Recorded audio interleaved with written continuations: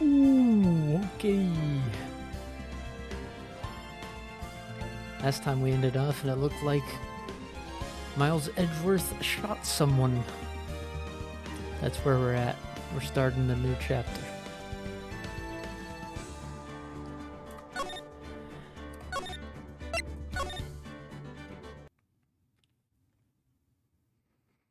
Here we go.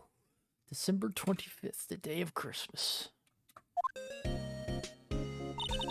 Hey, Nick. Do you know if there are any good waterfalls around here? Waterfalls? Dare I ask why? Duh, Nick, isn't it obvious? Yes, it is. Oop.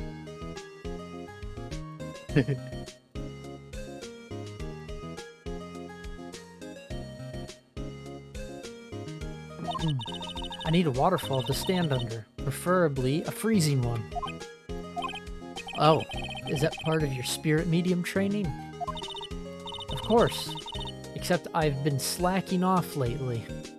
I'm gonna do something real quick to make this easier. Putting my microphone closer so I don't have to bend to my face, my neck. To the right. Alright, that should be better. I need to brave the elements and be forged anew under the rushing spring waters. Okay. I don't know about any falls per se, but Gourd Lake is pretty close. Oh, darn. Sorry, but them's the breaks. Couldn't you just take a cold shower or something? Good idea! So much for rushing spring waters. Next in the news, a large unidentified animal was sighted at Gourd Lake. The town is buzzing with excitement. Locals are calling it Gordy, and a tip of the hat to Nessie, the Loch Ness Monster. Though its namesake, Nessie, proved to be a hoax, locals are confident their Gordy is the real deal. Whoa, bro. Just coming out and saying stuff is not real? Bruh. Can't they show real news for a change? Nick? The water pressure's kind of low in that shower. You want more pressure, huh? Why don't you go down to the fire department and have them spray you with the hose? Good idea, Nick! Oh god. Maya. Apparently Fayblood is no aid in detecting sarcasm. We interrupt this program to bring you a special news bulletin. Strange occurrences continue at Gourd Lake, but this time it's murder. Gourd Lake again. The body of a man was found in the lake early this morning. A suspect was apprehended. Sources inside the police department revealed that the suspect's name is Miles Edgeworth, age 24. Edgeworth was an up-and-coming prosecutor, known for his skill and connections. He was guaranteed a long and rewarding career. Has he thrown it all away? Huh? Edgeworth? Why, Edgeworth? Why? Why, bruh? Why? Why'd you do it? What's going on? Edgeworth would never do something like... Nick?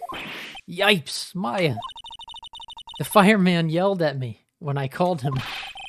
We've got bigger things to worry about than that. They arrested Edgeworth. What? You mean the prosecutor? Yeah, he's a murder suspect. Oh yeah, he's a suspect in a murder. What? When? Where? Whom? Why? How? I don't know. Let's go find out, Nick.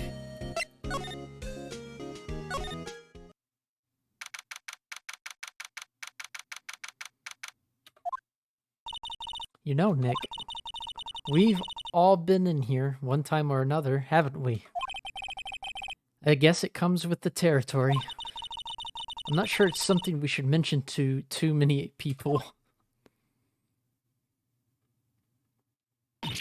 Ah! Hey, Edgeworth, come back. What are you doing here? Nick, I don't think he's in a very good mood. Well, he is in detention. Were you in a good mood when you were here? So you've come to laugh at the fallen attorney. Then laugh. Laugh. Well, why aren't you laughing? Nick, should we be laughing? Nah, it's a trick. Laugh and he'll get mad. Or burst into tears. Edgeworth, we don't have so much free time we can spend it coming down here to laugh at you. Yes, you do. Actually, he's right. I hoped you wouldn't come. I didn't want you to see me. Not like this. I didn't want to see you like this either, believe me. Edgeworth, tell me what happened. Why should I?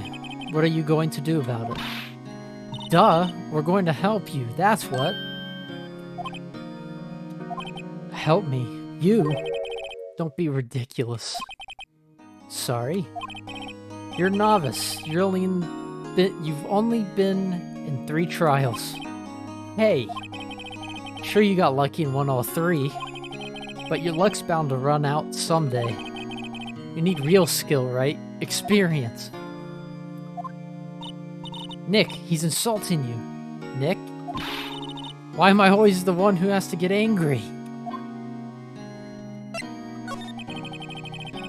The murder took place at Gourd Lake, correct? Yes. Late last night. The lake is a long way away from your offices in the courthouse. Why were you down there? I see no need to tell you. Mr. Edgeworth, you didn't really... Gordy. Huh? I went to see Gordy. Gordy? What's that? I'll tell you later.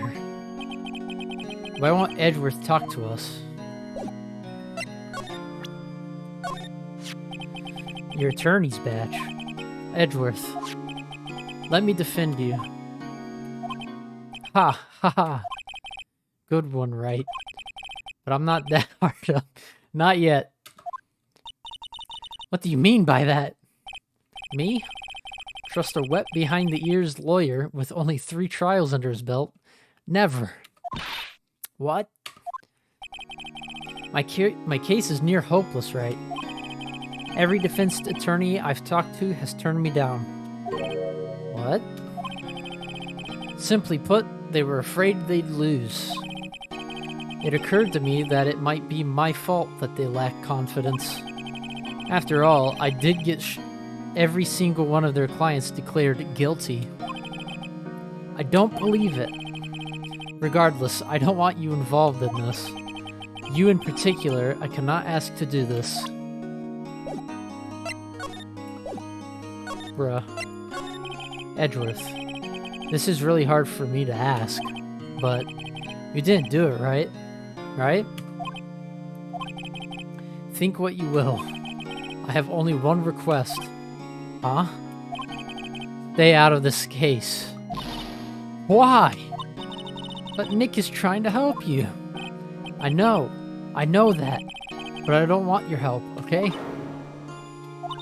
Why not? Look, just go away and leave me alone. Nick, Mr. Edgeworth did it, didn't he?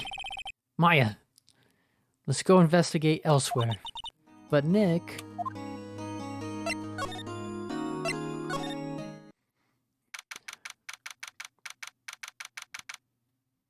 The entrance to Gourd Lake. This is where it happened? Yeah, Gourd Lake is in the middle of this park. I can see some police walking around in there. Questioning people, probably. Hey, isn't that Detective Gumshoe over there? Well, pal. There's enough of us here. Anyone found anything? Sorry, sir. Nothing. Idiot, the trial's tomorrow. We need clues on the double. But, sir, There weren't any clues. That's why we arrested that attorney, Mr. Edgeworth. It's clear, sir. He's the one who... Shut up. Just try saying that again. I'll make you sorry if you do.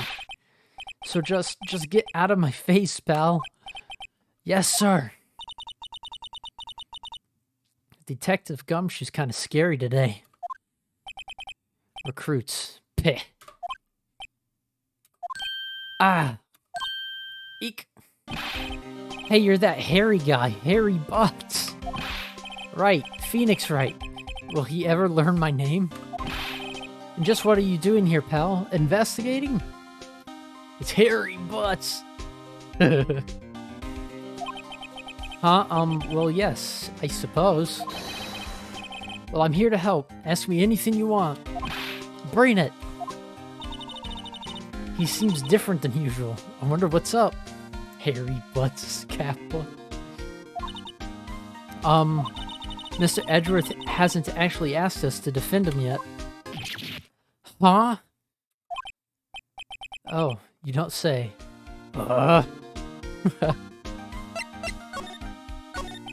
Detective Gumshoe, do you know what happened here?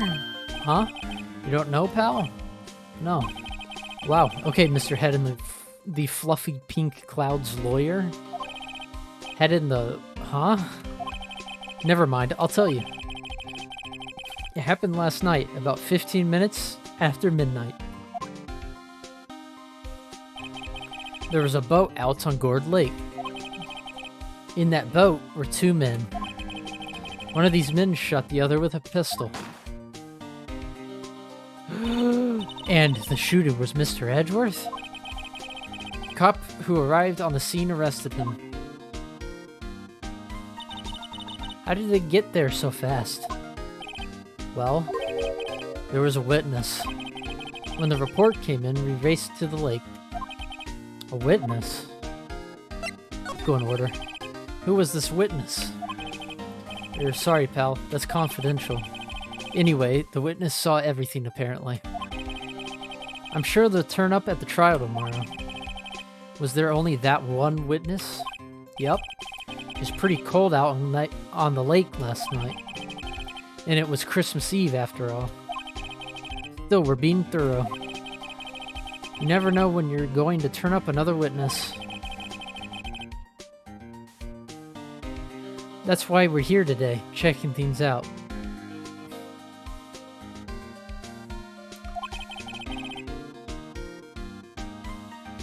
So far, we're coming up empty. Oh, it's Christmas today. I'd forgotten. What are you getting me for Christmas, Nick? Talk to Santa. You don't think Mr. Edgeworth is a murderer, do you?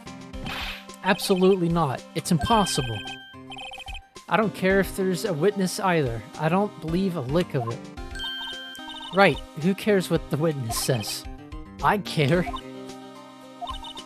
You really believe in him, don't you, detective? Of course I do. But the police are pretty sure he's the killer. Nobody's even really taking this investigation that seriously. Oh no! After all the help Mr. Edgeworth has been to us, hard to imagine no one standing up to take his side. Well, at least you are, detective. At least you are. Is it true? No one will take Mr. Edgeworth's case?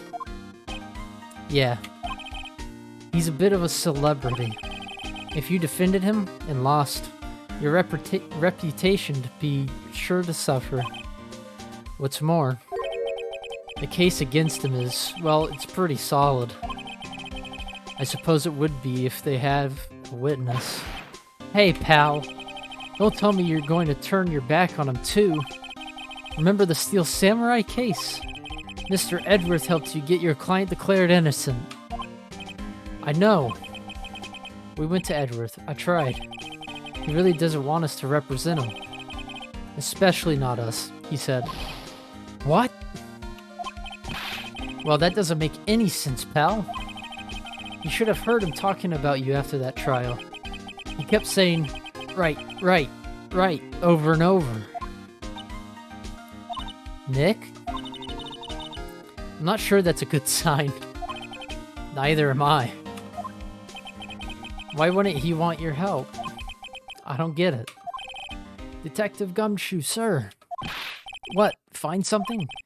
No, sir, not yet. But there was a call from the precinct. They want to hold an investigation briefing. A briefing? Right, I'm off. Oh. Sorry, pal, I guess you heard. I gotta go. Any last things you want to ask me about before I head back? Well, yes. Do you have any information on the victim? Sorry. They haven't worked up the autopsy report yet. I'm still waiting for it myself. Actually. Say, if you get the time, drop by the precinct. We can talk more there, pal. You're not coming back, detective? Probably not, pal. So, what should we do if we have something to talk to you about? Ah, right. Here, I'll show you how to get to the precinct. Come down and see me anytime. Directions to the police station received from Detective Gumshoe. Oh, hey, Detective Gumshoe. What? We'd like to take a look around in the park. Could we walk around? Yeah, no problem, pal. You got my permission. You know, Nick, I think there's something to be said for talking to people when they're busy. Yeah, they don't have time to think about not giving you information. Right, now let's get investigating. Gumshoe's awesome. He's a doofus, though.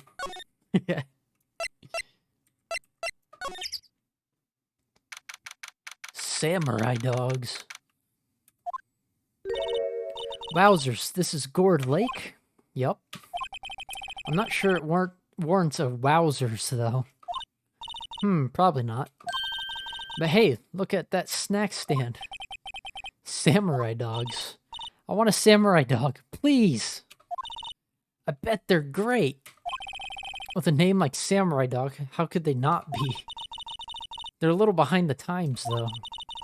The kids are all into the pink princess now. I mean, like, you know? Nope.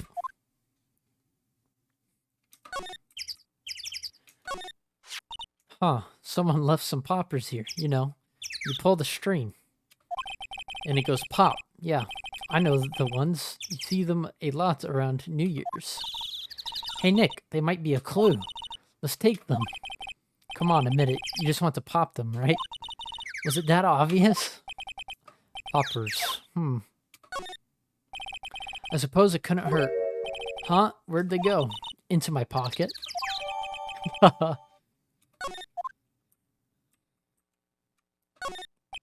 Trash can is empty. At least the place is well maintained. Alright.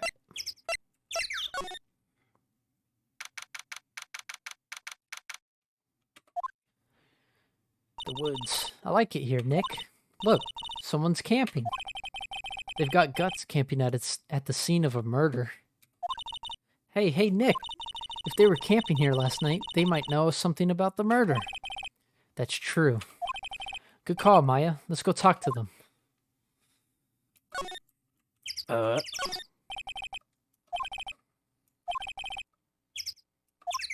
Okay.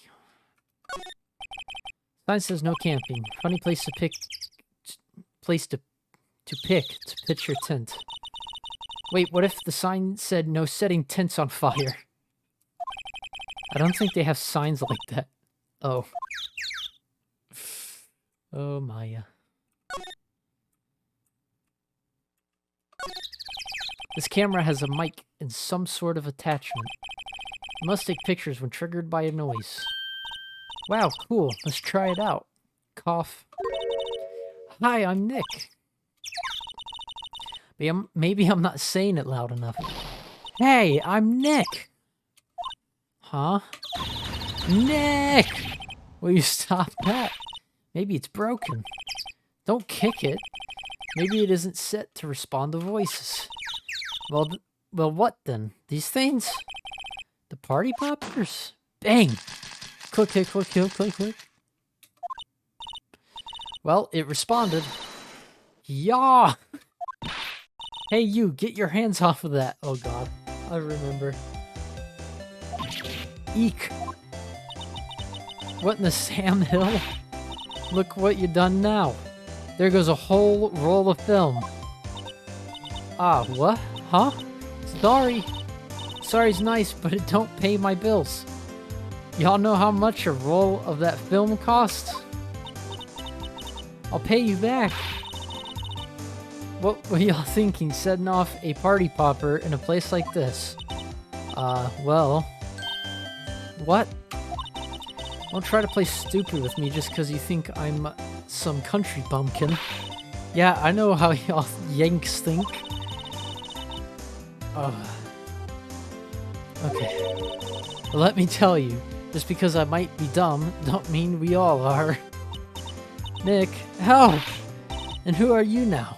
Her chaperone? Yeah, no, rather, we're sort of friends. Just figure out what y'all are gonna say and say it, for bejesus's sake. God, I'd rather sit through one of Papa's draws than listen to you stutter all day. Oh boy. I guess we should pay her for the film. Watch it. Yes, ma'am. On second thought, I'll pay later. I'm really sorry. God. What? Can't you see I'm changing the film on my camera here? Someone, I'm not naming any names, but someone used up a whole roll. Sorry. That didn't work. I wonder if I had anything to show her that would get her attention.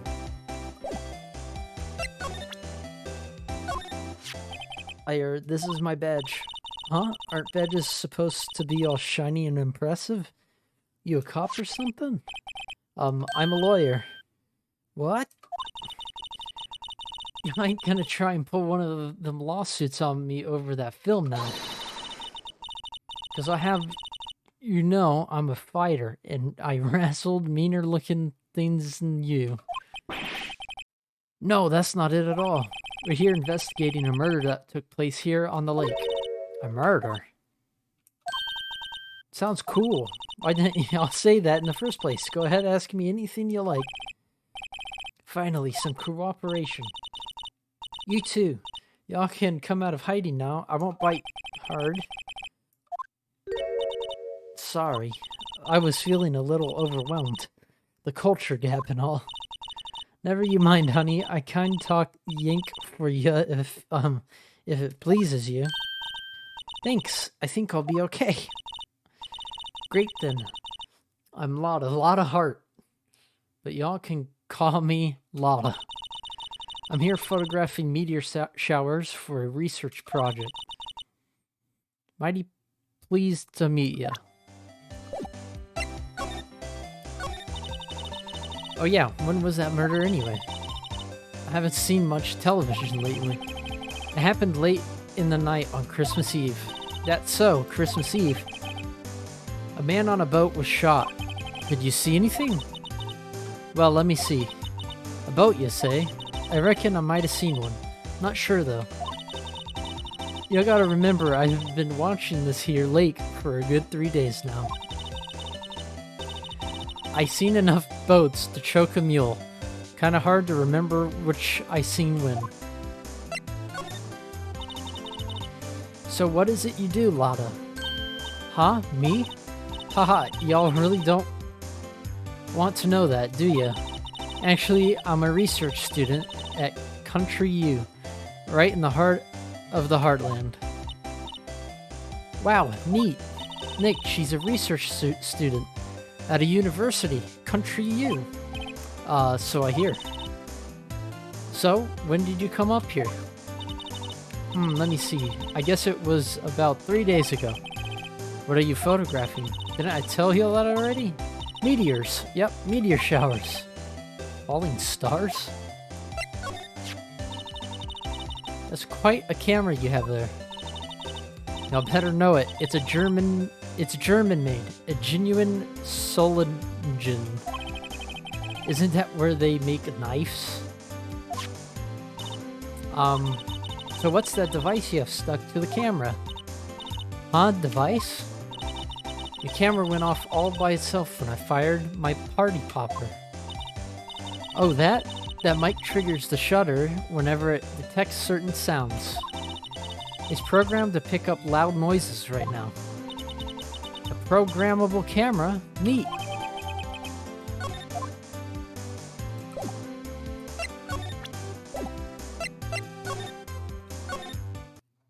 Guess that's it for now. No more.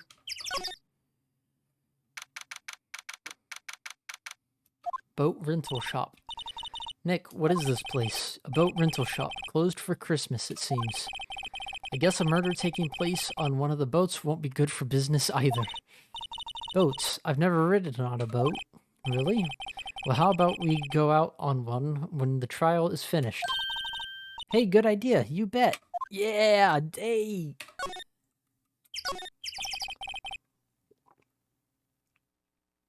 Small boat rental shop. Doesn't look like anyone is around. They're probably closed because it's Christmas. There are some boats floating at the dock. Was one of these boats used in the murder? I wonder. Nick? Huh? I changed my mind. I don't really want to go for a boat ride.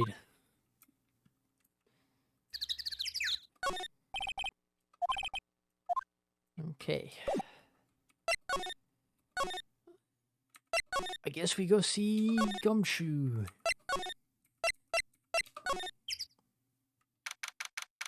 Oh God.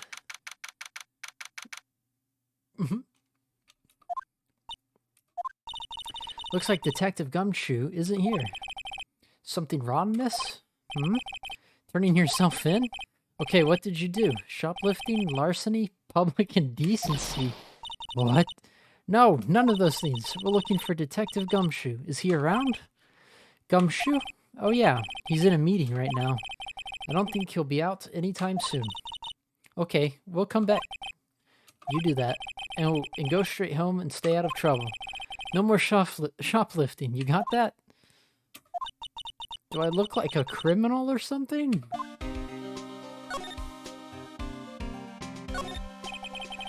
Hey, is that the police department's mascot? That's the Blue Badger. It was my idea. I made it. It's my mascot. I see. How nice. I'll get him assigned mascot of the Criminal Affairs Department if it's the last thing I do. Good luck. Okay.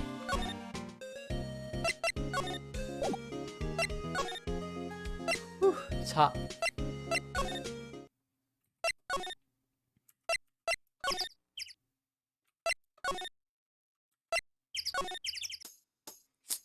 I'm not sure. I'm missing something.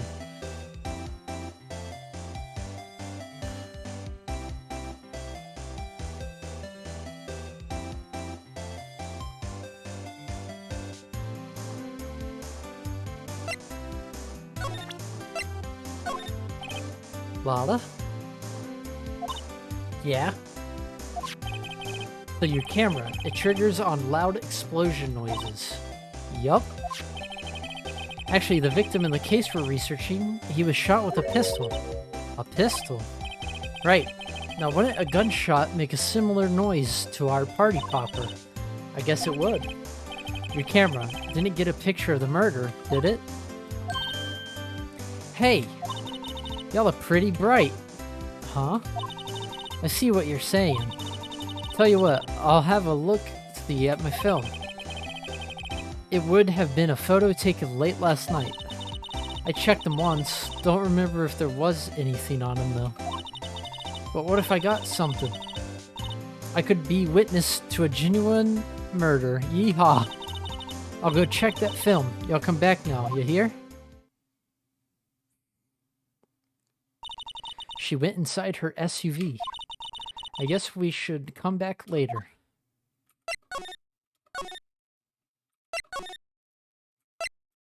I think that's what I was missing.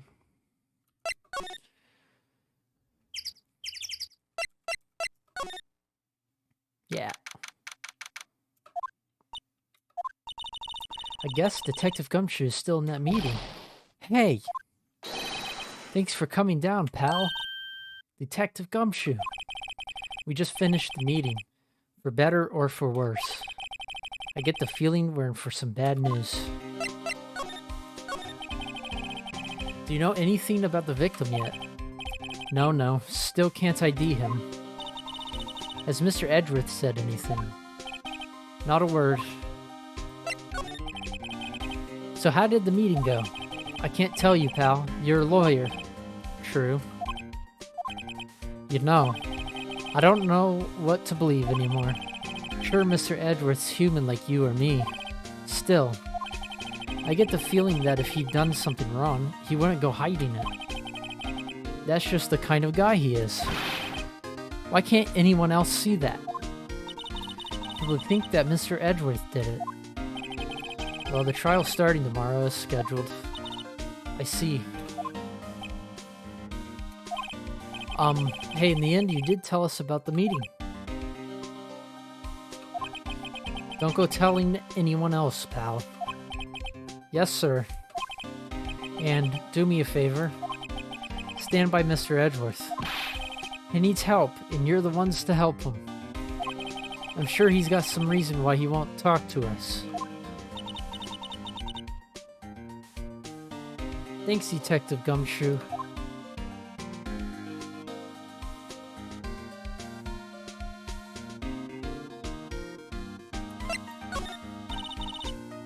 Detective Gumshoe?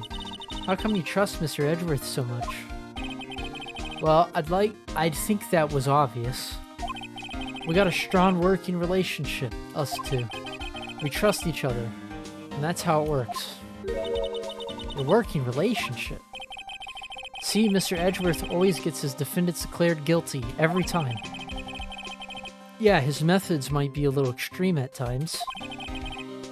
But, there's a reason. He trusts our investigation, see? He trusts us to get the right man. That's why I work extra hard, pal. We've got to earn that trust he places in us. I see.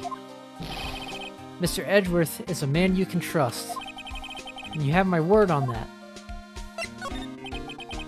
I was wondering, did you ever get that autopsy report? Oh, that. Yeah, I made a copy for you. Sometime on the 24th or 25th. Cause, 1 bullet shot to the heart. Ugh. Thank you. Nick? Huh? Can you show me that photo of the victim? That face. Someone you know? I don't know. I just have this feeling that I met him somewhere a long time ago.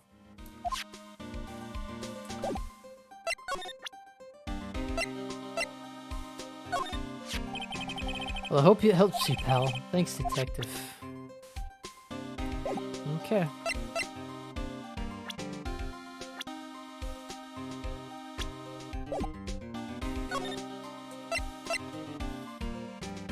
Hairy butts. They just couldn't help themselves. Making a butt joke. Hey, y'all. Lotta. Wait up a sec. We got bingo. Bingo? My automatic camera took 2 pictures last night.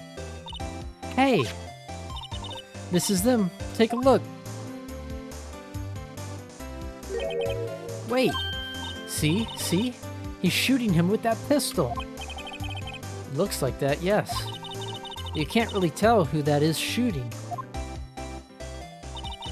Yeah, well, there was enough fog out there last night to strangle a bullfrog. But you know, seeing these photos reminded me of something. What? I saw the murder happen. I'm a witness. What? Are you serious? Of course. How do you forget? Never mind. Y'all reckon I should tell the cops? I reckon no.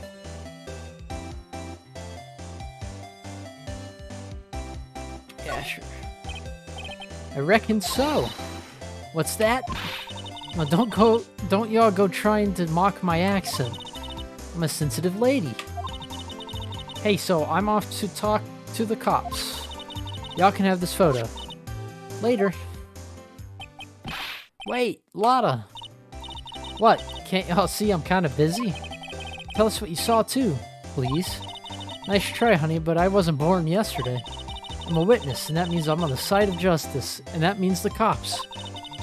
I'd sooner eat the south side of a northbound skunk than tell you.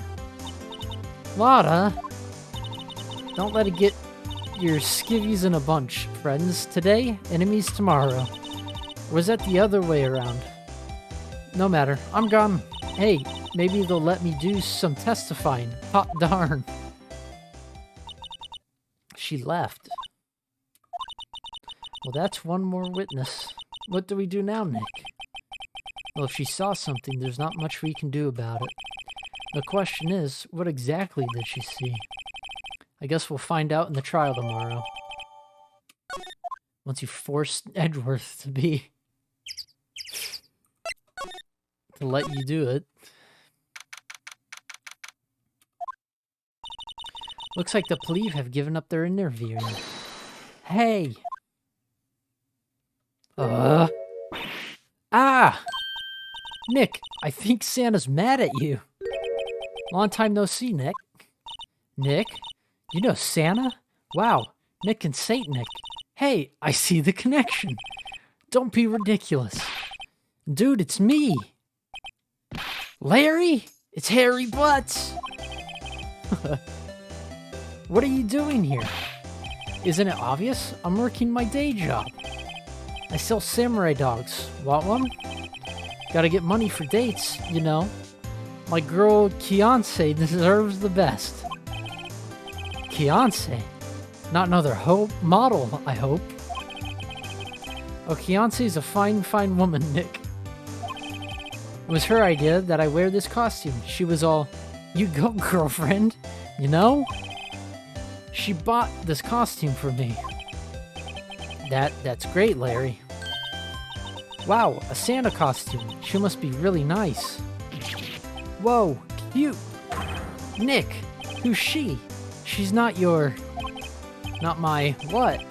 No, she's not! I'm his partner, Maya Fey. I'm, the little sister. Sister? Wow, Nick, must be tough. Working 9 to 5, having to take care of a little sister. No, I'm not Nick's sister. I'm my older sister's little sister. Huh. Sounds great. Don't worry, Maya. He's not listening. Hey, Larry. There was a murder here last night. And since you work here, have you heard anything? Nick, you're wasting your time. Last night was Christmas Eve. He was with Kiance, obviously. He wouldn't have been standing out here in the cold. Oof. Huh? I think what you just said caught him off guard, Maya. No, it's just Kiance's not in town right now.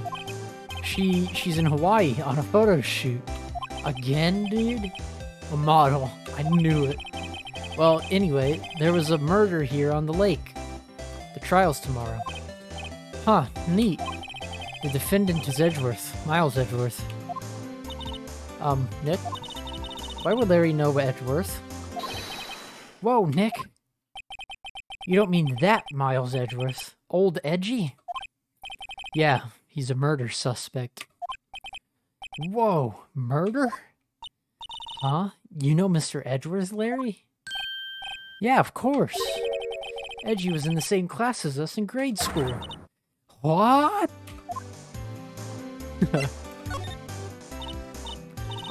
Tell me about the dogs. Huh? Oh, you mean the samurai dogs? Why are they samurai dogs? I mean, they kind of look gourd-shaped. Oh, well, originally they were gourd dogs, you know, like guard dogs? Ouch. The samurai theme was Kiance's idea. Oh, she's my woman, you know? She was all, change the name and you go, girlfriend. She made me that banner. Man, the kids can't get enough of those samurai dogs. Something about that just seems wrong. Oh, and guess what? We're getting a ton of customers here at the lake. What, with the big news? The big news? Yeah, Gordy. Gordy? What's Gordy? Huh? You mean you don't know? It's here in this very lake, a giant mysterious monster. Gordy. A monster? Yeah. Check it out. This is an article from yesterday's newspaper. There's a photo. Wow, it's really real.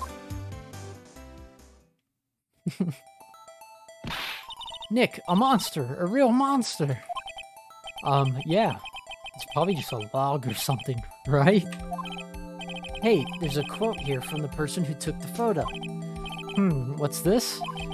I set the camera to automatic, and when we got into the frame, I heard a loud bang, like an explosion, followed by the sound of something slipping into the water. I wish I could have seen it. Why would there be a sound like an explosion? Larry, could I borrow this article from you? Sure, no problem. That'll be $1 million. $1 million? Grow up, Larry. So, Mr. Edgeworth is your classmate, Larry? Yeah, Nick, him, and I used to hang out all the time. Wow, I never knew. Don't get me wrong, he's always been kind of a stick in the mud. Studying all the time, trying to be like his father. Like his father? Yeah, Edgy's pop was a famous defense lawyer back in the day. Wow. Wait. You said defense lawyer. Yeah. Wait a second. But Mr. Edgeworth is a prosecuting attorney. What? Edgy's got a proboscis on his knee? Oh god. No, he's a prosecuting attorney. That's like the total opposite of a defense lawyer. Huh. Go figure. He always used to talk about defending the weak, who were unable to defend themselves. Man, he used to go on and on about man's duty to society and all that. What a bore. Wonder what changed his mind, though. Do you know Nick? Nick?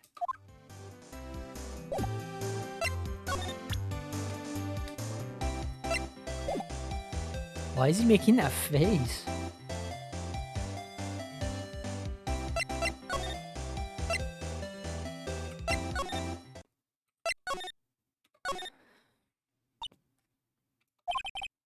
What is it? Oh, nothing. Just something's been bothering me.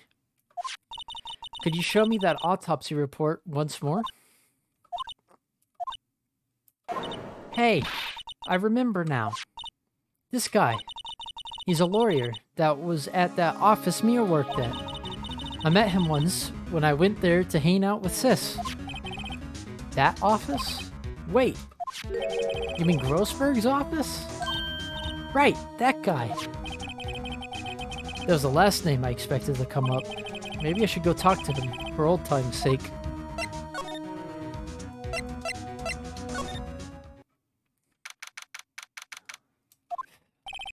Ahem. Ah, that old familiar clearing of the throat. Aha, you're Mia's something, are you not? I was her understudy, yes, Phoenix Wright. Aha, and you're Mia's something too, are you not? Her little sister, yes. You've grown. You've come to look a lot like your sister, you know? Takes me back. Ah, the days of my youth. Like the scent of fresh lemon, you see. Mr. Grossberg, sir. Ah, yes, I beg your pardon. Of course, you came here to discuss something. What is it, then? Something the matter?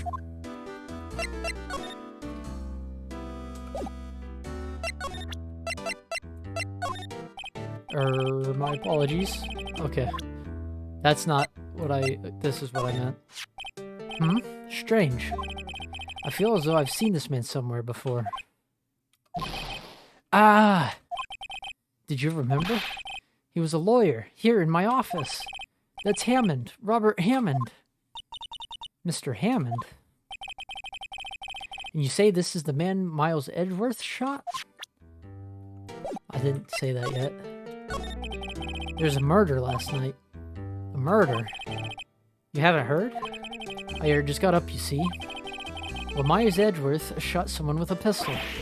Edgeworth? What? Who did he shoot? Well, the identity of the victim is still unknown, and you just identified him. This is terrible news indeed. Guess he hadn't heard anything. Whatever happened to that painting? Oh yes.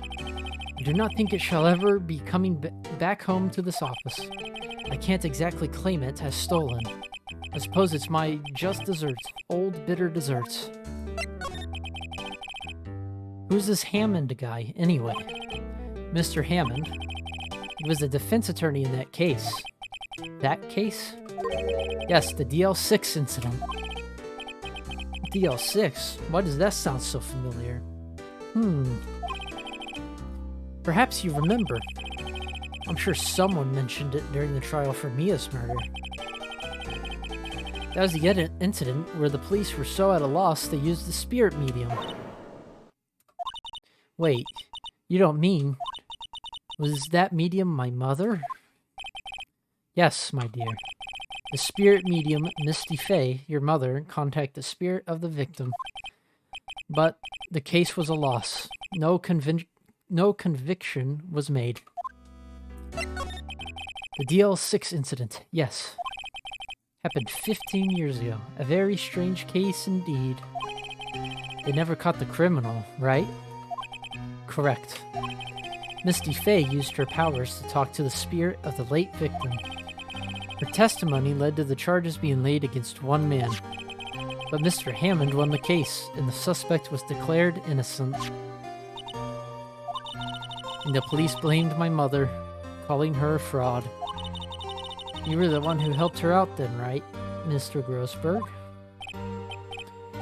Yes. Yes, quite. Thank you. No, please, don't mention it. DL6. Never thought I'd hear that name again. But wait. What does that case have anything to do with Mr. Edgeworth?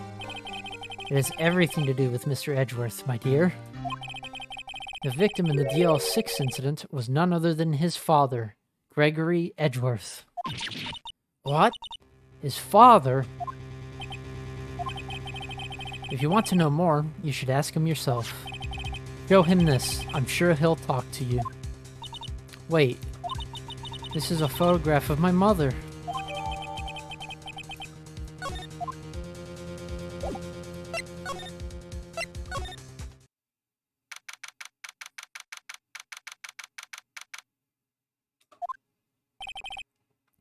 What's this?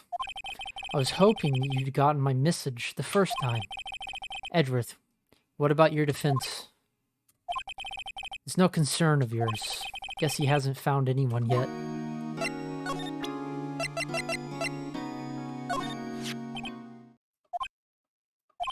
Edgeworth? It's only been a matter of hours since you last visited. Yet you've made incredible progress in your investigation. I'll admit it, I'm impressed, Wright. You're always single-minded in your work, though. Once you start on something, you always see it through, don't you? About the DL6 incident. Right, DL6. I don't want you to find out about it. That is why I refused your offer to defend me. I'm sorry if it sounded like I thought you weren't up to the job. I just wanted to keep you away from DL6. So, do you think it would have been better for me to stay away? I don't know. But I see no point in hiding anything from you now. Very well. Ask whatever you like, and I will answer to the best of my abilities. The DL6 incident was when my father died. Right before my eyes. He was shot and killed, and I saw it all. My memories from that time are Foggy. I suppose it's a self-defense mechanism. In any case, a suspect was arrested. A man. It's pretty clear he was the only one who could have killed my father. The spirit medium they used to talk to my late father said the same thing. It was an attorney by the name of Robert Hammond that cleared the suspect's name. And Hammond is the victim in the Gourd Lake murder? Correct. That spirit medium. That was my mom. What? You mean you're... It's strange. I thought that terrible incident was about to end. And now, this. About to end? The DL6 incident happened 15 years ago.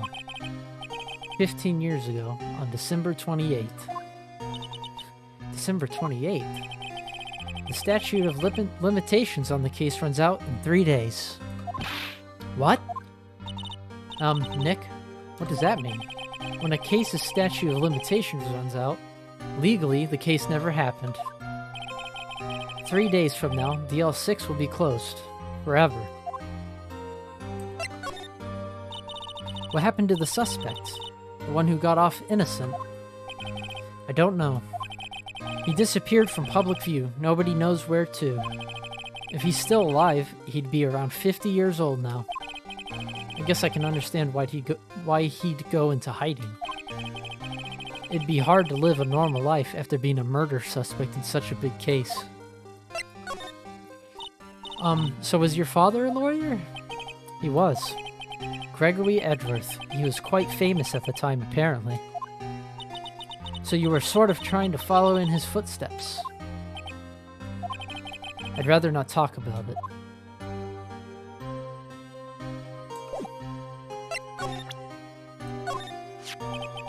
Your attorney's badge. I can't say I really want to see one of those right now, bruh.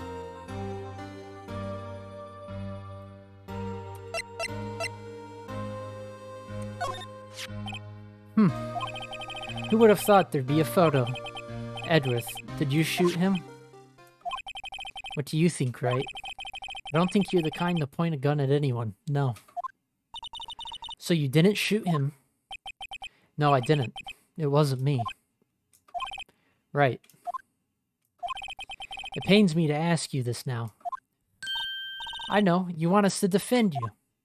Yes, will you? Of course we will. Ah, who could have guessed this day would come? Not me. This is my chance to finally pay you back. Pay him back? Pay me back? For what? I don't remember ever doing anything for you. Never mind. I guess you don't really need to know. Huh? My letter of request. Please give it to Detective Gumshoe. Well, I guess we should... What's that? Earthquake! Nick! It's a big one! Wah! It's calming down. Whew. That was scary.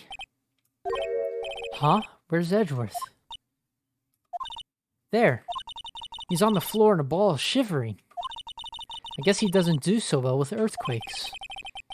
I've heard of running, but curling up in a ball? Well, I guess we're done. Mr. Edgeworth doesn't seem like he's going to stand up anytime soon. Let's go, Nick. Right. We have to give Edgeworth's letter of request to Detective Gumshoe. He does not like earthquakes.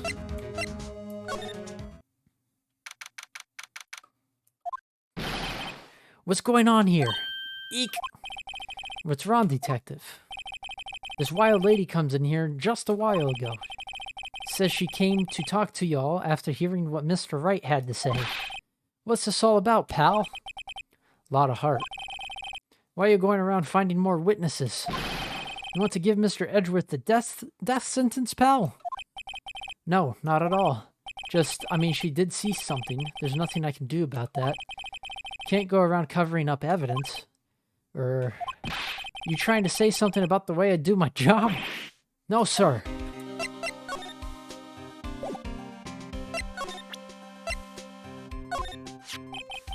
Look what I got. Hey, you did it, pal. Glad I waited till the last minute to file those papers. I'll rip them up and start new ones for you. Thanks, Detective. Well, I'll see you in court tomorrow, then. Good luck, pal. Hey, you guys feel that earthquake a little while back? I was worried. Worried? We're fine.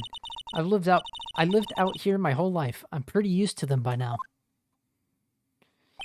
Oh, I wasn't worried about you two. I was worried about Mr. Edgeworth. Oh, right. You did seem to overreact a little, now that you mention it. Yeah, well, I'm not surprised. It was a pretty big quake. I'm going to check on him. You two go and eat and get your rest for tomorrow's trial. Later. I wonder what it is with Mr. Edgeworth and earthquakes. I wonder. He was never that scared of them when he was in school. Then again, I only really got to know him in 4th grade. He transferred to another school after that. I wonder what happened to Edgeworth. To be continued. Dang, an hour investigation. I'm gonna save and take a quick break. Everyone else can take a break too. I'm gonna get some more water. Use the bathroom. I will be back.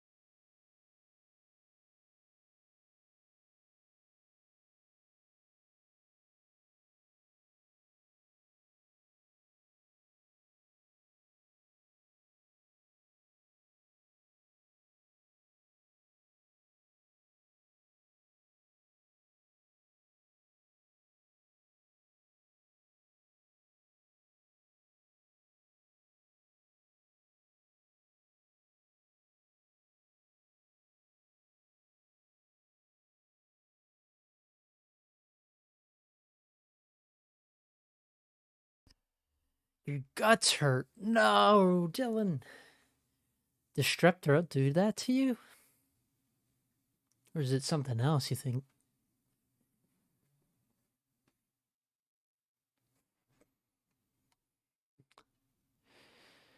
I hope you'll get better.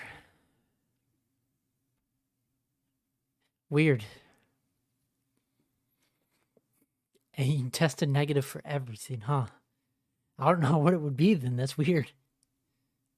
Did you test, like, even the flu? That's wild.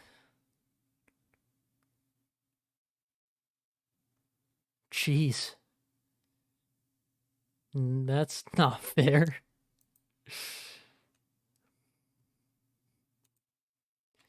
What the heck?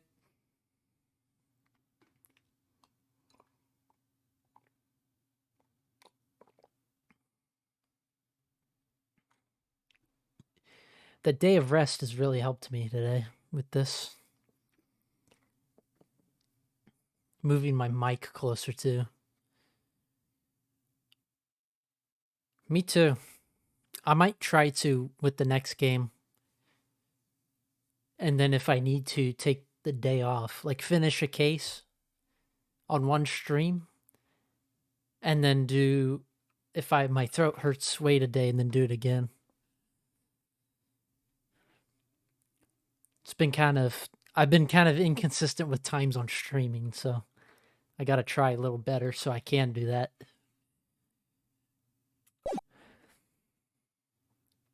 Alright. I could try to do this whole thing tonight.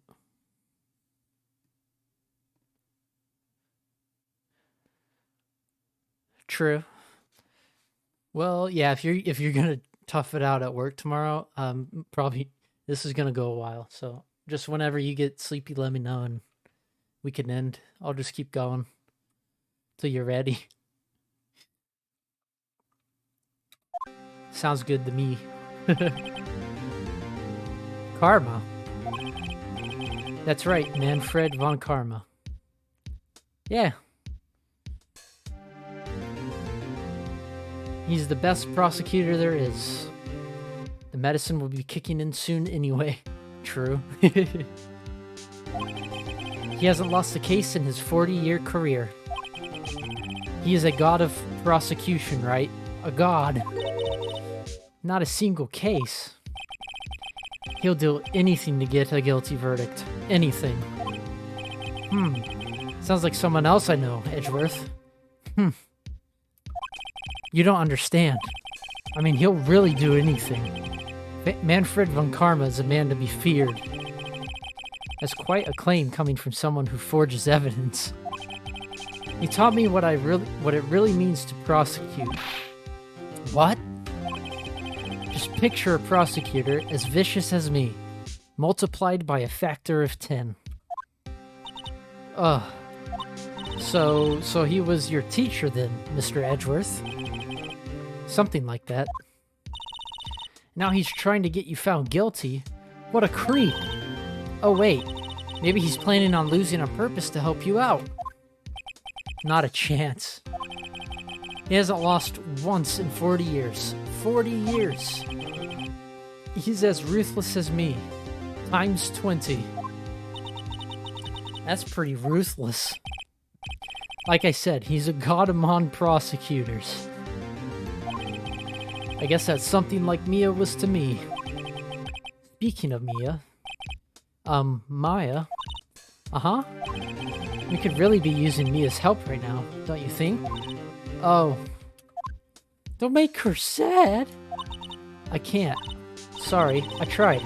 I really tried, but I couldn't reach. You couldn't reach? I think it's because I haven't been training. My powers are weak again. Oh man, what bad timing. I'm really sorry. I'll try my best. I hope so. God, why is he so mean? She doesn't need to. Phoenix, you can do this, dude. What are you whispering about? Oh, it's nothing. Well, it's time. Let's head in. God, Phoenix, you need to learn to do it yourself, dude.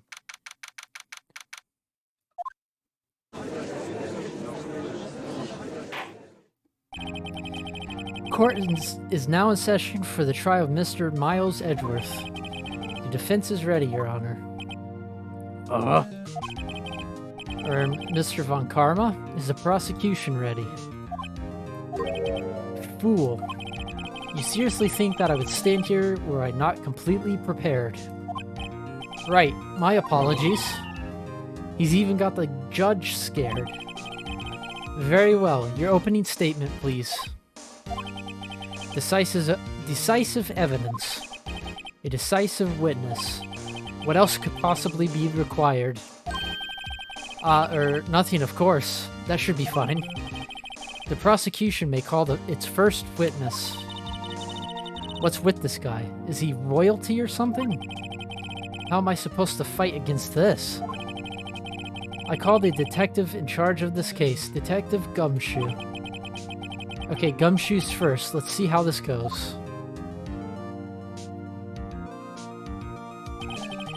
Describe the incident. Now.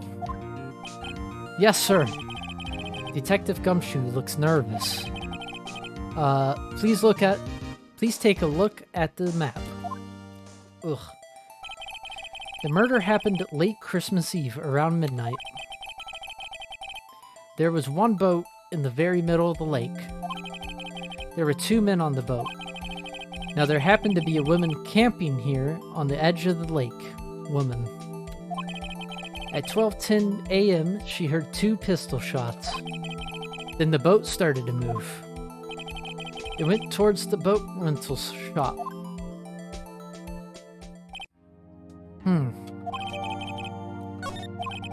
Testify to the court about the arrest. Now. Wait, Mr. Von Karma. Yes? Actually, I'm the one that's supposed to be handling these proceedings. Wrong. There's only one thing you need to do here. You will slam down your gavel and say the word guilty. That is your role. Yes, of course. You're quite right. No, he's not.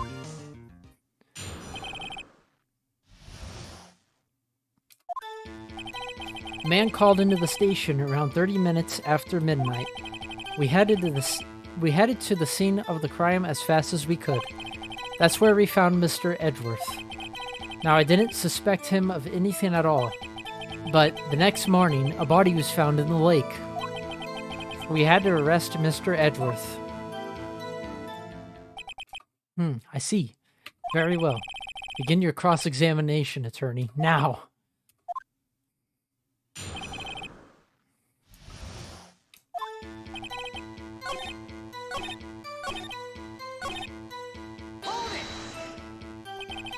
Did you find any clues on the body?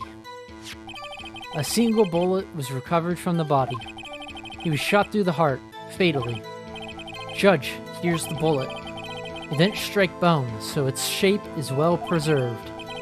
Very well. The court accepts this bullet into evidence.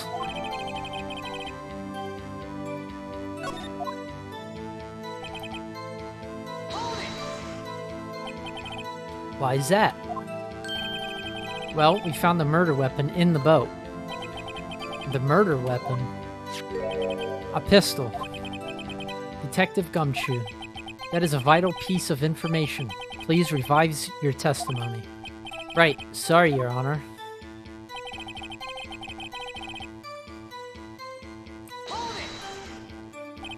What about the pistol made it decisive evidence? Tisk, tisk, tisk. He has the same evil laugh as Edgeworth. There were fingerprints on the pistol found in the boat. They were clear prints from Mr. Edgeworth's right hand. What? Order, order. So Mr. Edgeworth's fingerprints were found on the murder weapon? Yes, Your Honor. Judge, this is the weapon in question. Accepted into evidence. Members of the court, we now have the pistol used in the murder and the bullet found in the body. Detective. Yes, sir. Was the bullet found in the body fired from this pistol? Yes. The ballistic markings on the bullet match the pistol. Hey, Nick. What does he mean, ballistic markings? Shocking. To imagine someone here does not know something as basic as ballistic markings. Nick, he's glaring at me. Very well, I'll explain. Actually, Judge, you do it. Me?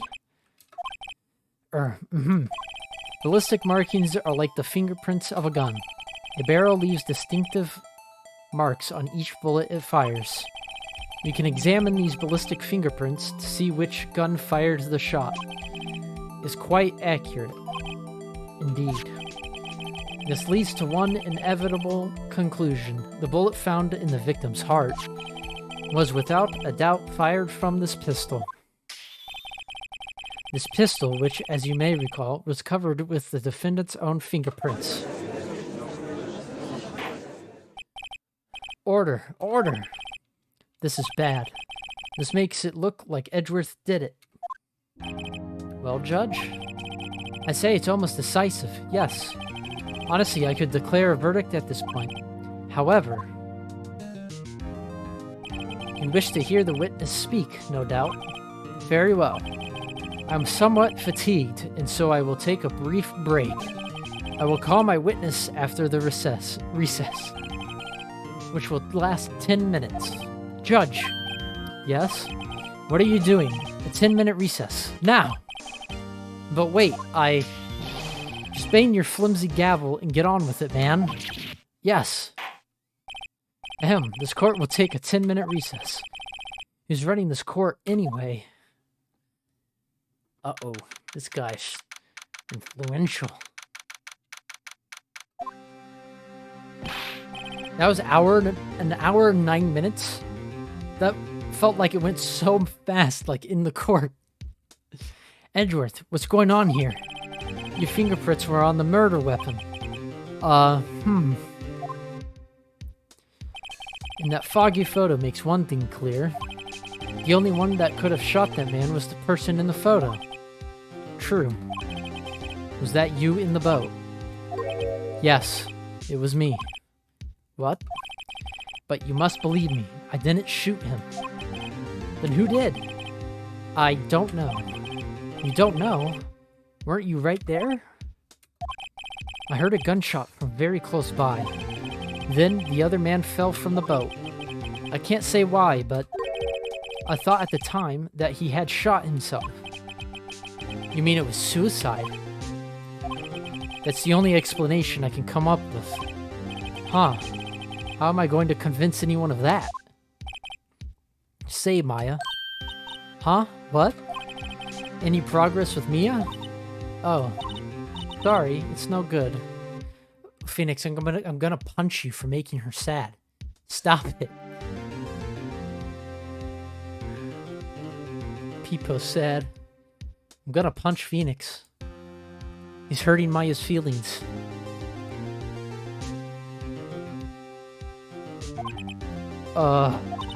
I know. I'm no good for anything, am I, Nick?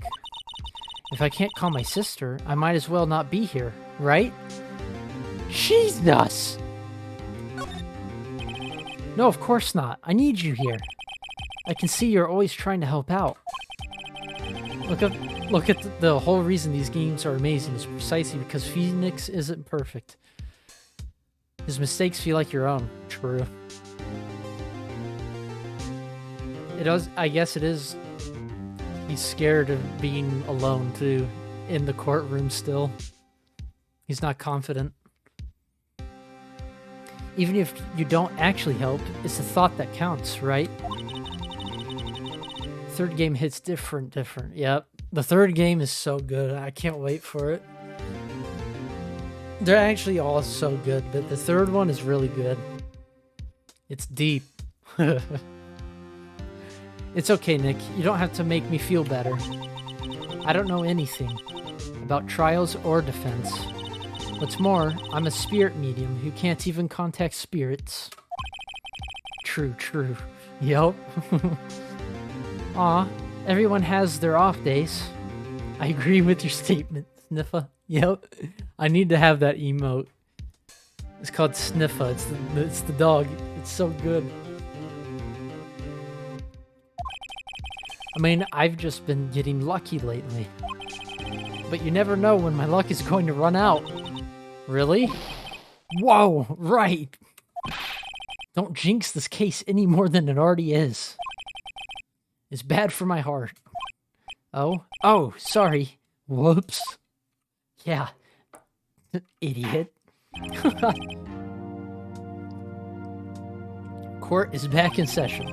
Mr. Von Karma, call your witness. Yes. Will Miss Lotta Hart take the stand? Lotta Hart, you are a research student at a university? That I am. Good. Begin by telling us what you saw the night of the incident. And don't add anything trivial or subjective. Understand? Y'all need to learn some manners. Understand? Yeah, I understand. I understand. Very well. Your testimony, please.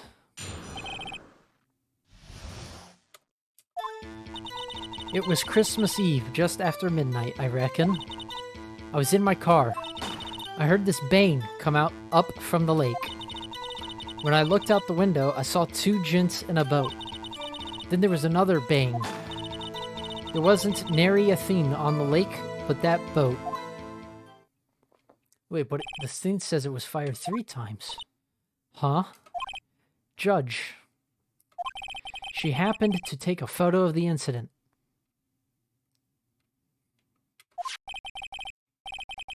This is the photo, accepted as evidence. Well, this is a surprise. This looks like the very moment of the murder.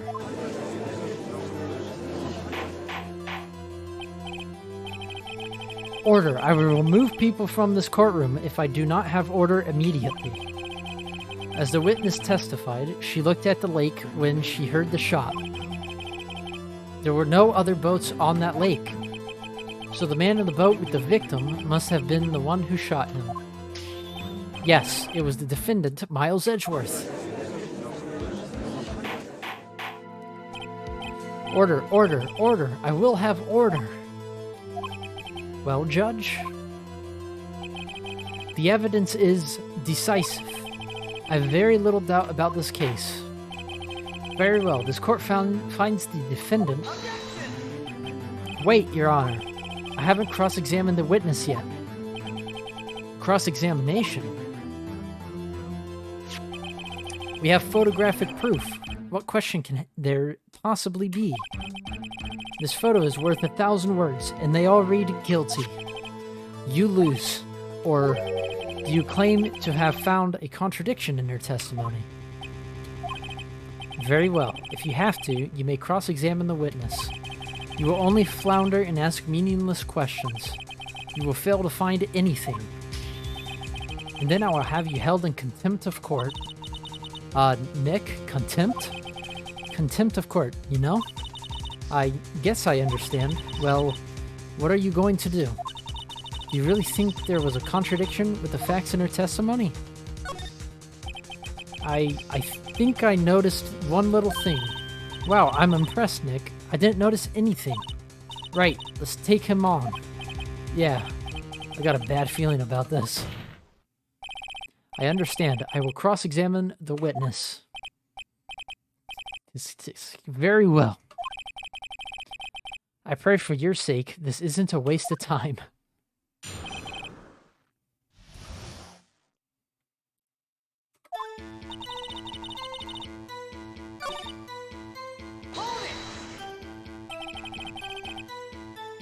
Why were you camping there anyway? I'm a research student at my university. I was taking pictures to use in my research. What research? This all sounds suspicious. Miss Hart, can you be more specific about your research? God, that voice. Monka Giga. What does the witness's motive in camping by the lake have to do with this case? The answer is nothing. I object to this line of questioning. Objection sustained. Wait now, I'm the one who says that. Well then, say it already. Objection sustained. Thanks, Your Honor. Thanks for nothing, Your Honor.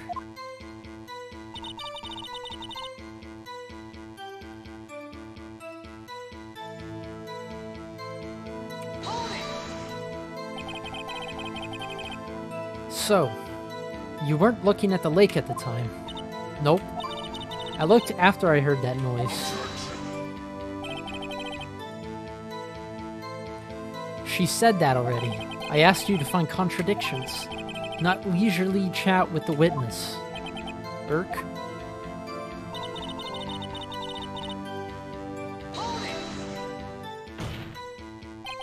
Could you clearly see the two men? Just look at the picture. Clear enough for you? Uh-oh. Wait a second. I wasn't asking you about the photo. I was asking if you saw the two men. Yeah, well, of course. Yeah! Yeah! Thanks, Princess Hales, for 4 months. Appreciate the support, sis. The witness has testified that she saw them. There's also a photo. You'd best look elsewhere for your precious contradictions. Thank you. You're awesome.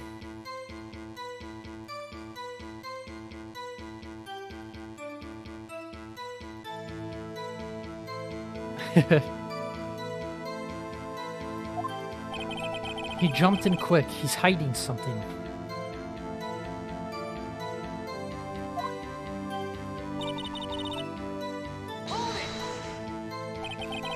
Were you watching the very moment the shot ran out? Thank you. I appreciate it. You're awesome.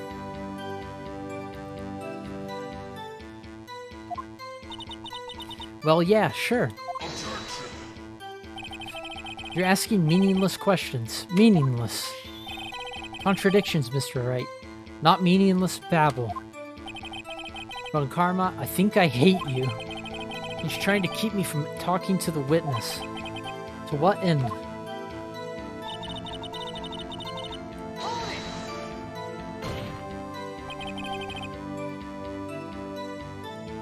Are you sure about that?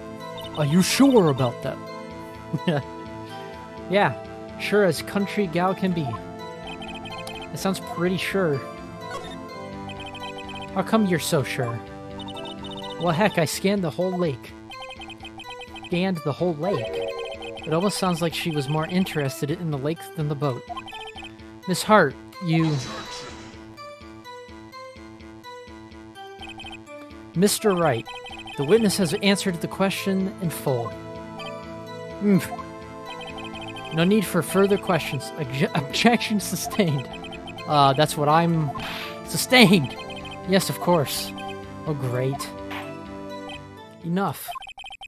I think we've heard all we need to hear, Mr. Wright. It seems you are unable to find a contradiction in the testimony worth noting. But, Your Honor, you keep your promise. Mr. Wright, I'm afraid that I will have to penalize any further outbursts by holding you in contempt of court. And if that happens, you have to leave the courtroom immediately. Understood? Uh-huh. Nick, Lotta's testimony is fishy, Nick. Real fishy. I know what you mean, but if I can't say anything, what can I do? I believe we've covered the evidence sufficiently to make a decision. Then pass your judgment. Very well. Mr. Miles Edgeworth, please take the stand. Hold it!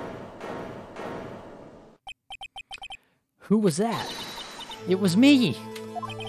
Yeah! Is something wrong? Do you need to use the facilities? No, I do not. Lotta Hart, your testimony stinks. It's unclear whether you were actually looking at the lake. It's highly doubtful that you actually saw Mr. Edgeworth. Tell us the truth. This is a matter of life or death. Lotta, did you really clearly see Mr. Edgeworth that night? Did you see him fire that pistol? Let's go, Maya. You will stand down. The court does not acknowledge the defense's outburst. Answer me, Lotta. What's the big idea, treating me like some kind of criminal? I saw him, I swear. I saw Edgeworth. Enough. Judge, declare the defense in contempt of court. Yes, of course. I'm sorry, but you were warned. Guard, escort Mr. Wright out of the courtroom. He is in contempt of court and must leave. No. No! Wait! I was the one who made the outburst, Your Honor. Nick is innocent. Ha. What's the difference? All that remains is for the guilty verdict to be declared. Isn't that right, Mr. Phoenix, right? Wrong. What? Did you hear what Miss Hart just said? She said she clearly saw Mr. Edgeworth. That was not in the testimony. That changes her testimony, and I have a right to cross-examine her again. Let's go, Maya! Order, order, order, order, order, order! You're in contempt of court. It's too late for wild claims. Judge, sustain my objection. I'm sorry, Mr. Von Karma, but I cannot. Yes! Let's go, Maya! What? Miss Lotta Hart has made a new testimony. The defense has a right to cross-examine her again. But he is in contempt of court. No, I am. If you're going to arrest someone, arrest me. Very well. Maya Fey, you will leave the courtroom immediately. Nick, I did what I could. You have to do the rest. Good luck. Maya, don't leave.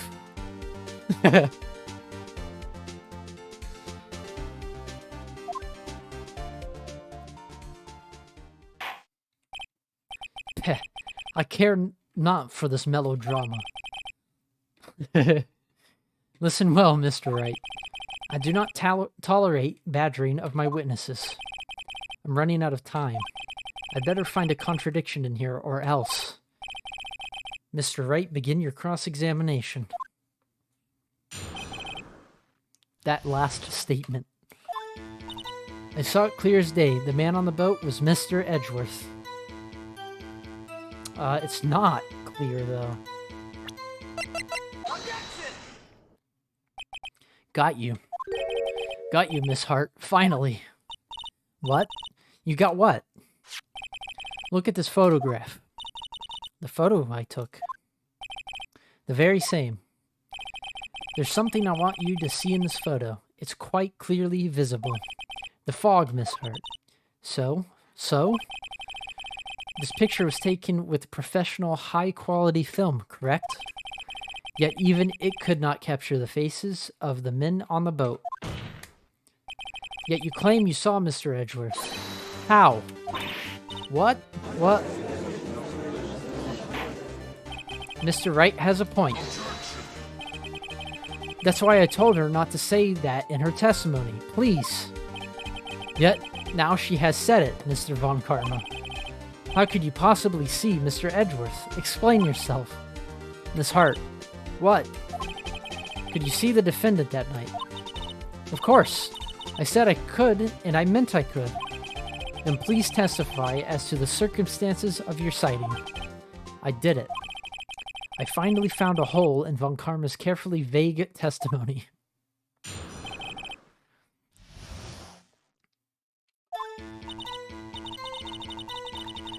You're right. It was a cold night, and the fog was thick as grits. So, once I finished setting up my camera, I got back in the car. Still, I brought my binoculars with me. When I heard that noise out on the lake, I looked with my binoculars. See? No problem. You used binoculars. Very well. You may begin your cross-examination, Mr. Wright. This one better be good.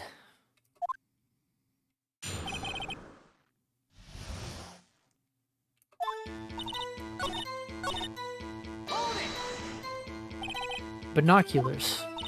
Yeah, binoculars. Yesterday, you mentioned that you were out looking for shooting stars, correct? Well, yeah. Wouldn't you need a telescope, not binoculars, for that?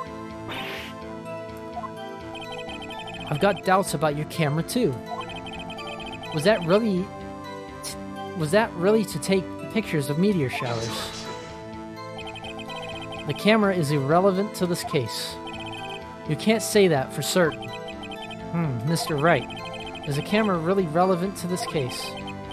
If you believe it is, you may continue with this line of questioning. But know this, if you find nothing with this, there will be consequences. Well, Mr. Wright, do you wish to press further about the camera? This is make it or break it time. The camera is of utmost importance, Your Honor. It is perhaps the key to this entire case. Therefore, I will continue my line of questioning. Wow, maybe I went a little overboard there. Very well. Miss Hart, you will testify to the court about the camera. Yeah, I hear ya. The camera was set up to take pictures of a meteor shower. Oops. Miss Hart, what made you choose that lake to photograph meteors?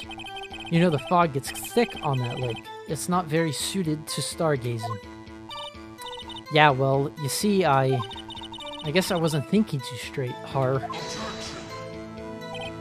Mr. Wright, I will not have you badgering my witness because of her challenged intellect. Now wait a minute. Continue your testimony. You were saying how it was that you saw Edgeworth. Grr. No unnecessary comments, please.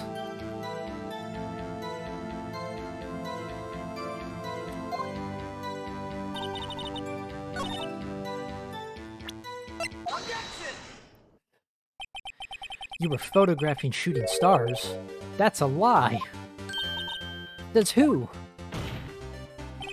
I saw the camera you set up yesterday. It was pointed directly at the lake.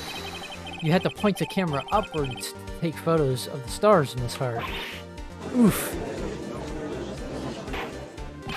Mr. Wright, what are you driving at? The witness was not at the lake to photograph shooting stars, Your Honor. Well then, what exactly was she photographing? Your Honor, take a look at this. What was Miss Hart trying to photograph at the lake? God. Oof. Gotta get those camera angles right. True. Miss Hart, this is what you were trying to photograph. What's this? A newspaper article? Gordy. Ah, the sighting at Gord Lake. Well, Miss Hart, I never heard of no lake monster. You got proof or something? Gotcha, bit. Yup. Let's see you prove that I was down at the lake trying to photograph this Gordy.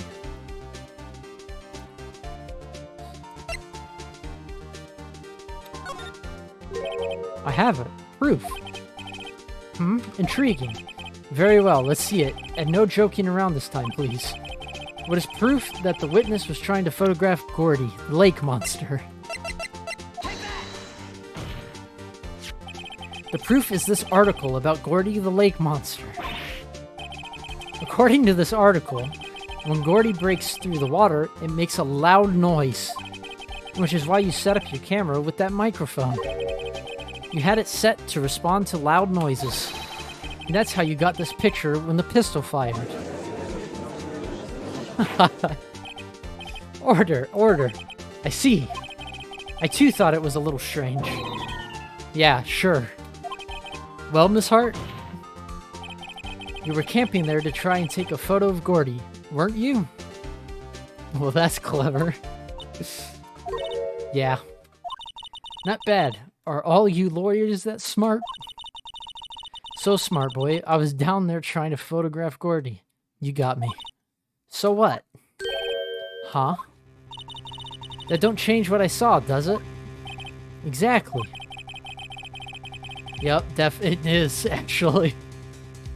What you just used several precious minutes of our time to prove is nothing more than that the witness is an idiot who thinks monsters exist. Hey! But as she's so succulent... What? I don't know how to... I'm stupid. Really said, so what? It changes nothing. I'm not even going to try to say that word right now. I just can't. Not true. Sus. Okay. Sus. Sus. Okay, got it. Sus. No, yeah, I know. Sus. That's what I got from it. You were hiding the whole thing about Gordy for some reason. I know it. Papega, yup. Big Papega. But what could it have been? Whatever it is, I'm getting to the bottom of this. Miss Hart, why did you hide the fact that you were searching for Gordy from the court? Please revise your testimony. Right, fine, I'll testify. It won't change nothing, though. Something will change. It has to. And I'm going to spot it.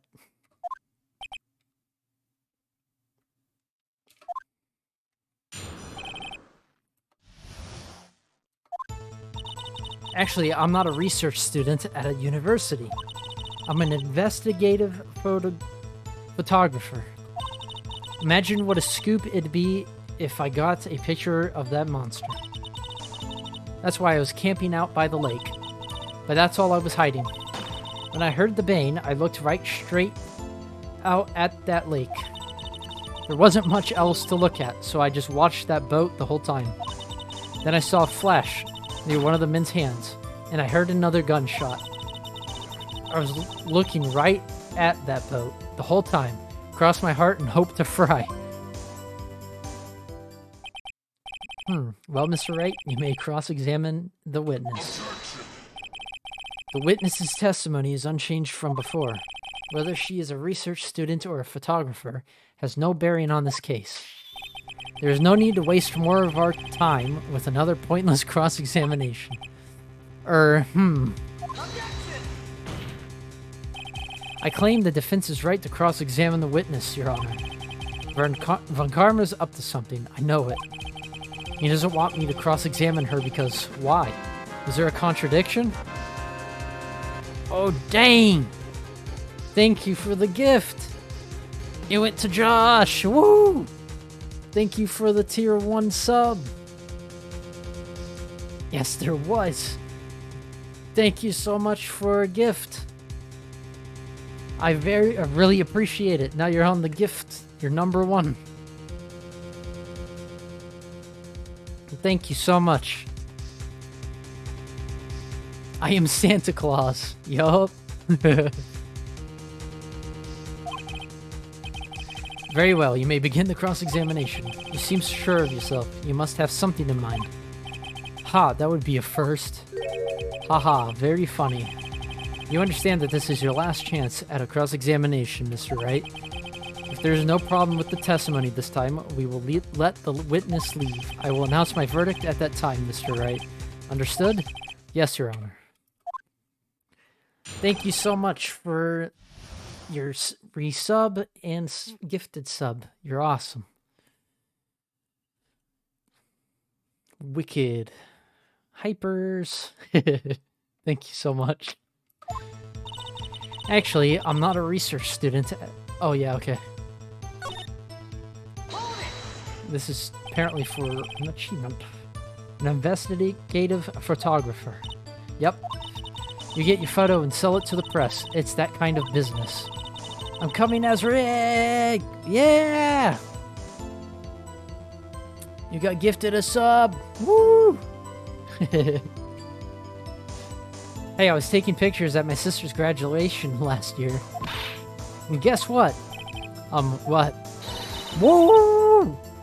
There was a UFO just hanging in the sky. A UFO. You know, an unidentified flying object. A UFO. Oh, you're right. Nice. Yep. That's when I had sort of a revelation. I knew I should become an investigative photographer. I see. Kind of a shaky basis for a career. Okay.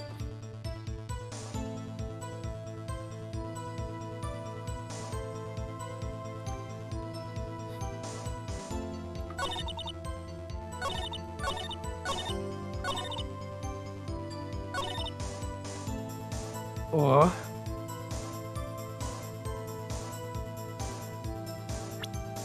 the UFO. Miss Hart, were you really looking at that boat? What's with you? Of course I was looking at it. People, oh no, Josh, oh no. It was the only thing out there. Any normal person to be looking at it. I agree, any normal person would. But you are far from normal. What? You don't want to step over here and say that? You were camping at the lake to take a picture of Gordy. Think about it. Oh no, Josh. What would you do if you heard a loud noise? You'd be scanning the lake for any sign of Gordy. That's what. You wouldn't give the boat a second thought. Ah! Peepo detective. Order! Continue, Mr. Wright. You testified that you were watching the boat through binoculars. However, you wouldn't need binoculars to watch that boat. You needed them to search for Gordy, and that's what you were doing. Well? Well, now that y'all mention it, I did sort of take my binoculars and kind of scan the lake a bit. I mean, Gordy might be out there and all. Miss Hart, are you saying that you were not watching the boat then? Sorry, y'all. I wasn't fibbing, really. I thought, I could be witness to a murder and all. I kind of got excited. Probably not. A lot of the games are being ported to PC, so I don't really see a reason to right now. I was sure I was watching that boat till now. True. I mean, if someone buys it. This is totally uncalled for. But hey, you got the photograph. You got proof. Still, we can't see who is shooting who in this. Right. That's why I took this photo and... That one freaking Korean game with the boo-boo. Oh, no. Oh, no. Witness, that's enough. You've had a long day. Shut your pie hole. Shut my what? What was she going to say? She took the photo and what? Wait a second. She even had a photograph to prove it, but you really can't tell from the photo who was shooting. That's why she said she's going to enlarge the photo. She said it'll drop the quality a mite, but should let us see who's who. All right. Let me know how good it is. Oh, I think I know what game you're talking about. She enlarged that photo. Why won't Von Karma let her show it? Yes, sir. I've got a hunch. I bet that enlarged photo shows something bad for Von Karma. This is my chance.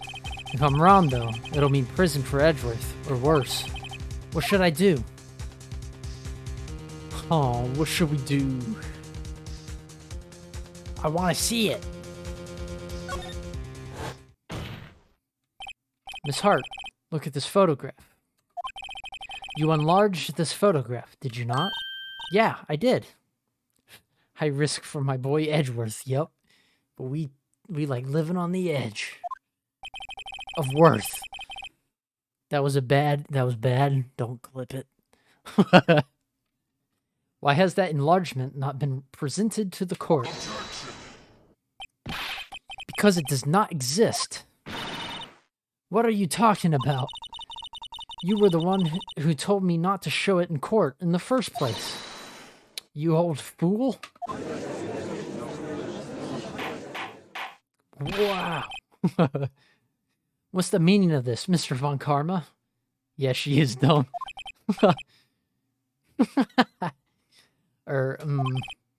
Miss Hart. Show the photo to the court. Show us the enlargement. Yeah, catch in. The prosecution objects to the submission of this evidence. Objection denied. The witness will show the enlargement to the court. Here it is. Ooh. We still cannot see who is firing in this. It's tampered evidence, bro. It could be the defendant, or maybe it's not. This game does not follow any court in the world's rules. Is Edgeworth left-handed, though? People think. Regardless, I'll accept this as evidence. Yeah, he's not left-handed. Happy now, Mr. Wright? There has to be something. You asked for the enlargement, you got the enlargement. And little good it has done any of us. That's why I requested she not show it. I suppose this means that the cross-examination is over, obviously. Then I would like to close the cross-examination of Miss Lotta Hart. And none too soon. That was a flagrant waste of my time. Mr. Von Karma, do you have anything to add? I stated everything I needed to when this trial began. Decisive evidence. A decisive witness. What else could possibly be required? Nothing, of course. Then I believe it is time for me to declare my verdict. Wait, it's not supposed to go like this. There has to be a clue in this photo somewhere. This is bad. Real bad. What should I do? Object or show?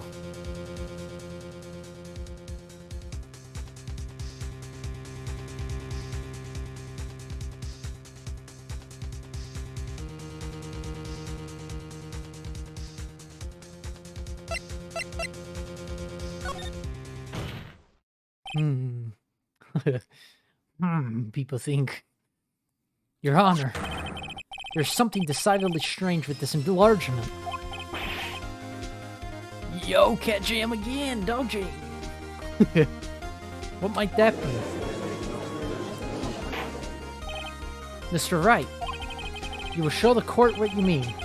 What about the photo is strange? Okay, here goes nothing. I'll show the judge what's strange about this photo.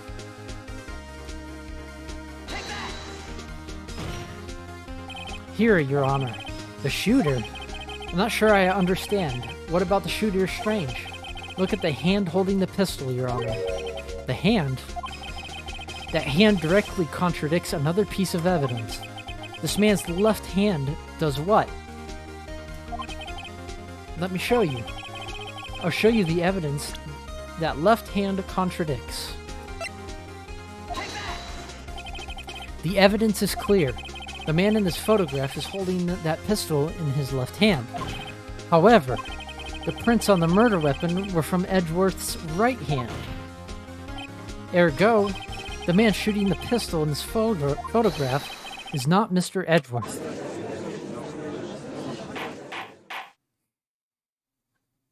Got him. Now that everyone in the courtroom has quieted down, I would like to reconvene this court of law. Mr. Wright. Yes, Your Honor. You have given us definitive proof today. We now know that it was not Mr. Edgeworth who fired the pistol that night. However, this leaves us with a rather large problem. If Mr. Edgeworth didn't do it, then who shot our victim? Precisely. We have seen there were no other people on the lake that night. Who but the defendant could have shot the victim? Oh, Larry. There's only one explanation remaining. The man who shot the victim was none other than the victim himself. Order, order. So, you are saying that the victim committed suicide? Yes, Your Honor. I can think of no other explanation. Indeed, that does seem to be the only remaining option. I'm so very, very sorry, Mr. Wright. The suicide is out of the question. What? An examination of the victim's wound reveals the distance at which he was shot. The distance? The victim was clearly shot from further than a meter away. A meter? It's 3 feet! There's no way it could have been suicide. Order, order! Mr. Von Karma, are you sure of the accuracy of your data? Of course. I had already considered the possibility of suicide, you see.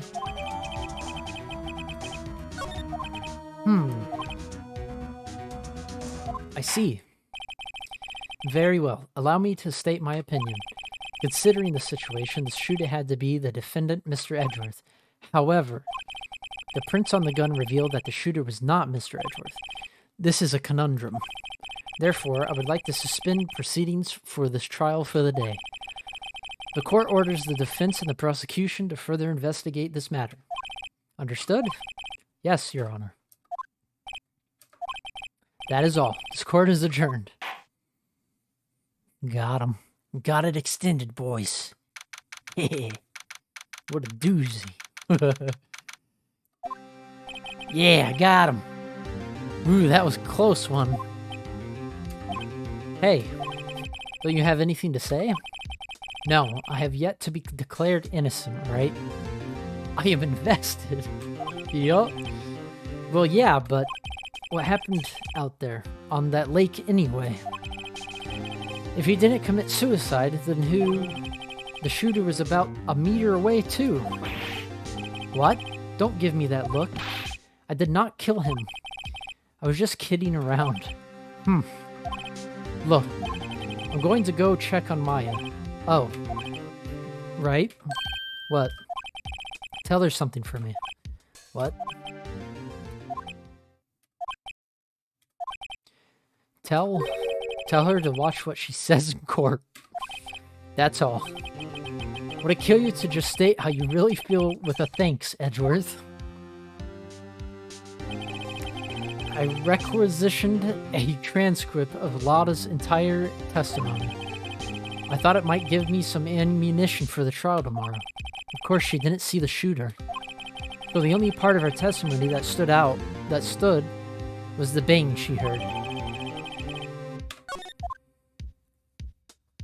To be continued. I kind of want to continue. I'm having fun. Are you all right with that deal, Ian? Are you good? I am uploading the VODs to YouTube too, so if you do fall asleep. Okay, I am going to take the quick bathroom break real quick since we're in between segments, so I'll be right back. Thank you guys for watching and hanging out, and the subs and gifted sub. I will be right back.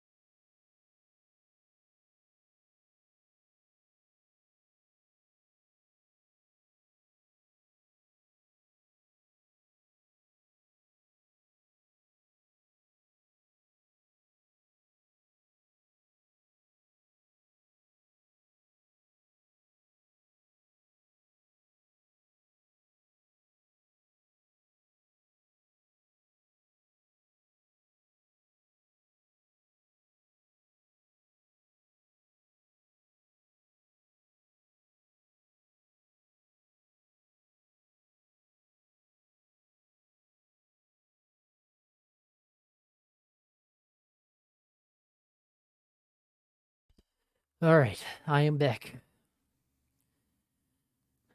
I actually, with your resub and gifted sub, I hit my 5 subscriber goal. I was not really making public, but that was a good goal. Thank you. I appreciate it. We can go ahead and start. Hypers, yeah. Maya. Hey, Nick, it's you. I'm glad Mr. Edgeworth made it through the day okay. It's a relief. Hey, why'd you do that anyway? I don't know. I just knew I had to do something. I know I'm not the lawyer my sister was. I'm sorry. Well, you did save the trial. Just behave from now on, okay? Okay. Have you been questioned yet? No, not yet. Detective Gumshoe was here just now. He said seeing as this is your first offense, we'll let you go after questioning. Ooh. Oh, and he wanted me to get bail money ready. You can pay for me, okay? Huh? How much? I don't know. I guess they'll send you a bill or something. Why do I picture giant bales of money every time I hear the word bail? Any luck with Mia? None. I can't get through to her at all. I tried. I really did. I don't know what to do. I think I probably shouldn't have stopped my training. She sounds like she really did do her best. I should check and see if there are any waterfalls in the local area. I wonder if I'll ever see my sister again. Aw. It's okay. It's okay, Maya.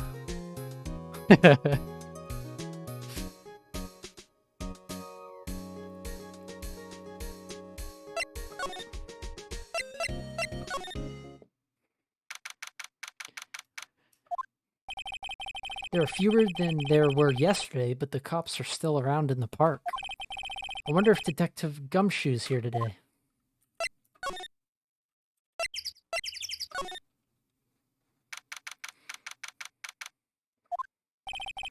Haven't seen Larry around today at all.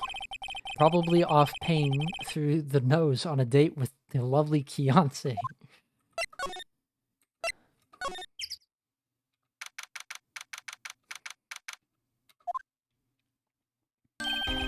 Hey, Detective Gumshoe. Hey, pal. The trial today, Yes? What about the trial?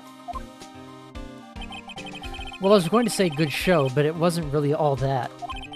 Though you did save Mr. Edgeworth, I guess. I just wasn't sure how to thank you, you know? Thanks. Detective Gumshoe. Any idea what strategy Von Karma is planning for tomorrow? It sounds like he's bringing in another witness. Another witness? Oh, right, he said something about that in the trial today. There were 2 witnesses. I was wondering who that other witness was. Who was it? Sorry, pal. As much as I'd like to, I'm not at liberty to divulge that information. Right. Oh, right. I wanted to ask you something about Edgeworth. What's up? Is he afraid of earthquakes? I never heard anything about that before. Mr. Edgeworth doesn't talk about himself too much, you see? But there's one thing that's clear as day.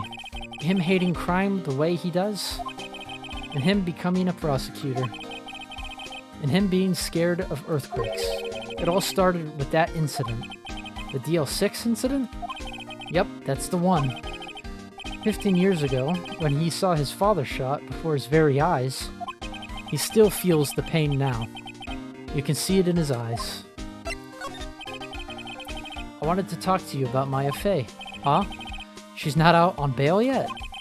That's strange. I told him to let her go as soon as they had their report written up.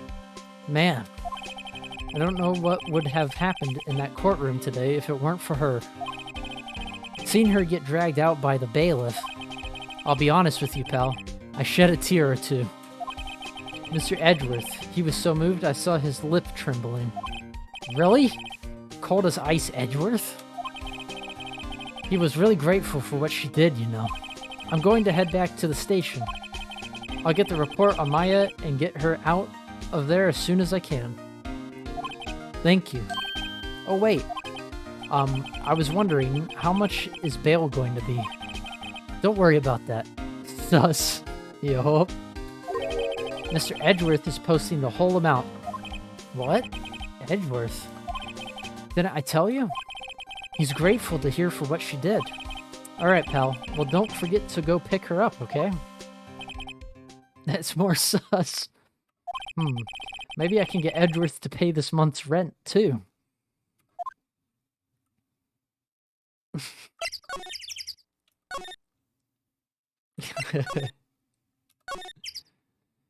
Huh? Hold on.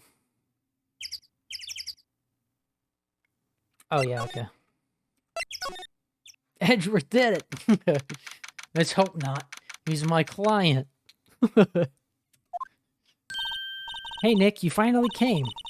You just finished the paperwork. I'm free to go. Free at last, eh? Those interrogators were really mean. They were like, okay, what did you do this time? Like it was some kind of criminal. Can you believe it? Well, they let you out in the end, didn't they? Oh, that reminds me. Thanks for bail. Thank Edgeworth. Huh? Well, I mean... He posted bail for you. Said he was grateful for what you did. Mr. Edgeworth did that? I have to make it up to him. We've got to win this case, Nick.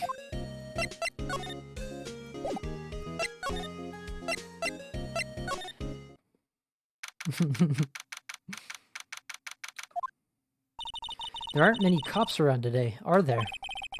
They're probably back at the precinct working up the case against Edgeworth. Hey, y'all. Hey, it's Lotta. Y'all really did it today. What did we do now? Nah, I'm not complaining. See, I did a little thinking, a little self-reflection, you might say. I realized that being a witness is a mighty big responsibility, because you get to pick if you're a witness or not. But I just went up there and started blabbing any old thing that came to mind. Lotta. So you see, I want to make it up to y'all. Make it up? Yikes. Lotta, what do you mean by making it up to us?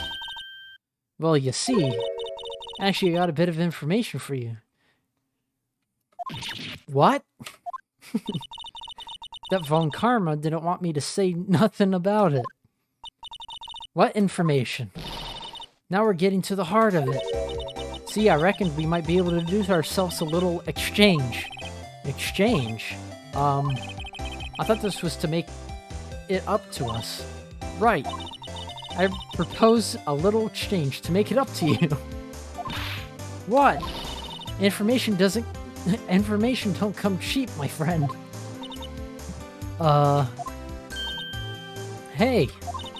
I see you thinking, my, how unsophisticated these southern folks are. It's written all over your face. Let me tell you, most southerners are way more sophisticated than you. I'm just the exception, okay? Well, what'll it be? We gonna deal or not? What do we do, Nick? We don't have any other leads, so I don't think we have a choice here. Okay, how much? Huh? You completely off your rocker? I may not be sophisticated, but I'm not trying to rob the poor. Huh? The only fair exchange for information is information. Lotta is a lotta, yup. Listen good. What I need from you is information about Gordy. Whoa, whoa, whoa, Gordy! Gordy might not exist. Then bring me proof that shows he don't. I'll be keeping watch from the car, okay? You see something, y'all come to me first, got it? Okay. Right, see y'all later. Okay, Nick, let's get hunting. Hunting? You don't seriously mean Gordy? I sure do. What about Edgeworth? We're searching for Gordy for him. Nick, don't you get it? Okay. And how exactly do we search for a make-believe monster? Maybe we can find a monster myth specialist.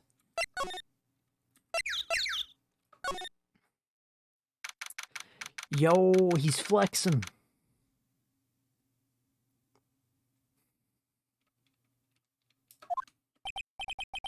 What's that? The Steel Samurai, Nick. Yo, Maya. Larry, what the heck is that? Oh, it was my girl Kiance's idea. She was all, if you like, put this here. It would be, like, really cool. Dude, she gave it to me along with the banner. Wow. That's real impressive she could find those for you. Well, she knows a lot of people, and that show's finished now, so she got them for free. Right. Yo, Nick! What happened with Edgy? Well, we made it through the first day in court, alright. I don't know how good our prospects are from here on, though. Huh? Hey, Larry, did you know Mr. Edgeworth's secret weakness? He's terrified of earthquakes. He acts like a little boy. Huh? That's weird. I don't think he was ever like that in school. No? Really? Well, we were only in the same class for a little bit. He transferred schools pretty quick. Transferred? Right, when the DL6 incident happened. Doesn't look like Larry knows about it, though. Hey, Larry, when did you get that big thing? Huh? Oh, the big guy. I've had that for about a month, yeah? The big hit with the kids. Why wasn't it there yesterday? Huh? Huh? Oh, right. The compressor was busted. Compressor? Yes, that little unit by the my hot dog stand. That's what I used to put air in the Steel Samurai. It broke a little while ago, so I sent it in for repairs. Oh. And here I thought you'd inflated it by yourself. Yeah, not likely.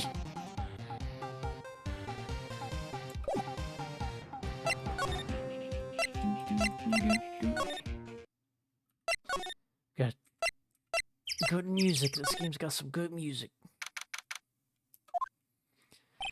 Hey there, pal. What's up? You look out of sorts. Wait, you didn't go and do something that's going to hurt Mr. Edgeworth's case again. What do you mean, again? Whatever, have a seat, pal. I'm here for you if you need anything. Besides money, that is. Oops. How's the investigation proceeding? It's not, really. We have another meeting coming up. We're supposed to talk about Mr. Edgeworth's motive. His motive? See, Mr. Edgeworth's father died in the DL6 incident, and the guy who got the lone suspect declared innocent was the victim in this case, Robert Hammond. They're saying that's why Mr. Edgeworth shot him, and Edgeworth never talks about his past. I bet they'll drag that out and hit him with it in court tomorrow too. Poor Mr. Edgeworth. I gotta admit, it doesn't look good, pal.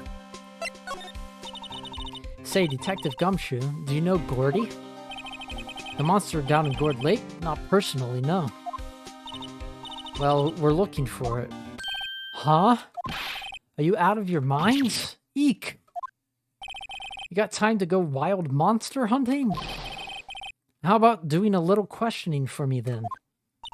Oh. Detective Gumshoe scaring me, Nick.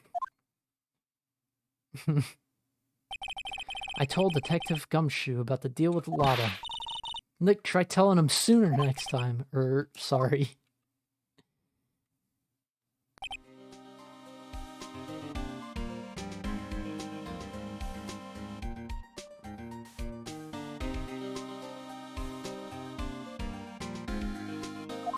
I see, pal. Sorry for shouting at you. Okay. I, Detective Gumshoe, will aid your search for Gordy. Huh? I'll loan you one of our newest secret weapons for finding evidence. Really? You can take whichever one you like. Okay, give us the goods. Hold on now, everything in due time. First, let me show them to you. These are our best and brightest. Introducing secret weapon number 1, Missile. Missile? He's a canine police dog in training. Missile, here, boy. Woof. Here he is. Hey, he's cute. Look, Nick, cute dog. A cute dog. And this will help us how? Woof. Next, secret weapon number 2, a fishing pole. Here, this is my own personal pole. Detective Gumshoe, we're looking for a monster.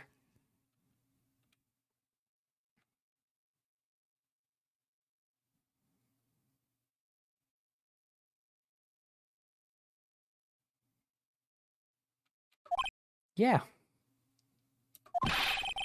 How are we supposed to catch a whole sea monster with a fishing pole? Never know till you try, pal. Okay, this next one is the last one. No, please, I'm already overwhelmed by our choices. Secret weapon number 3, a metal detector. Here. Detective Gumshoe. We're looking for something alive. Right. How are we supposed to find it with a metal detector? Hey, you never know. It might have been eating soda cans. Well, which will it be? I can't make up my mind, Nick. They all seem so perfect. Can't make my mind either, for the totally opposite reason. Oh well, I suppose it can't hurt to borrow one of them. Can we borrow that metal detector? Sure thing, pal. I'm not sure what we're going to find with this. Remember, you're hunting a monster. Anything is possible. Anything.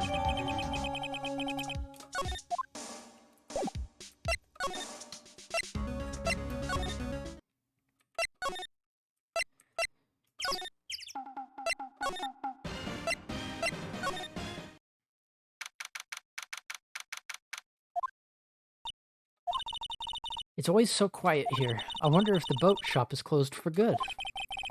Well, with the murder on the lake and all, they're probably just taking a vacation till it blows over. I get it. Beep, beep. God, that's loud. Nick! It's beeping! The metal detector's found something. Sure is loud enough about it. Whatever it is, it must be in those bushes. Go check it out, Maya. Why do I have to check it out? Oh. Nick! Look! Huh? An air tank? Huh. The valve looks broken. I thought it was Gordy. Maya, first of all, why would Gordy be in the bushes? And second of all, why would a metal detector react to a sea monster? Oh. Huh? There's something wrapped around this air tank. It looks like a string of flags? Well, we might as well take it with us now that we found it. It's heavy.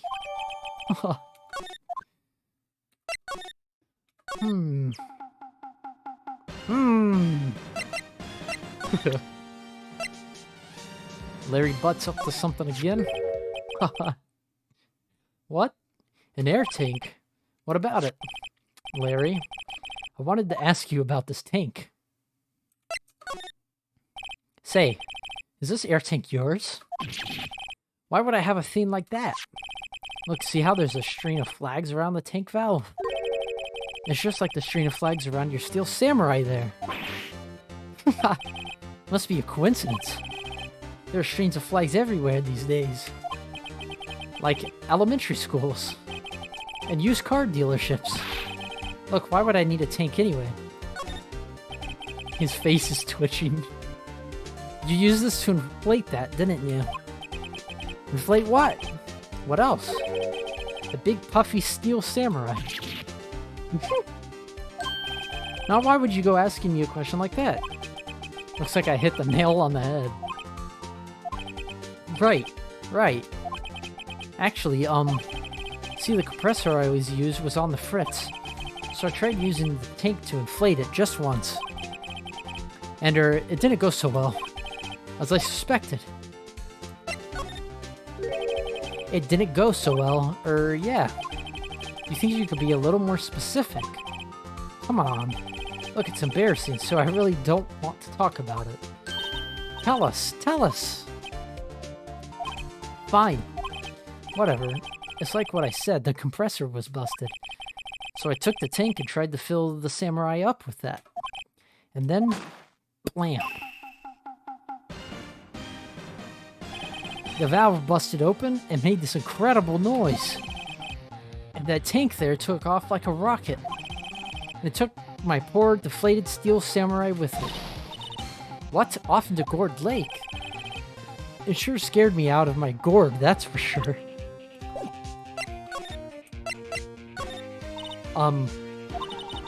So the tank and the steel samurai you were trying to fill up flew away? What happened next? Well, all that happened on the 20th or so. The 20th. A week ago. Now, as far as I could see, the tank went flying out into the lake. It went out every night in a boat looking for it. I mean, Beyonce gave me that steel samurai after all. And when did you find it? Just the night before last. It flew way out there. It took me 4 whole days to find it. The night before last was the night of the murder. Sorry for not telling you, Nick. Actually, I was here on the night of the murder. But you see, I went home before midnight. So you didn't know about what happened? No. That's too bad. It's not all bad. We've solved one mystery at least. Mystery? Maybe we should go tell her. Dang, Larry Butts. He made Gordy. Peepo sad. Hey, y'all. Well, y'all find anything out about Gordy? No, nothing. Well, keep moving. It gets cold out here at nighttime. It is a little chilly. I think I have to sneeze. Whoa, no you don't. No sneezing. Wachoo! Oh no, Maya. I told ya, no sneezing. See, I set the camera to respond to things a little softer than a bang. It trigger on one of Von Karma's finger snaps now. Oh, I'm sorry. Yeah, well, sorry's nice, but what about my film? Nick, pay the lady. Stop.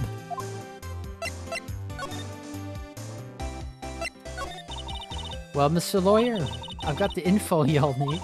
Y'all got the scoot up on Gordy for me yet? Lotta? There is no such thing as Gordy. What? How can y'all be so sure? Really, Nick? You got some proof Gordy doesn't exist? The proof that Gordy doesn't exist? Of course I have proof. No lawyer worth his badge would make a claim without the proof to back it up. Here's the proof that Gordy doesn't exist. Larry's air tank? What are you all doing with an air tank? This is Gordy. Excuse me? What exactly are you saying, Nick? There's a stand near here, a hot dog stand. There's a giant inflatable samurai doll there. About a week ago, an idiot, who happens to be a friend of mine, tried to fill it. He used this air tank, and when the valve blew, the tank flew into the lake. Apparently it made a pretty loud bang when it flew. A bang? The tank, along with the still deflated samurai, fell into the lake. At the same time, a couple was taking a photograph of the lake. This photo. Wait, so you're saying that Gordy is really the Steel Samurai? Aw, Sag. Well, that's a fine way to ruin a gal's dreams. I'm sorry, Lotta. Nah, it's okay, you win. I'll give you your info like I promised. Poor Lotta. So tell us this information you have. A promise is a promise, I guess. I overheard the cops around here saying something about the witness tomorrow. They said he's the caretaker of the boat rental place up the path here. Boat rental? There's someone there? I mean, it looks so deserted. Just an old guy living all by himself. Y'all should go check it out. Thanks, Lotta. We will. Let's get cracking, Nick. Hold on. Something else? Yeah. The night of the murder. My camera clicked twice, you know. Wait, so you have another photo? Well, yeah, but there's nothing in it at all. Just the lake. I figured it wouldn't be much use as evidence, so I kept it to myself. Well, it might not be helpful at all, but here, take it. Bye now. Y'all take care. Time for me to pack up and leave. Poor Lotta. It's all Larry's fault. The legend still lives on, I guess. The legend? Yeah, the legend of Larry, familiar to all who know him for any length of time. When something smells, it's usually the butts. Oh. Someone should whip that butt into shape.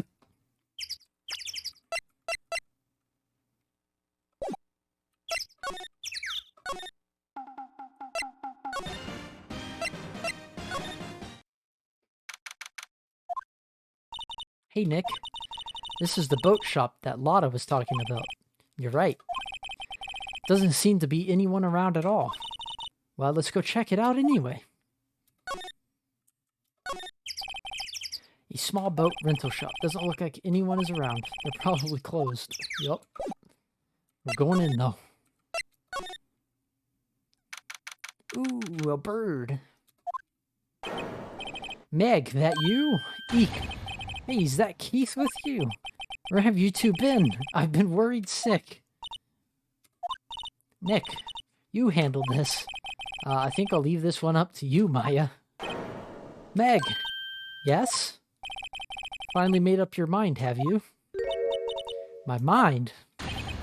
You'll run the pasta shop when I'm gone? Pasta? Glad to hear it. Glad to hear it. You make your old man proud. When you kids left the house, I didn't know what to think. How am I supposed to keep this place running? An old man like me. Polly, the kids are home. Hello, hello. Squawk? Nick, what was that? A parrot. The one on that perch. Keith. Yes? I'll leave the wet noodle in your capable hands, Sonny. Nick, what's the wet noodle? Based on available evidence, I'd say it's the name of his pasta shop. That's a relief, isn't it, Polly? Hello, hello. Squawk. Yup. Zzz. He fell asleep. I guess he's relieved. Zzz. A pasta shop? Yup. To think the wet noodle will live on when I'm gone. My father started it, you know? So that makes you two the third generation.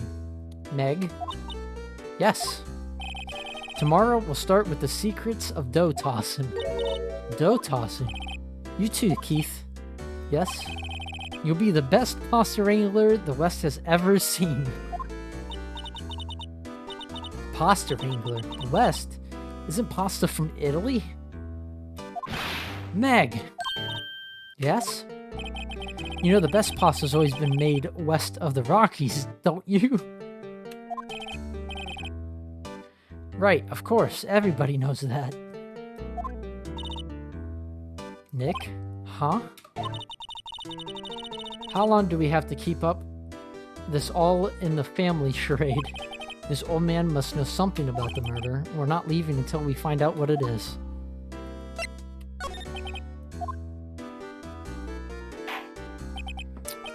This is a boat rental shop, right? What are you talking about? This here's the Palace of Pasta, the wet noodle. Though, now that you mention it, we haven't gotten many orders for spaghetti lately. All the kids come up and say, yo, dude, we want to ride in one of your boats. That's why I keep them boats out there. Youngsters these days, darned if I understand them. Pretty confused myself. Nick, this isn't going anywhere. This old man is the witness tomorrow, right? We've got to find some way of getting information out of him.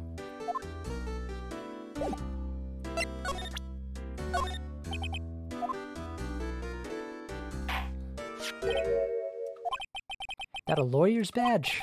Yes, it is. I don't believe it. This old guy's the first person to recognize my badge. I get it. Huh? Hey, yup. I got you figured out now. You're not Keith. Nick, now's our chance to clear things up. Sir. No, I'm not Keith. And I'm not Meg either. We're here to investigate a murder that took place on this lake the other night. Please help us. A lawyer, huh? Please, mister. Alright, I'll help. But on one condition. What's that? When this case is over and done, You'll run the wet noodle.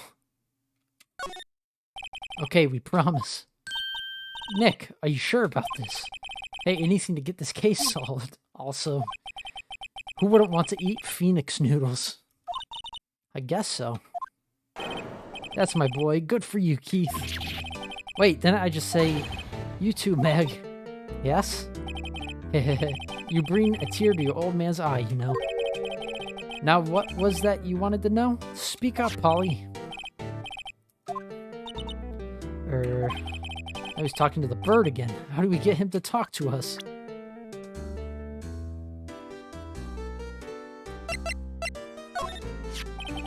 Yep, I seen this. You know something about this, sir? Keith. Yes?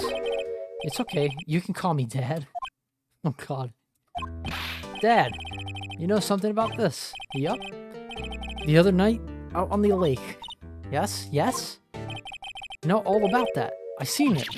What? Tell us what you saw. Well, I suppose, since you're taking over the shop and all.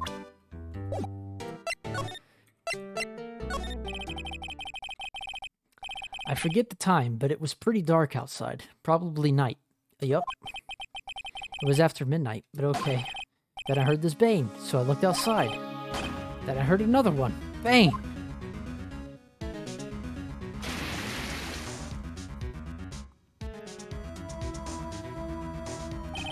A little while later, this boat comes back, and a young man walked by my window here.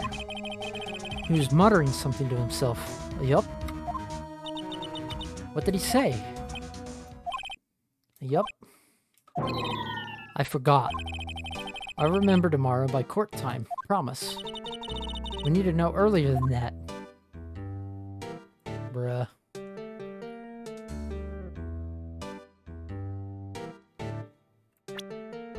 Oops. Wow, what an amazing parrot that is. Good morning. Hello. It ignored me. What, you forgot, Meg? You gotta call her name first. Her name? Polly, how you been?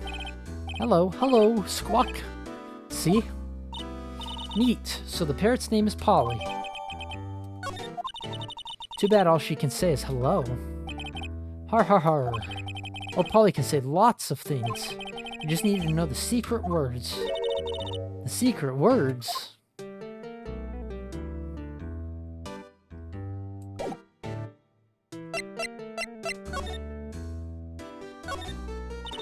Polly, what's your name? Polly, squawk. Hee, cute. Mine's found a new friend. Look, a little safe. Now don't you go opening people's safes without their permission, Meg. Maybe later. Later.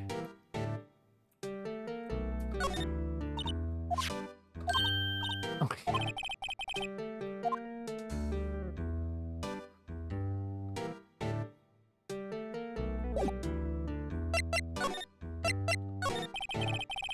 My memory's gotten worse of late. That's why I just tell everything important to old Polly here. Everything important? I wonder. Polly, what's the number to the safe? 1228. Squawk. Alright. Hey, Polly, watch it, will ya? See, Nick? All it takes is a little clever thinking. And a criminal mind. Quick, Nick. Write that number down. Hey, don't get me involved in your little heist schemes. You know what? Little Terry was just here. Terry? Yep, the kid next door. You always used to make him cry, remember? He was wearing this tattered old coat. Got himself some whiskers growing out his face. He must be talking about Detective Gumshoe. He comes up and tells me to come down to court tomorrow. Really? Somehow I don't think we're going to get much useful information from this guy. Maya, maybe we should be leaving. I think you're right. Oh wait, I had one more question. Huh? Polly, we have we forgotten something? Squawk. Don't forget DL6. Squawk. Huh? What did she just say, Nick? One more time, Polly. Don't forget DL6. Squawk. What? The DL6 incident? Hey, mister. I mean, Dad. This is getting weird. Who is this old guy? Why would that bird Polly know about DL6? We have to figure out who that old man is. Oh. What? He locked the door from the other side. Who could that old man be? I think I need to do a little more research on this DL6 incident. Maybe I should ask Detective Gumshoe. The mystery thickens.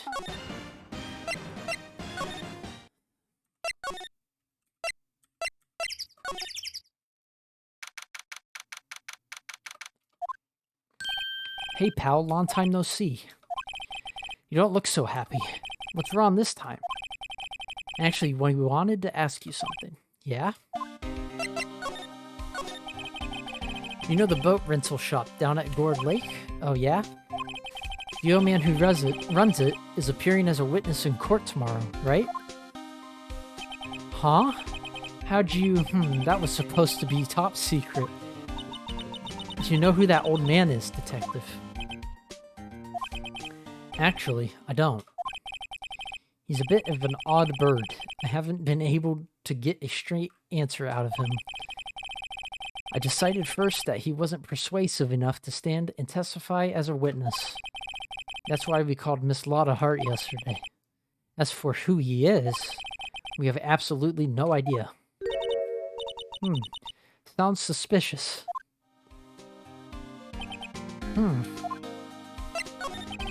Detective Gumshoe, please help us. Huh? We need to know about the DL6 incident.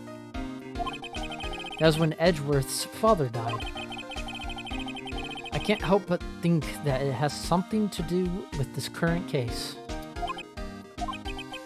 To tell the truth, I don't know much about DL6 either.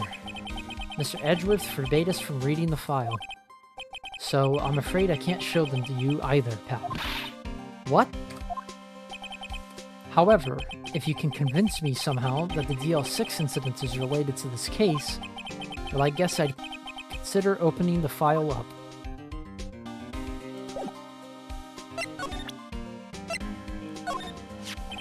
What's that? A parrot? The old man at the boat rental shop's parrot. The parrot knew about that incident.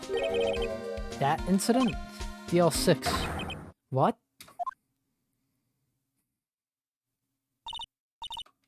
Alright, I already read this. I'm lazy. Huh? I'm pretty sure that old man must have taught her that word. Yeah, but how would that old man know about the DL6 incident? Wait, what if that old man was connected to DL6? Nick, you think he might be? I get ya. Sounds like you need information on the DL6 incident. Through there is the station's records room. I'll give you special permission to go in and find what you need. Alright, way to go, Detective Gumshoe. Okay, Nick, to the records room. I guess it's time we faced Edgeworth's past.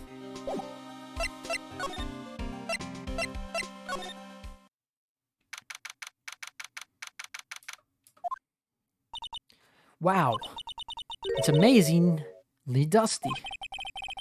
10 years of files and 10 years of dust, I guess. Let's find that DL6 stuff quick. 15 years ago, both me and Edgeworth were 9 years old. We were almost through with 4th grade when he suddenly transferred. Because of DL6?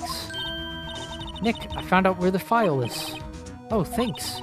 Just let me know what you want to know about the DL6 incident. We'll get the right file. Well, first I have to get a handle on the main facts, like a summary. Right. Summary. Found it. Here you go. 28, 2001. That's exactly 15 years ago from the day after tomorrow. So in 2 days, the case is closed. The incident took place in the elevator of the district courthouse. What? Is this the same district courthouse where we're holding the trial now? Looks like it. There's a large earthquake at 2 p.m. on that day. Part of the court building collapsed and all of the lights went out.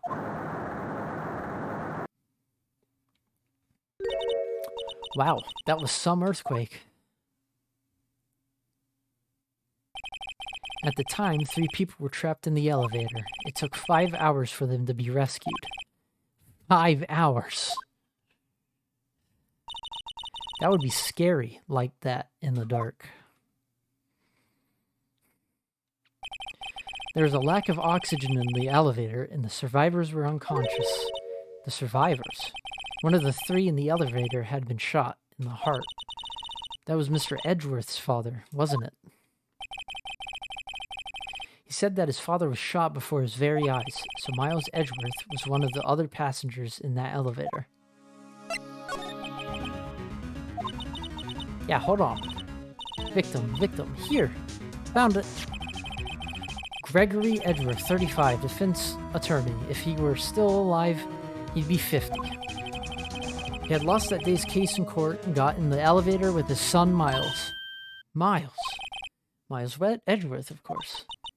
So he was in the elevator with his father.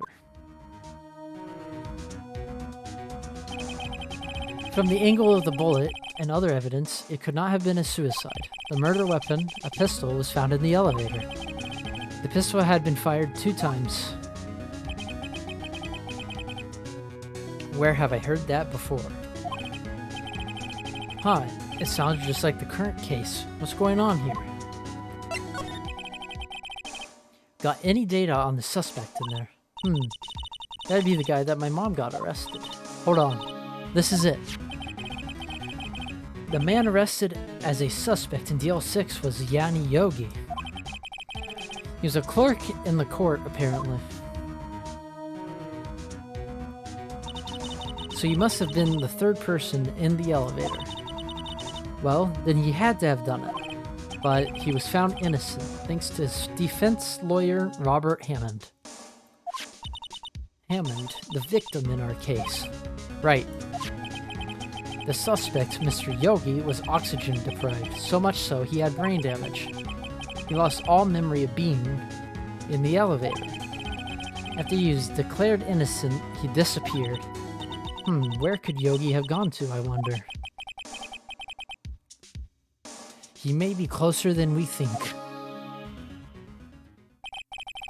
I guess I know generally what happened in DL6 now. I still don't know what sort of impact the whole thing had on Edgeworth.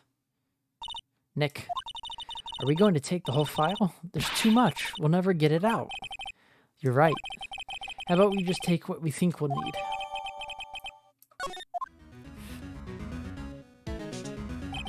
Right. That's probably all we'll be able to find here. Now all that's left is the trial tomorrow. I wonder how Dad will do testifying in court. Oh, is this one broken up into 3? Oh, jeez.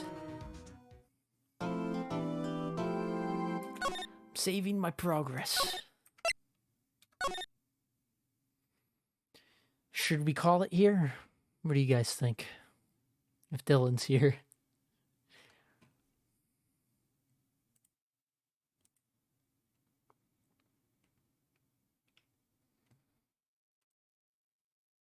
I'm down to keep going, but I want to make sure. Because this will be a while.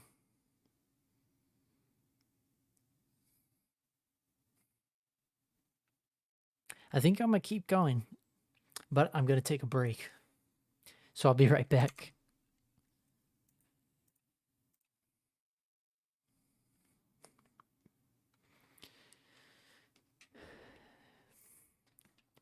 See you guys in a second. I will be back.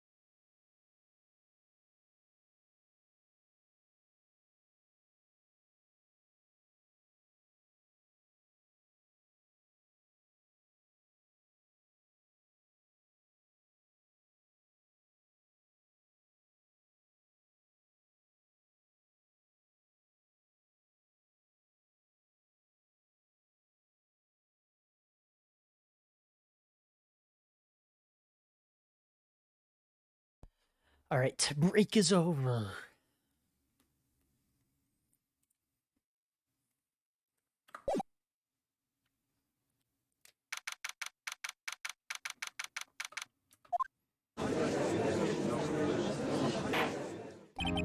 Court is now in session for the trial of Mr. Miles Edgeworth. The defense is ready. Very well, apparently the prosecution is also ready. Who is the judge here, anyway? Mr. Von Karma, your opening statement. Very well, no opening statements. So. Not so fast, Judge. I was taking a meaningful pause before speaking. Right, of course. A prediction. Today's trial will end 3 minutes from now. Order, order. Mr. Von Karma, what is the meaning of your statement just now? Bah, must you question everything? It will be over in 3 minutes. We have no time to waste. I'll call my witness now. Right. I call my witness, my decisive witness, to the stand. It's that mysterious boat shop owner. Witness, state your profession.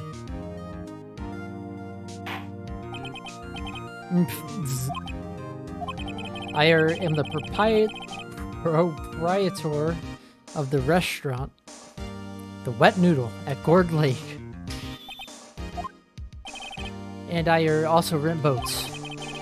The night of the incident, you were in the boat rental shop, correct? Yep, I was. Please testify. Wait a second. You still haven't heard who this old guy is. Wait a minute. The witness hasn't stated his name yet. Because I did not ask him, Mr. Wright. Bah! I predicted this trial will end in 3 minutes. Stop asking trivial questions and cooperate. Yeah, right. The witness will state his name. Well, not really sure. Yup. What do you mean? My memory. Your Honor. The witness does not remember anything beyond the last several years.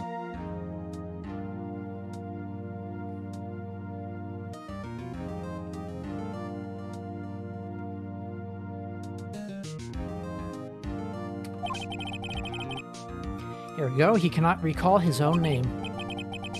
He can't recall, you say? Yes, but the incident in question took place 3 days ago. He can testify. Very well.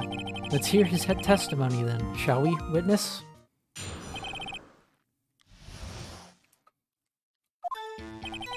It was the night of the 24th, just after midnight. Yep. I was in the restaurant where I rent boats, as usual. Then I heard a bang. When I looked out the window, I saw a boat just floating on the lake. Then I heard another bang. Just about then, the boat comes back to shore, and a man walks by my window. Very well. I'd like to begin the cross-examination. There's nothing to question in my witness's testimony. Ergo, no need for cross-examination. Besides, there are only 10 seconds left before 3 minutes are up. Judge, your verdict now. Yes, Mr. Wright? What are you saying? Of course I'll cross-examine the witness. Very well. You may begin. Rah! Excuse me, Mr. Von Karma? 3 minutes just passed. I see. Well then, let's just take our time. You may cross-examine the witness.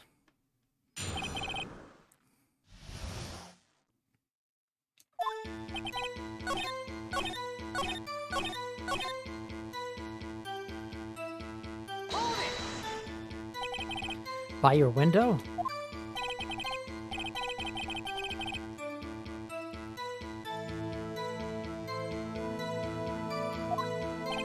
And could you see the man's face? Well, the fog was pretty darn thick, but he was right there in front of me. I saw him. This is another important detail. Please add it to your testimony. Tisk. I have a bad feeling about this.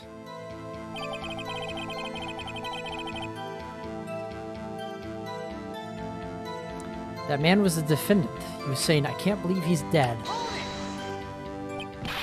Are you sure? Uh-oh. Dad. Dead certain, Keith. He said, I can't believe he's dead, as he was walking by too.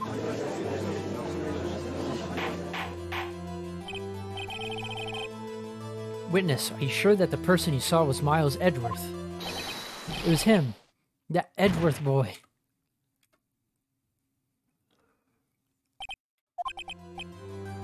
This sounds like decisive evidence indeed. I see no room for doubt. Von Karma. He lured me into cross-examining so he could set me up for fall. Nick, I don't like the way things are going here. Everyone in the courtroom is glaring at us. I better act quick or this trial's going to be over. Your Honor, we proved in yesterday's trial that it could not have been Edgeworth who fired that gun.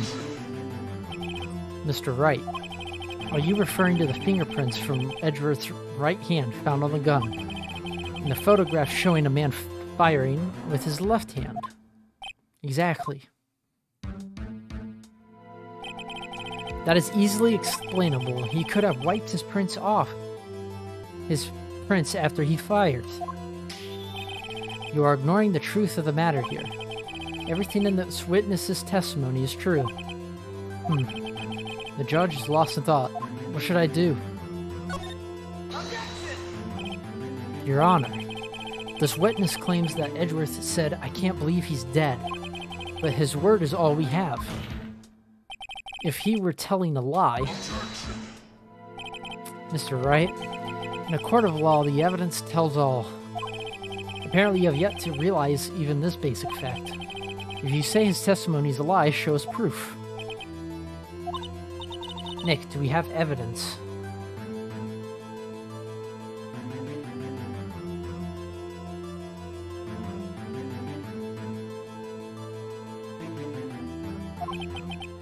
It's no good. There's nothing I can do.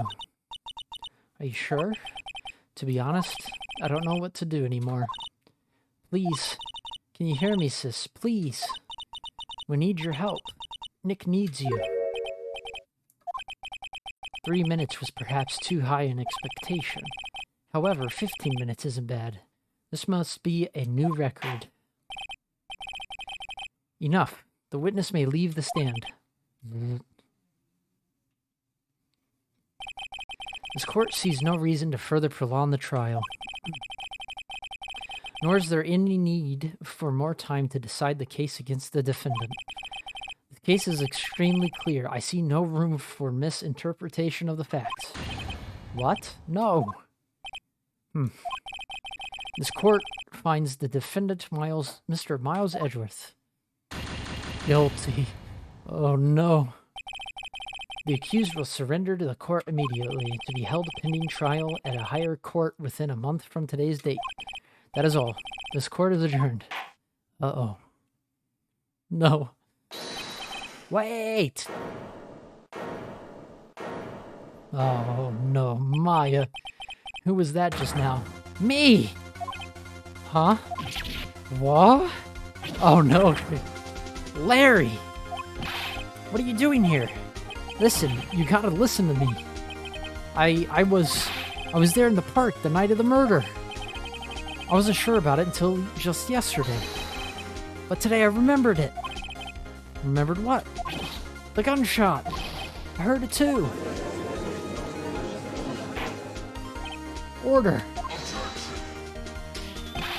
What is the meaning of this? The verdict has been decided. I'll call for adjournment. One moment, Mr. Von Karma. So, you say you heard a gunshot? Yeah, I did. A gunshot that night. I was sitting here in the audience, listening to the testimony. Then I realized something he said was different from what I remember. Anyhow, I can't just sit here and let you call Edgy a murderer. It's just not right. I'll testify. Let me testify. Order, order. Well, this is the first time something has happened like this in my court. I'm not quite sure how to proceed. Judge, you've already given your decision. The trial's over. Nick, this is it. Larry's given us one final chance at this. She's right. If only it wasn't Larry. He could make things even worse. Mr. Edgeworth was just declared guilty, Nick. It doesn't get any worse. You're right. Okay. Your Honor, if there's another witness, it is our duty to hear him speak. Right here, right now. A waste of time. The verdict cannot be overturned.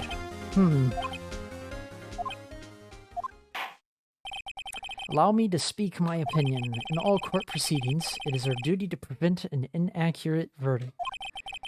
In order to make sure no mistake has been made, every witness should be heard. What is this? I withdraw my previous verdict of guilty. Mr. Von Karma, I order you to call this new witness to testify. Now. What? The court will adjourn for a 5-minute recess. After that, we will hear this new witness. Court is adjourned. Woo! Let's go, Larry! Whew. That was too close. Sorry to keep you on the edge of your seat like that, Edgeworth. I've seen worse. Yeah, right, Edgeworth. You're sweating bullets. I just wonder what Larry plans to say in there. Larry was at the lake that night. Yes. He said he went looking for the steel samurai balloon that flew into the lake. All right. And he found the balloon and the air tank that night. Yeah. Hey, Edgeworth. Huh? You say something right? Yeah, a lot of things. You seem out of it. What's wrong? It's nothing. Mr. Edgeworth, there's something I've been meaning to ask you. What's that? Why are your fingerprints on the murder weapon? Oh.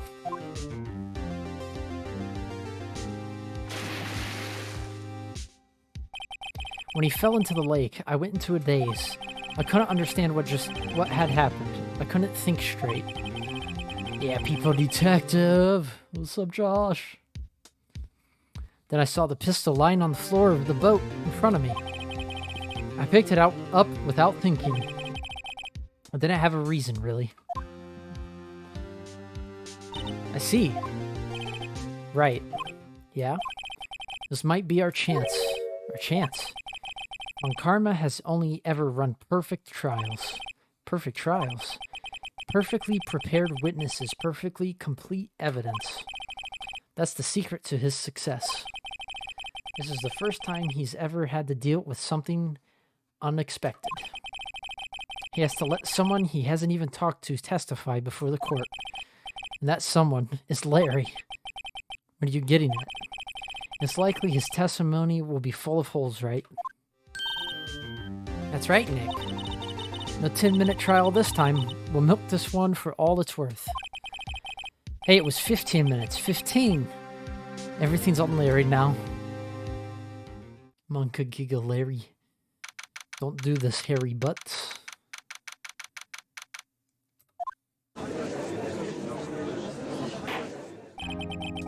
Court is now back in session. Witness, please testify to the court about everything that you saw on the night of December 24th. Right, leave it to me. Please, Larry, don't mess this one up. I hate to admit it, but you're our last chance. But Karma didn't even have time to prep his witness. I just hope Edgeworth is right about this being our big break. We peepo detective-y now. That night, I was out in a boat on the lake. I was looking for something, and I found it. So I quietly slipped the boat back in at the rental shop dock. Then just as I was thinking about going home, I heard this bang. I looked out over the lake, but I didn't see a boat. So after I heard that single gunshot, I went home. That was an unusually vague testimony, even for this court. In any case, Mr. Wright, you may begin your cross-examination. Yes, Your Honor. What's wrong, Nick? It's Larry. I have no idea what he's going to say if I press him. I'm a little scared. Well, we've come this far. There's no way to go but forward, Nick.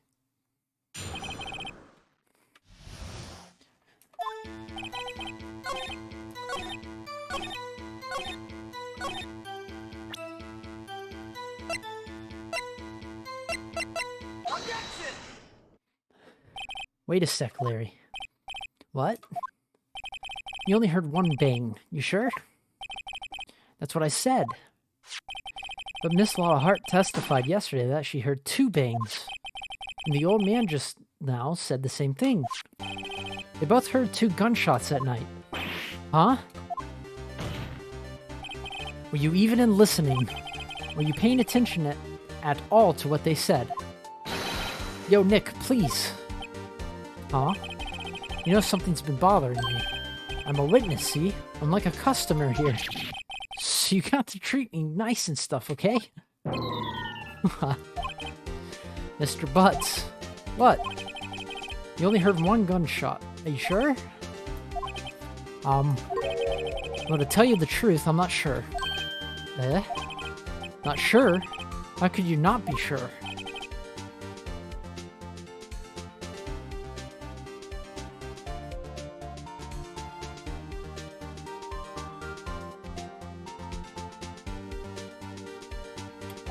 Yeah, well, I might have missed the other gunshot. I was, listening to something else. Something else? My radio, dude, with my headphones. What? Order, and stop that booing. Mr. Butts, you were listening to the radio with your headphones. Yeah, so what? That a crime? I listen to my radio. Everybody listens to the radio. What's the big deal? Mr. Von Karma, your opinion. Waste of time. I do not accept this witness, nor his shoddy testimony. Sorry. Well, Mr. Wright, should we continue the testimony?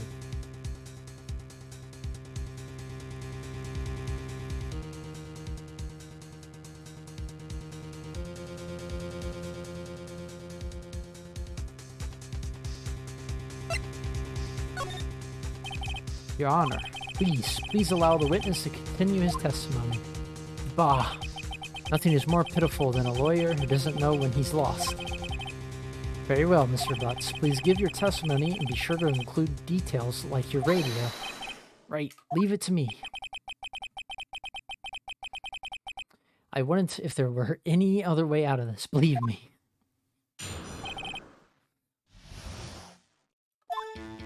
It's lonely being alone on Christmas Eve. That's why I was listening to an all requests show on the radio, see? I was listening to it real booming loud like, but I'm sure I heard that gunshot. I remember exactly what the DJ was saying when I heard it too.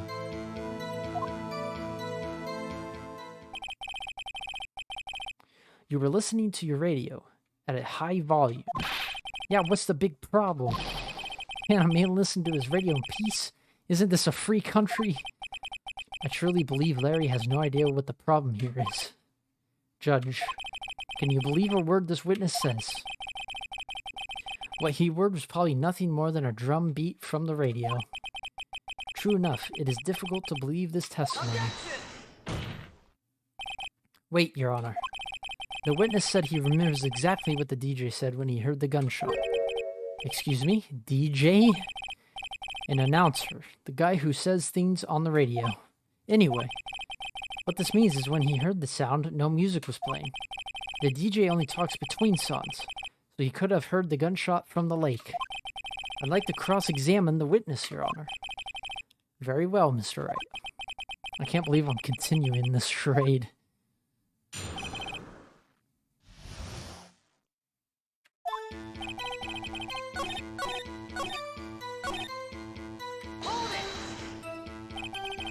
What did she say? Mr. Wright, please cease these pointless questions. What possible good could knowing what a radio DJ said to do us? Indeed, Mr. Von Karma has a point. I'll allow the question only if you see some reason why we should care. We should care, Your Honor. Of course we should. Why? Well, how do you know if we don't ask him, Fine. Very well. Mr. Butts, please testify to the court. What was the radio announcer saying when you heard the gunshot? Just when she said, "Hey, it's almost Christmas," I heard the gunshot.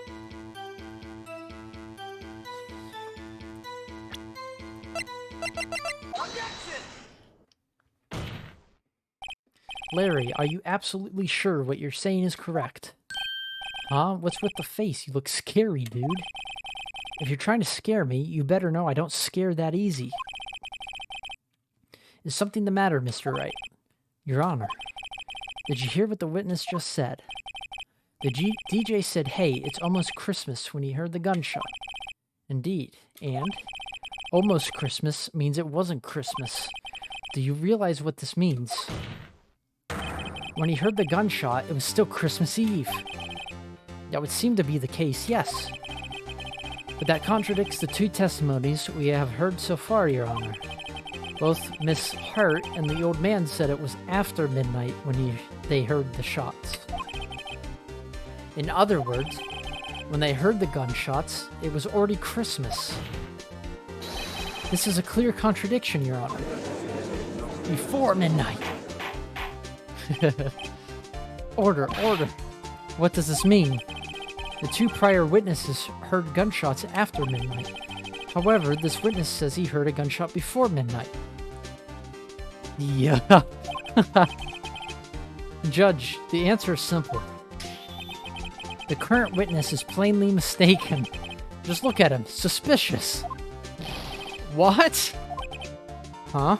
Well, Mr. Wright, what do you think about Mr. Butt's claiming he heard the gunshot before midnight? Larry's not mistaken, Your Honor. He heard that gunshot before midnight. Intriguing. I'm assuming you have evidence for this wild claim.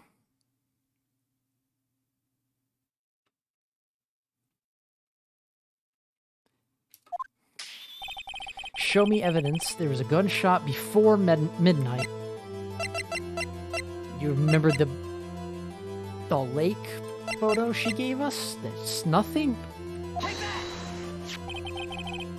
Look at this photograph. This was taken by our witness yesterday, Miss Lotta Hart, with her automatic camera. The timestamp on the photo reads December 24th, 11:50 p.m. Oh? But there's nothing on the lake in this picture. Your Honor, the real issue here is not why nothing is shown in this photograph. It is why this photograph exists at all. What do you mean? Your Honor, this photograph was taken by an automatic camera. That camera was set to go off in response to loud noises. Aha! Correct. There was a loud noise on the lake at 11:50 p.m. That is why this photograph was taken. In other words, when Larry heard the gunshot, it was most definitely still Christmas Eve. Indeed, it would seem that is the case. Then where does that leave us? Miss Hart testified that she heard the gunshots after midnight. Are you claiming she was mistaken? Not at all, Your Honor. It is a fact that the camera also triggered at 15 minutes after midnight. Your Honor, that night there were two sets of gunshots within a 25-minute pause between them.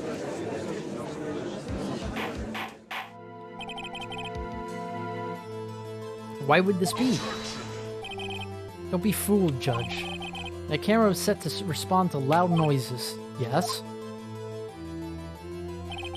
There's no proof that the loud noise at 11:50 was a gunshot. Why, the witness could have sneezed, triggering the camera. Hey, my nose was clear that night, man. Clear! Well, Mr. Wright, there's no turning back now. Can you prove that the loud noise at 11:50 p.m. was indeed a gunshot? Please show the court evidence if you have any.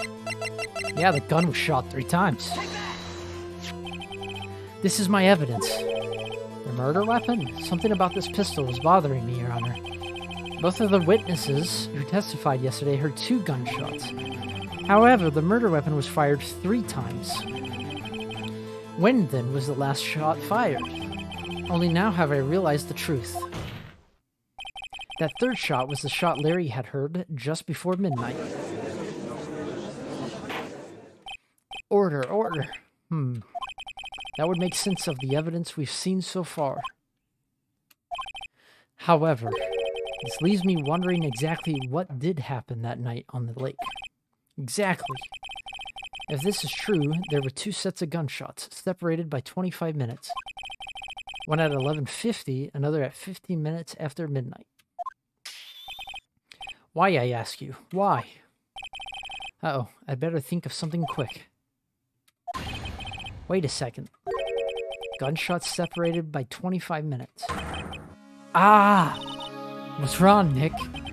I have it. I have it! Huh? Remember the case with the Steel Samurai? Huh? Yeah, of course I remember. The murderer in this case had the same idea as the murderer in that case. What do you mean? Maya. Yes? If we don't figure this out now, we'll never overturn Edgeworth's guilty verdict. I've got a hunch, and I'm going to run with it. Right. I mean, is this safe? Safe?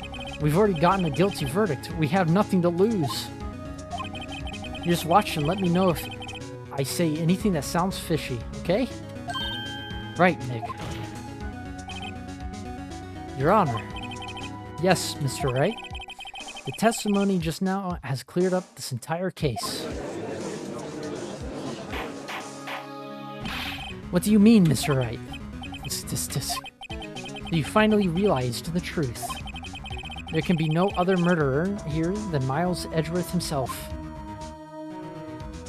Wrong, Von Karma. A man was shot that night, but it wasn't Edgeworth who did the shooting. Listen, rookie. Take a deep breath and consider the facts.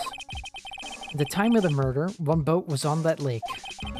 This was shown by the witness's photograph. The defendant Edgeworth and the victim Robert Hammond were on that boat.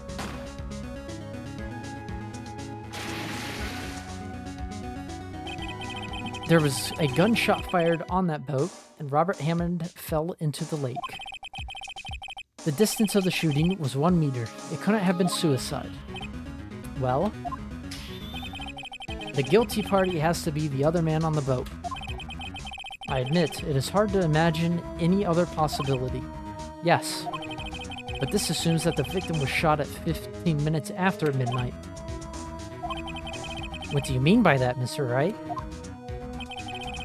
We have photographic evidence of the time of the shooting. The timestamp on the photo says 12:15. But Larry heard a gunshot 25 minutes before that. Robert Hammond was killed then, 25 minutes before the shot on the lake. That's the only way that Edgeworth could be innocent. Mr. Wright, are you quite mad? Explain who the 2 men on the boat are.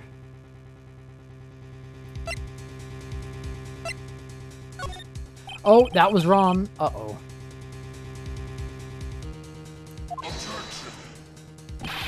Uh-oh.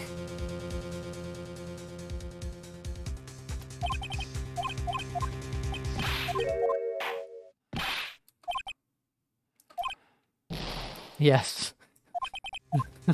I messed up.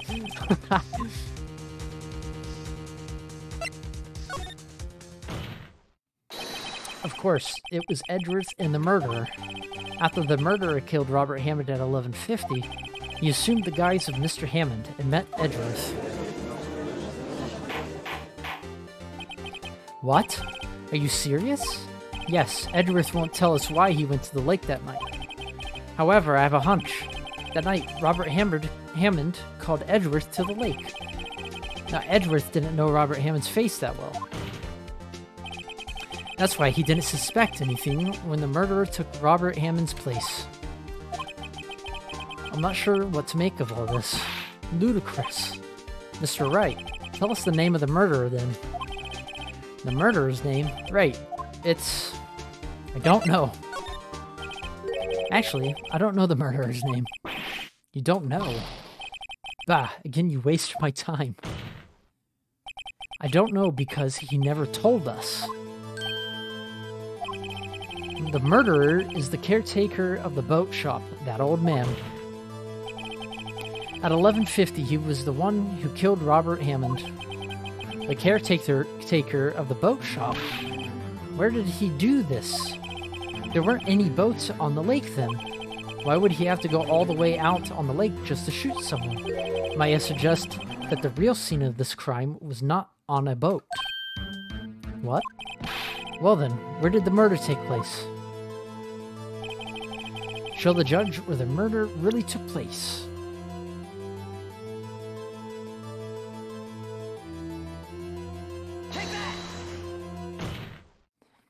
Here, of course, the boat shop where he lives.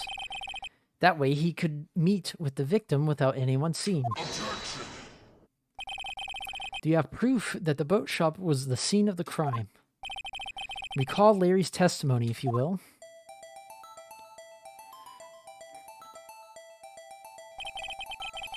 That night, he was out on the lake in a boat, searching for something. He finds it and returns the boat. Then, just as he's starting to head for home, he hears a gunshot. He heard a gunshot, Your Honor, even though he was wearing headphones at the time. In other words, the gunshot was very, very close by. Where would that be if he had just returned a boat? The boat shop. Mr. Wright, what happened that night on Gourd Lake? Please tell the court from the beginning. Yes, Your Honor. Nick, are you sure about this? Not really. But I think if I start at the very beginning and I take it slow, I might just be able to figure this out. That night, the caretaker of the boat shop called Robert Hammond to his shop.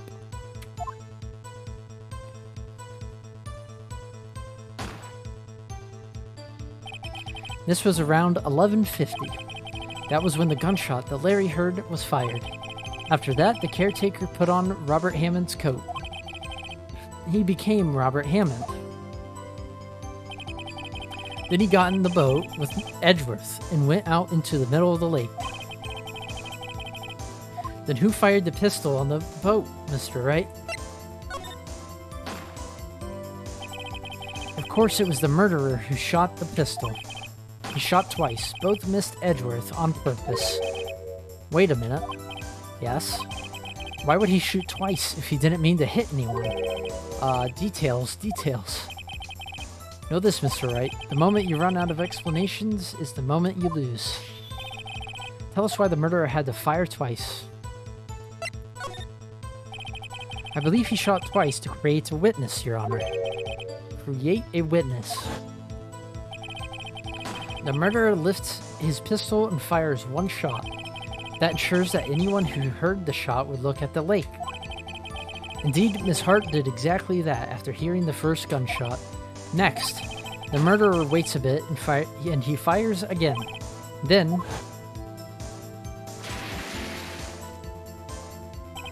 the murderer jumps from the boat himself, leaving the pistol in the boat behind him. I see. To someone looking from the edge of the lake, it would appear that one of the men on the boat had shot the other. The murderer didn't know about the automatic camera, of course. That's why he shot twice, to draw attention to the boat. Once he realized that, everything else falls into place. The boat shop caretaker swam back to his shop. Then he put Mr. Hammond's wet coat back on the body, and threw the body into the lake. This is what happened, Your Honor. These are the events that transpired that night on Gourd Lake.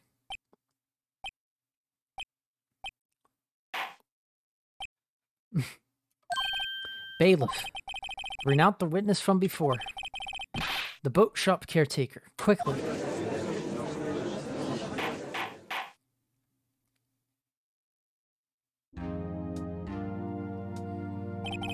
Very well. While we are waiting for the caretaker, I would like to ask the defendant, Miles Edgeworth, a few questions. Mr. Edgeworth, please take the stand. Mr. Edgeworth, you heard what the defense has said. Yes. Well, why did you go to the lake that night? What Wright has said was mostly correct. Astonishingly so, actually. Yes. Several days ago, I received a letter. The letter was signed Robert Hammond. He asked me to come to the boat shop by the lake at midnight on Christmas Eve. He said he had something very important to discuss with me. Something important? I'm sorry, I can't say what it was. Your Honor, sir, bailiff, we are conducting a trial here. I ask that you remain quiet. The witness has disappeared. He isn't at the boat shop either. What? What should I do? Find him quickly. We cannot allow him to get away.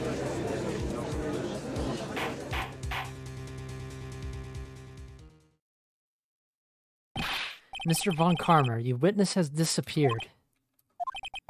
A search warrant has already been issued. It goes without saying that I cannot declare a verdict under these circumstances. I will extend the trial until tomorrow, the final day allowed. I request the police department utilize all its resources to find the witness. Am I understood? One more thing. Just who is that boat shop caretaker? I think his identity has become very important to this trial. I want him, and I want to know who he is. Very well. Court is adjourned. That was a crazy day. Yay, Nick, you did it. Yeah. Well, at least we got out from under that guilty verdict. And what about Larry? That was something else. Even Von Karma didn't know what to do with his testimony. Larry really helped us out. Sure, once I sifted through his unique testimony. Still, he did save us. I just wish our cases weren't so down to the wire all the time. I know what you mean. Sometimes I feel like it's us on trial instead of our clients. Hey, Edgeworth.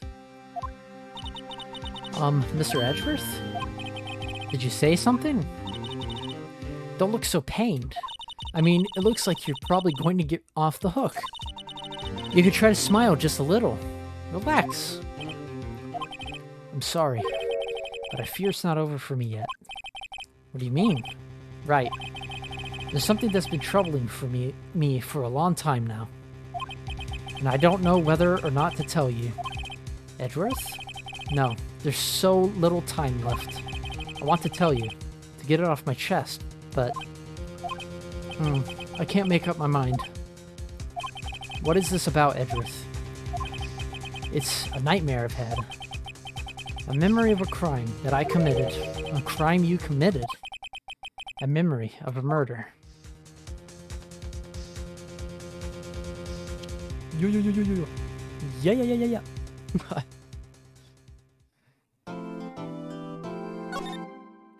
All right. Hopefully this will be the last break I take. I'm gonna take one more break. Hopefully it's the last one. I will be right back.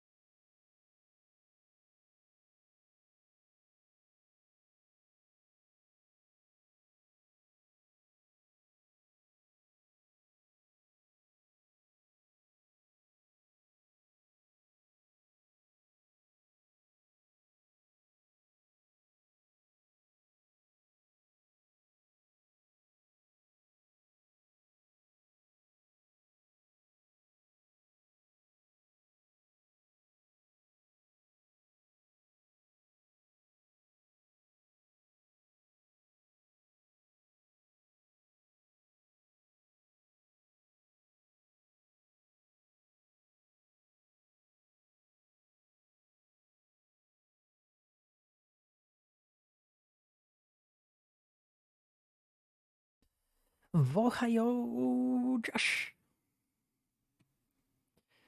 So, we continuing. I might try to finish this tonight, as long as it doesn't get super late. I don't think there's a whole lot left.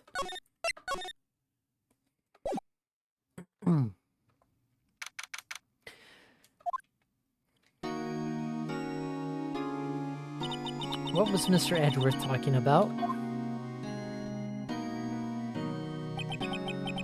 Let's go! Yeah! A memory of a crime that I committed. A memory of murder. Let's go, Josh! Yeah! Yeah. Do you really think Mr. Edgeworth killed? I don't believe it. Not Edgeworth. Some painful memory has been troubling him recently. But he'd never take someone's life. Never. Nick.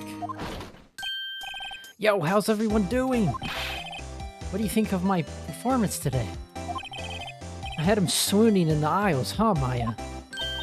Swooning? Me? Oh yes, I do remember feeling faint. Right on, tell me the truth. It was like love at first sight, right? Right, Nick? Huh? Me? Well, maybe my heart skipped a beat or two. I think you can do better than that. Come on, I saved Edgeworth in there, dude. Edgy. You guys should be bowing before me. Yeah, bow before your hero. Larry, you really helped out in the trial today. You did. If you weren't there, Larry, I'm sure Mr. Edgeworth would have been found guilty. Ha ha ha ha ha ha ha. But seriously, Nick.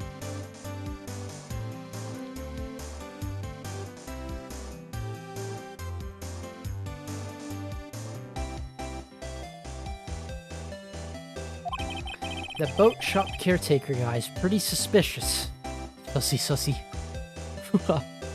Sus. But Edgy ain't off the hook yet. Way to spoil the mood, Larry. Hey, I'm just got a guy sitting in the audience, you know? But from where I was sitting, Edgy seemed pretty edgy. I mean, can you really know he's telling the truth about that night? Nick? I don't know. But what I do know is, I'm going to believe in you two until the end. Us two? Edgeworth and who else? You mean me, right? Nah, he means me, right, Nick? Yeah, you, Larry. Not me? But why you, Larry? Huh? Actually, yeah, why me, Nick? Enough with the silent treatment. Nick, why do you trust Mr. Edgeworth so much? I mean, he's changed recently, true. But when we first met him, he was kind of a jerk, don't you think? You didn't know him back then. Back when he wanted to become a defense attorney. Wait, was that when you two were classmates? Yes, in grade school. They saved me. Miles and Larry. They saved me, and I'll never forget it. That's why I became a defense attorney, you know? What? Hey, Larry, what's he talking about? Huh? Sorry, I kind of forgot. Okay, Nick, out with it. I'm going to hear this story today, and that's final. Okay. It's kind of a long story, so hang in there. It was the very end of 3rd grade. I was on trial. A class trial. A class trial? You remember, Larry?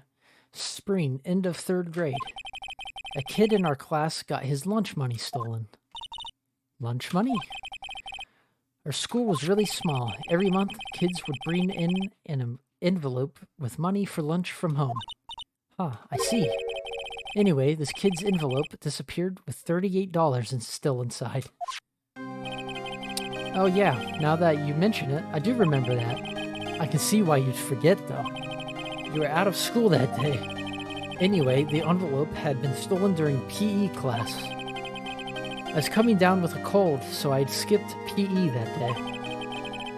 I was the only one not in class. So they thought you did it. Yeah. The kids in class said I should be put on trial. Trial? So the next day, we held a classroom trial with me as the defendant.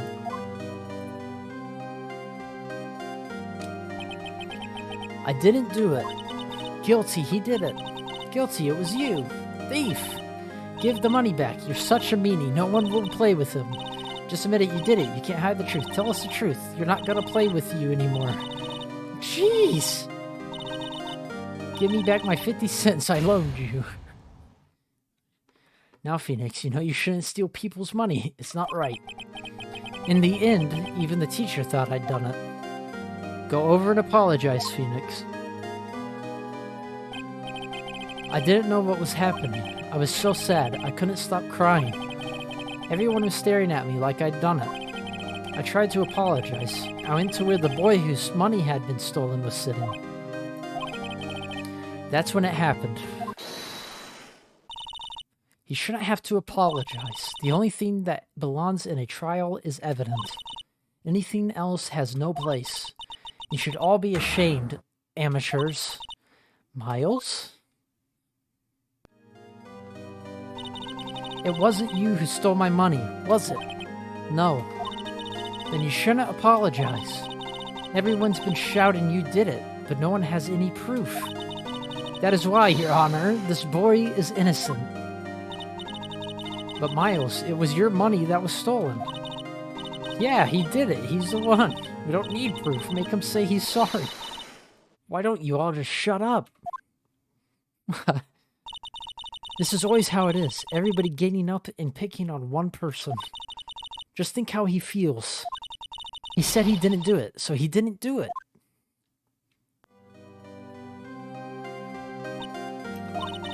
Very well. I will replace the money myself. This class trial is over. That's how it happened. After that, the three of us were the best of friends. Maya. Wow, I had no idea. Yeah, I had no idea either. I mean, I forgot. That's when I learned what it meant to be alone. Totally alone, without a friend in the world. You did a good thing, Larry. Yeah, well, I was just lucky that I took the day off from school. If I'd been there, they would have thought I'd done it. So I took it kind of personally, see? When something smells, it's usually the butts. Anyway, Edworth and I talked after that class trial. That's when I heard his father was a defense attorney. I remember his eyes would shine when he talked about his father.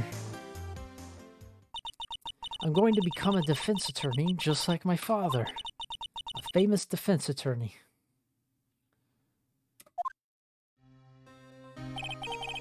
Then a few months later, he suddenly transferred to another school. The DL6 incident. Right. I'm not sure, but the transfer probably had to do with his father's death. It's so sad. It was several years later when I heard Edworth's name again. There's an article about him in the newspaper.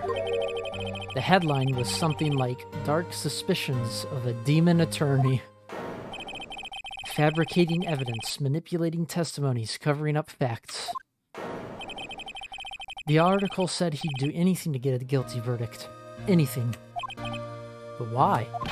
What happened? I mean, that's not the Edgy I used to know at all. That's what I thought too. I tried to get in touch with him, I don't know how many times. He never replied. I guess he didn't want to see his old friends. I couldn't just drop it though. I wanted to meet him, to learn why he had become who he became. That's when I decided. Wait, you don't mean... That's why? That's why you became a defense attorney? To meet Edworth? If I was a defense attorney, I knew he'd have to meet me whether he wanted to or not. In court. Edworth believed in me, and I believe in him. He's in pain, and no one's on his side. I'm losing my voice. I'm the only one who knows the real Edworth. I'm the only one who can help him. Whoa, Nick. So is that why you helped me out for free? Yes. I helped you because I believed in you. Except I don't remember saying I'd do it for free. Aw, Nick. We have to save Mr. Edgeworth, if it's the last thing we do, okay? Right. It very well may be. First, there's that rental boat shop caretaker. We need to find out who or what he is. I'd settle for who. I guess I can clean out some of this evidence I no longer need. Okay, let's go.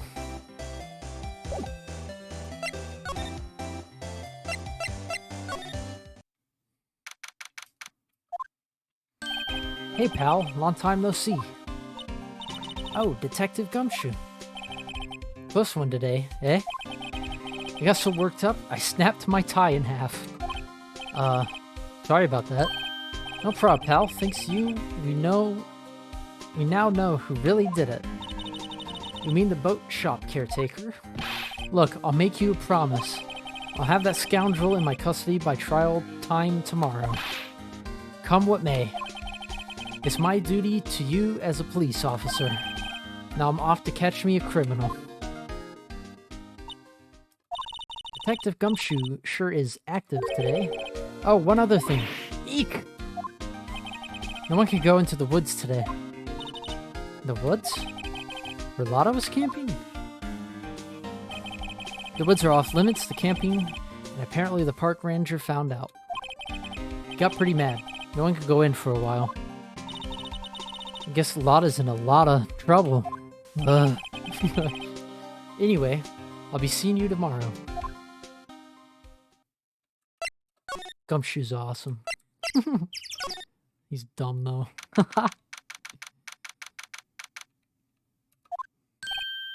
Huh? The steel eyesore's missing. Eyesore? Looks like the hot dog stand is closed too.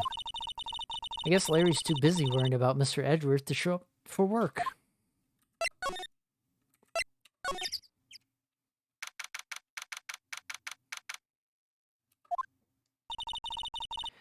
The old caretaker got away. Yep.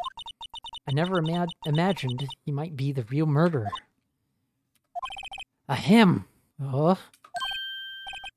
I'd know that clearing of the throat anywhere. Aha, hello! What might you be doing here? Out for a walk? Ah, the days of my youth. Like the scent of fresh lemon, you see. Mr. Grossberg, this is no time for idle reminiscing. Mr. Edgeworth's trial ends tomorrow. That is true, yes. But from what I saw of today's trial, Edgeworth should be fine, right? Well, I'm not so sure about that. Ho, what do you mean by that? Well, I'm not sure. If you find anything out, come by my office at once. May be able to offer you some assistance. Thanks. Bye. What do you think Mr. Grossberg was doing here anyway? Who knows?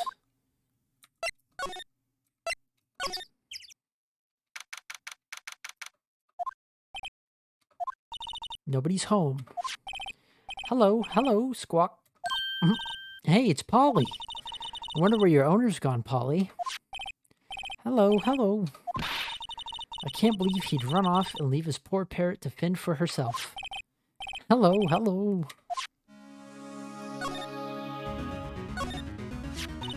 Maybe I should take care of Polly, Nick. You probably shouldn't just kidnap her. The police know about her anyway. I'm sure they'll do something. Well, okay. Sorry, Polly. It says I can't take you. Great, now the bird's going to hate me. That reminds me, Nick. Polly here knows the number to the safe, right? Yeah, that's right. Polly, what's the number to the safe? 1228. Squawk. Let's open it, Nick. Come on. I'm sure there isn't any money in there. Aw. But hey, it keeps it locked, right? So there must be something of value in there. I'm not so sure. Okay, Nick, let's see what's in there. I guess there might be a clue or two. The only thing in here is a letter. A letter? Aw, boring. There's no name or signature on this thing.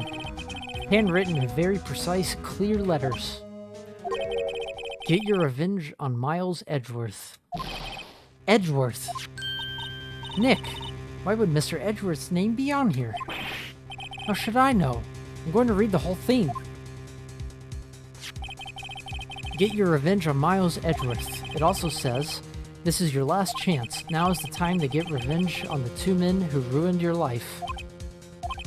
The rest of the letter goes on to describe the murder plot in detail. How to kill Robert Hammond and frame Edgeworth. Calling Edgeworth out to the lake. Getting on the boat. Firing twice. This is exactly what I figured out today in court. It's all here in perfect detail. What do you think it means, Nick? I don't know, but it looks like these are instructions for that caretaker. When he killed Robert Hammond and called out Edgeworth, he was following instructions. But who could have written that letter? And what does it mean? To get revenge on Miles Edgeworth. Look, I don't know, okay? But one thing's for certain. This letter is an amazing clue.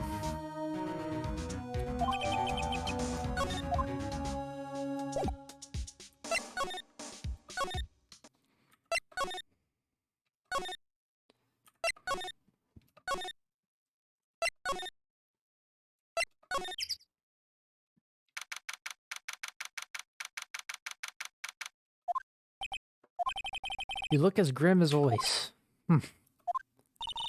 Mr. Edgeworth? I heard the story about the class trial. Class trial? What do you mean? You don't remember? No, I don't. Your lunch money was stolen, wasn't it? In 3rd grade? Lunch money? Oh right. Yes, I seem to remember something like that.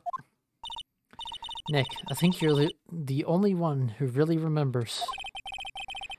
Well, it probably only really mattered to me anyway. Mr. Edgeworth, didn't you know? That trial was the reason Nick became a defense attorney. Ridiculous. Gee, thanks. That said, it does sound like the kind of thing you'd do. You haven't changed a bit, have you, Wright? So simple. To a fault, even. Well, maybe, yeah. But I think you changed too much, Edgeworth. Perhaps. Hey, Edgeworth, why did you become a prosecutor anyway? You used to look up to your dad. You said you wanted to be a defense attorney, right? I couldn't let myself deny reality like you. What do you mean? My father was taken from me, and you want me to defend criminals. I'm sorry, Wright, but I'm not that good of a person. One suspect was apprehended in your father's murder, right? Yes.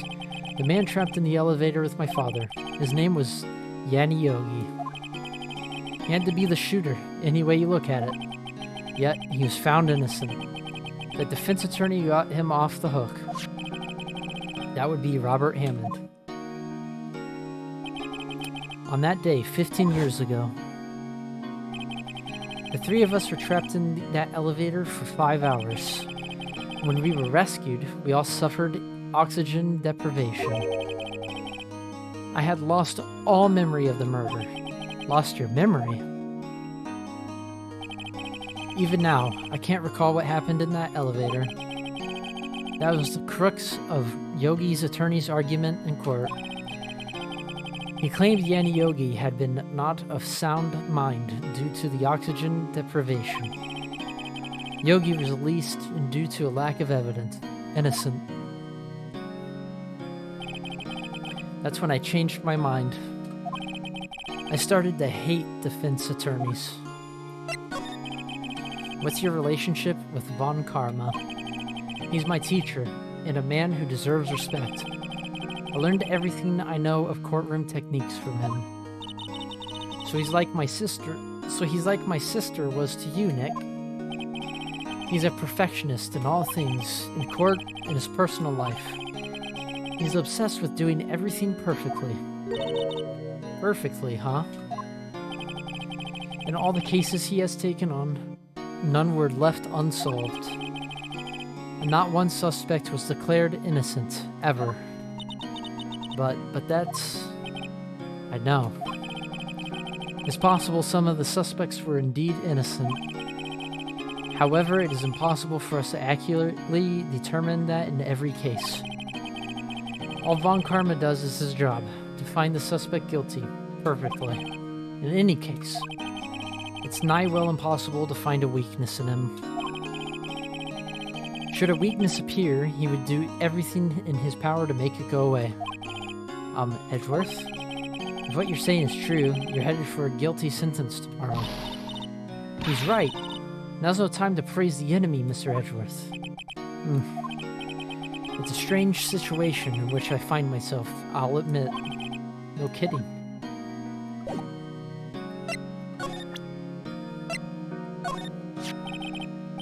Edgeworth, see this letter?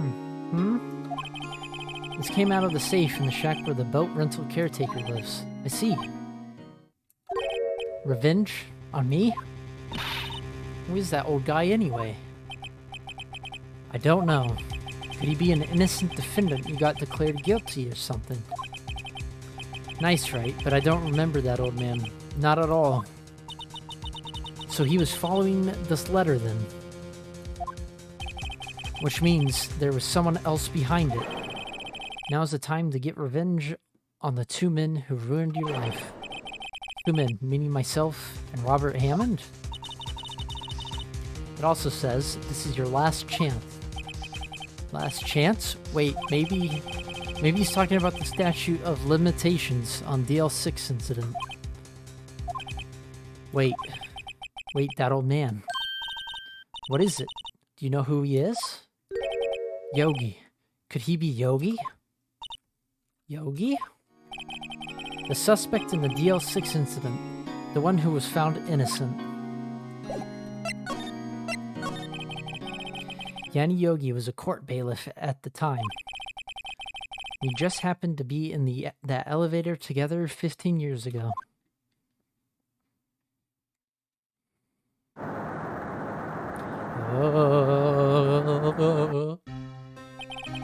The quake was incredibly strong. Papega. Before I knew it, everything was dark. We were there for so long, it felt like forever. The air thinned, and the darkness closed in on us in that little box. We became unsettled. Help, I can't breathe. Quiet, I said quiet. You're not making this any easier. I want to get out. Help, get us out. Don't shout, you'll just use up more oxygen.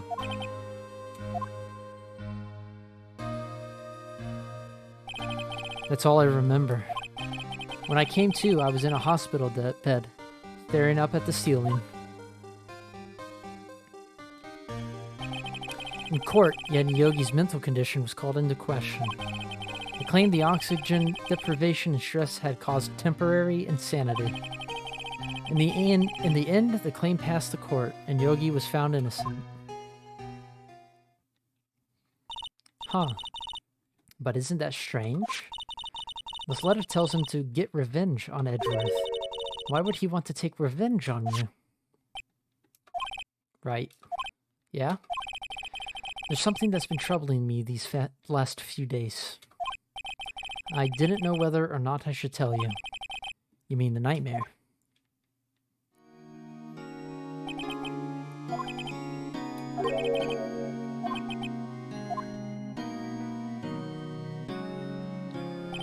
I think the time has come to tell all. For the last 15 years, I've had the same dream almost every night. I wake up in a fearful sweat every time. What kind of dream? It's a dream about my father's killing, in the dark. Help, I can't breathe. Quiet, I said quiet. You're not making this any easier. I want to get out. Help, get us out.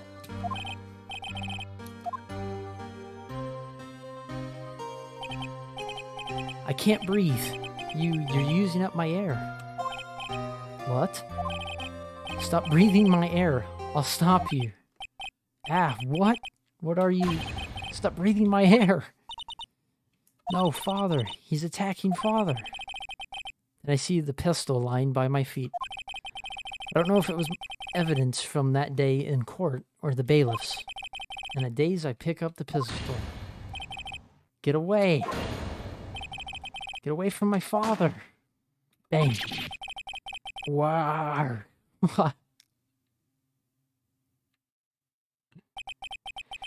And with that scream, I wake. It's a bone-chilling scream. A scream that has run in my ears for the past 15 years. But that's just a dream, right? Right? That thought is the only thing that has kept me sane for the last 15 years. But what if I'm wrong? What if it's real? They say that sometimes people shut out memories in self-defense. Maybe it was I who killed my father. What? If you think about it that way, this letter makes sense. Get your revenge on Miles Edgeworth. Think about it. Yogi was really innocent. That's why he wanted revenge against me. Wait, Edgeworth, you mean it was me? I was the true criminal of DL6. I shot my father. This is bad. What are we going to do, Nick? What can we do?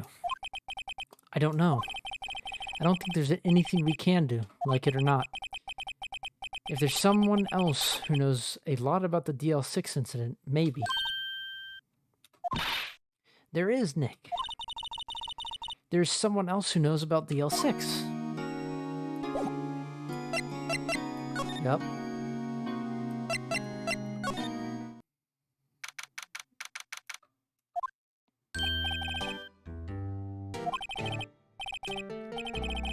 Ah, hello there. What's wrong? You look troubled. No kidding.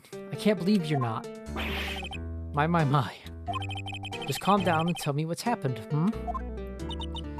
It's Mr. Edgeworth. He...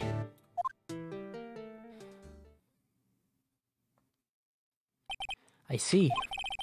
So Edgeworth dreamt he shot his own father. It's only a dream. Only a dream. I wonder. What?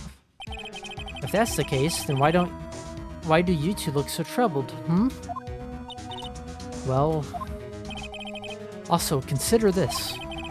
Yogi quite certainly holds a deep grudge against Miles Edgeworth. So deep, he'd want to frame him for murder. This leads me to surmise that Mr. Edgeworth's dream was not a dream. It was real, as you imagined. Miles Edgeworth threw the pistol to save his father. The pistol fired, and the deed was done. No, I don't believe it. Yogi was suspected of murder, and his career as a bailiff was irrevocably wrecked. Thus, he sought revenge on Miles Edgeworth.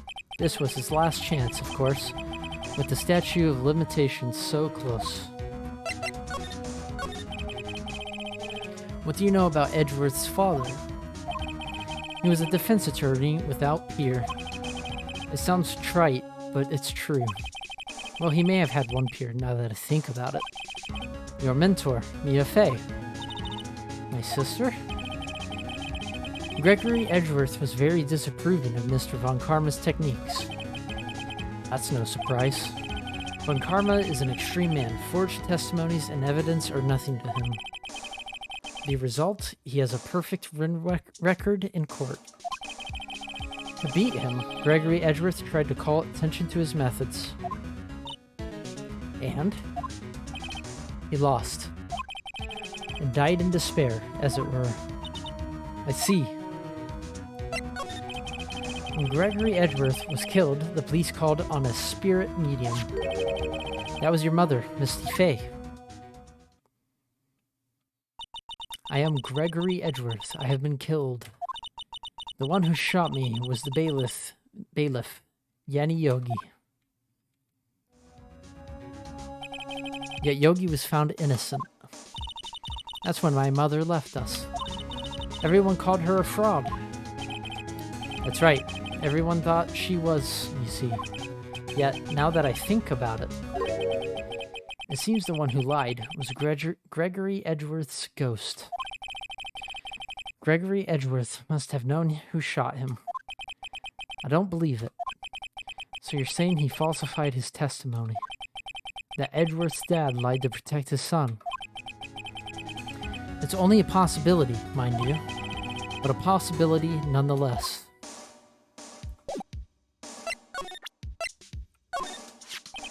Oh ho, so this is the letter. It does seem that Yogi was following this letter when he killed Hammond. But why kill Robert Hammond? Hammond was a skilled defense attorney, but he defended clients, not for their sake, but for his own. Huh? His own sake? He never trusted his clients, that one. The only thing he trusted was his own ability. But he got his client found innocent, so why should it matter? Actually, my dear, it's quite different. He won that innocent verdict for no one but himself. Yogi was a free man, but socially he was ruined. Huh? You'll understand soon enough. Wait, what is it? This letter. I've seen this handwriting somewhere before, a long time ago. Whose handwriting was this? Do you have any idea who wrote this? Could it be Manfred von Karma? Von Karma? Why would he have something to do with this? Well, I'm not sure. Von Karma. Von Karma. Wait, you're right, my boy. This is Von Karma's handwriting. I'm sure of it. I used to see it all the time on court reports.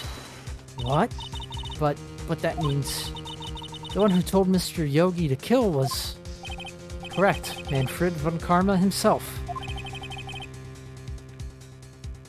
What does this mean, then? Why would von Karma want to frame Edgeworth?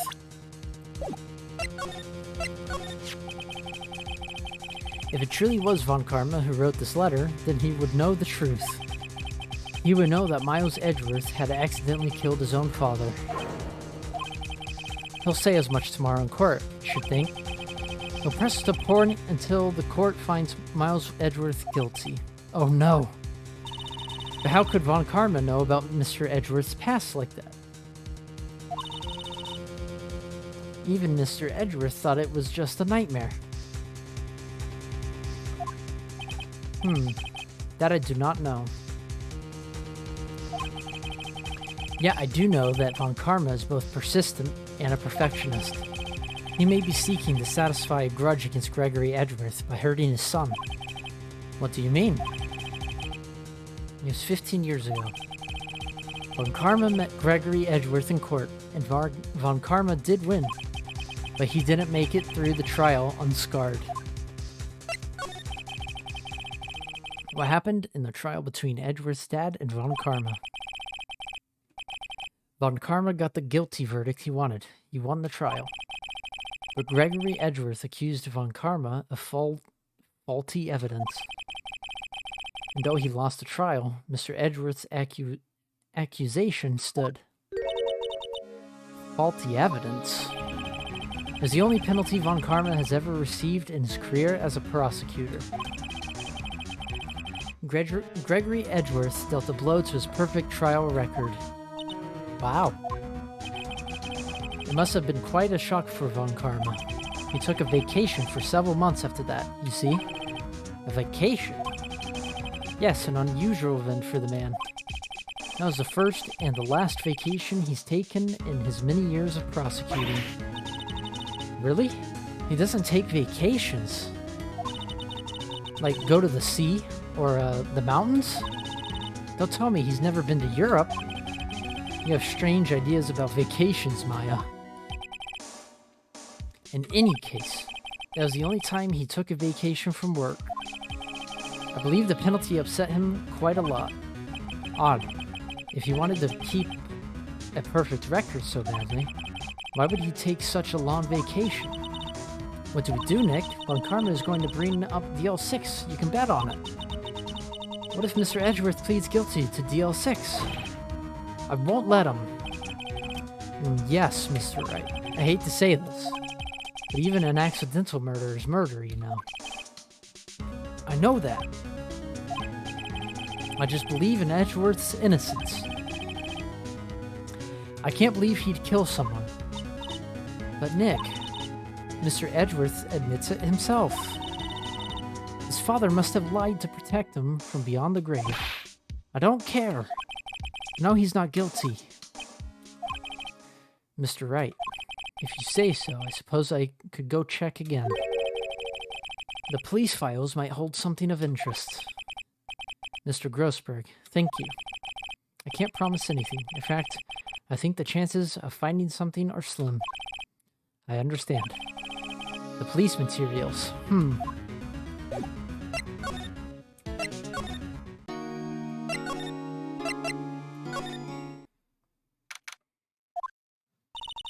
There's hardly anyone here. Everyone must be out looking for the old guy, Yogi. Ah, it's you. I don't think Gumshoe will be coming back today. He's staying out late looking for someone. Sounds like Detective Gumshoe's pounding the pavement for real. We were wondering if we could check out the records room again. Well, now I can't have just anyone wandering in there, but I guess Mr. Von Karma is in there now anyway. You can go in as long as he's there. Von Karma?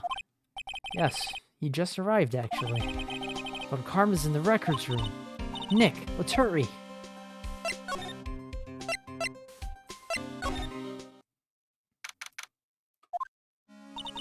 Dusty as always. We were only here just yesterday. I'm sure they just haven't had time to clean. What's wrong, Nick? Nothing. I was just noticing that he isn't here.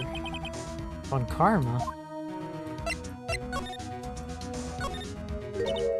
Huh? One of the drawers here is open. Someone must have been looking in it recently. The label says, Unsolved Cases, Evidence. Unsolved Cases. Nick, the file for DL6 is completely empty. What? What are you doing in here? Eek! Von Karma! You! How do you know my name? Huh? Have we met? What are you saying? We see each other every day, don't we? We're Miles Edgeworth's defense team. Defense team? Ahem, I beg your pardon. You see, I rarely remember defense attorneys. They are like bugs to me, needless things to be crushed. I could see how this guy was Edgeworth's mentor. Mr. Edgeworth is your student, right? A romanticist who still can't shed that veneer of amateurism. Just like his father, always second-rate, Mr. Von Karma. You had an axe to grind with Mr. Gregory Edgeworth, didn't you? Me? A grudge against a mere defense attorney? Why? Because he dealt a blow to your otherwise perfect trial record. So you did. But what I don't get is, why do you just take his son under your wing afterwards? The son of your most bitter rival. That, my dear attorney, is none of your business. Tomorrow will be the last day of this trial. It's been a while since I've had a defense attorney last this long. Still, you will lose in the end. Miles Edgeworth will admit his own guilt. His guilt of 15 years ago, you mean? You're quite the researcher. If you've done your homework so well, then certainly you must understand. You know what Miles Edgeworth will tell the court tomorrow? We were right. So Von Karma is going to bring up DL6 in court tomorrow. Yeah. Mr. Von Karma, have a look at this. This was you, wasn't it? You instructed Yanni Yogi to commit murder. Yanni Yogi. How many years has it been since I've heard him called by that name? He's a fool. I told him to burn it after he read it. So you admit it. You wrote Mr. Yogi this letter. Yes, my dear defense attorney. Thank you for taking the trouble to bring it to me. You saved me from a lot of needless hassle. What? Nick, what is that thing? A stun gun for self-defense, usually. Indeed. 600,000 volts will course through your body like a dog touching an electric fence. 600,000? Oh, don't worry. People don't die from it, usually. Now give me the letter. No! No! Whoa, what are you? Nick, run! Ah! No! Maya! Out of my way. Wah!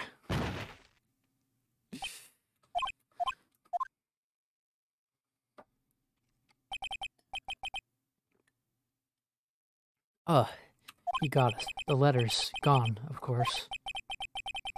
And he took the DL6 evidence. All of it. Back to having no clues. Wait, Maya jumped first. Maya, is she okay? Maya! Maya, open your eyes! Maya! The letter, did he take it? Huh? Oh yeah. Are you okay? I couldn't stop him. I jumped as fast as I could, but one shot from that thing knocked me out cold. I'm useless. I'm no good as a lawyer or a medium. I can't even call my sister. Not even now, when we need her the most.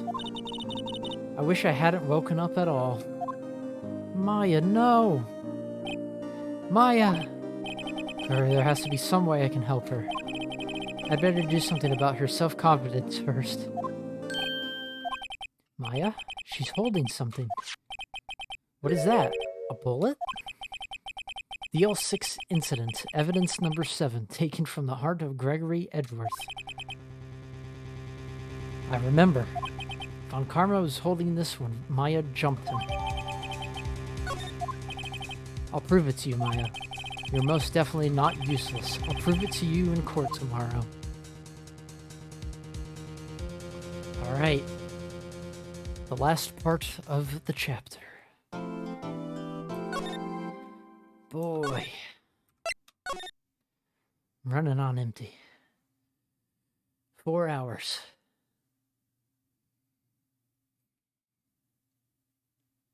I have a feeling this isn't gonna be short.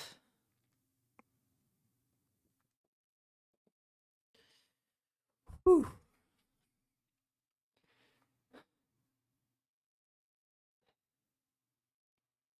My hands are going to sleep from having them up.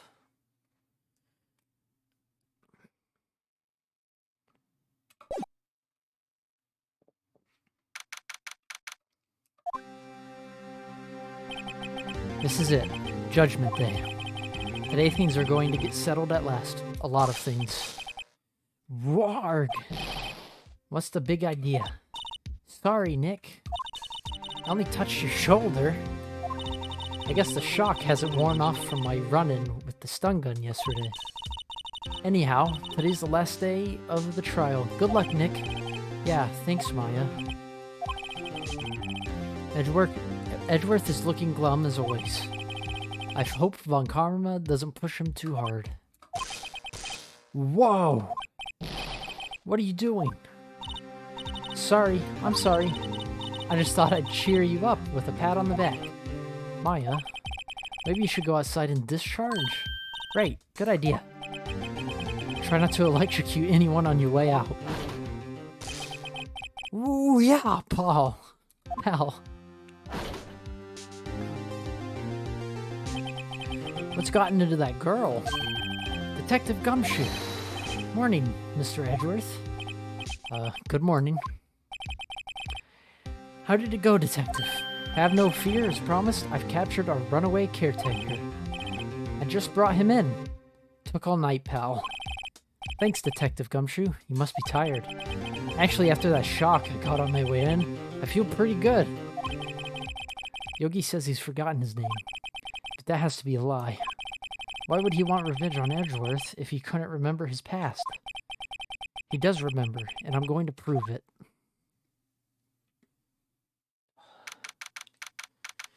Whew.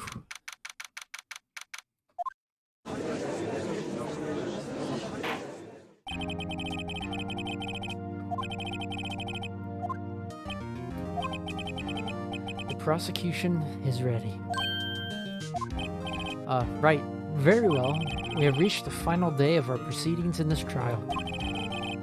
I ask that the prosecution submit this decisive evidence. Understood. Come on, don't be awed into silence by every little thing he says. Very well, Mr. Von Karma. Your opening statement. Right. Thanks to Detective Gumshoe's efforts, the boat rental shop caretaker has been arrested. In yesterday's trial, the defense asserted that the caretaker was the murderer.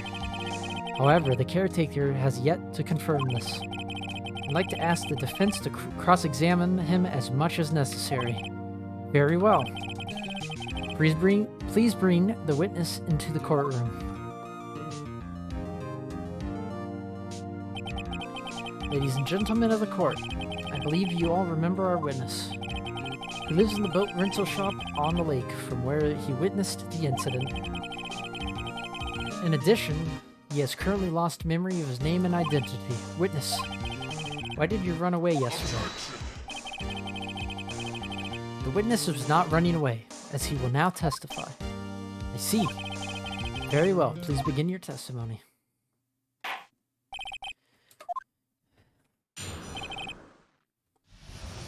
Oof.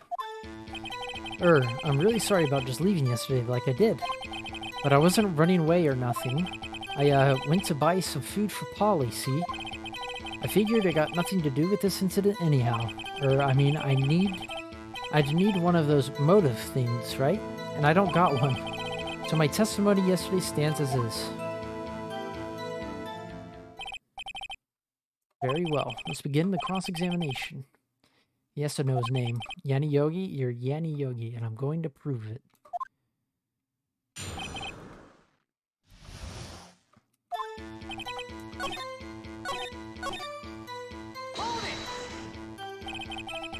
You've lost much of your memory, is that correct?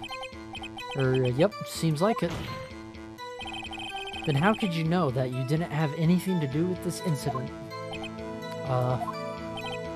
Or maybe you're lying about not having your memory, hmm? You know exactly who you are. The witness has testified quite clearly that he has no memory of who he is. If you claim he's lying, then show the court proof. I'm glad you've come to your senses, Mr. Wright. Very well, witness. Please continue.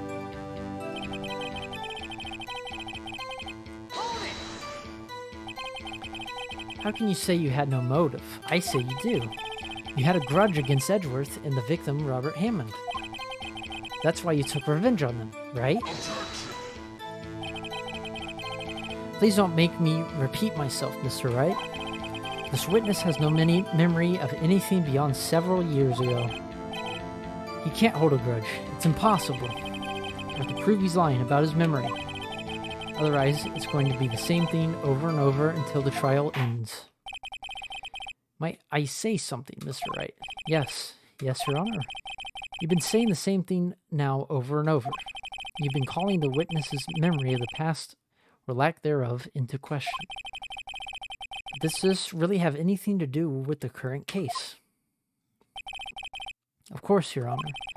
The witness has said he has nothing to do with this case and no motive. Both of these statements are lies. Order, order. Mr. Wright, there's a serious problem with your claim. Or are you saying you know who this witness is? Of course, Your Honor. Ho ho, now, this is interesting. I would like to know myself. So, who is he? Don't play dumb, Von Karma. Mr. Wright, please tell us this witness's name. His name is Yanni Yogi, a former court bailiff. Yogi? That name seems familiar. Oh, Yanni Yogi, from the DL6 incident. It figures the judge would have heard of it. It was such a famous case. But what does this mean? Your Honor, if this man is Mr. Yogi, then he has a clear motive.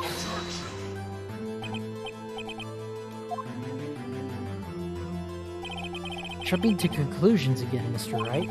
This man, this witness, is Yanni Yogi. Fascinating. However, how do you propose to prove this to the court?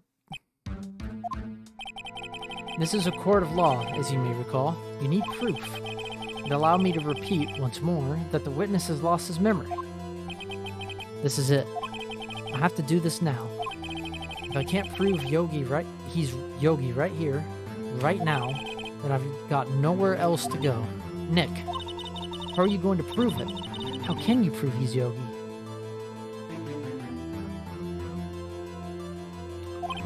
It's okay. It's actually quite simple. Your Honor, please take this man's fingerprints. Then we'll compare them to the fingerprints on file for Yanni Yogi 15 years ago. I see, that makes sense. Huh? I'm so very, very sorry, Mr. Wright. Why? The witness has no fingerprints. What? What? No fingerprints? You see, before I worked as a caretaker, I worked at a chemical plant. I burned my fingers working with this stuff. Yep. What? Yogi, you sneak. You burned your fingerprints off to hide your past. Well, if the witness has no fingerprints, I guess we will not be able to prove his identity. No. What will you do now, Mr. Wright? It seems that the case has been decided, no? No. I know what happened. I know everything.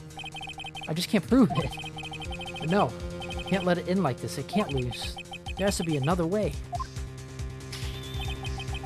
There's no one who can testify us as to who this witness is. No one. Nick, what are we going to do? I didn't even consider that he might have erased his fingerprints. What do I do? Well, Mr. Wright, perhaps you'd like to cross-examine his parrot for a little comic relief, hmm? Yeah, very funny. You're sore winner, Von Karma. Wait a second. Cross-examine his parrot. What is it, Nick? No, you're not going to. Your Honor. The defense would like to take Mr. Von Karma up on his proposal. Take Mr. Von Karma up on my proposal? Exactly, Your Honor. I'd like to cross-examine the witness's pet parrot.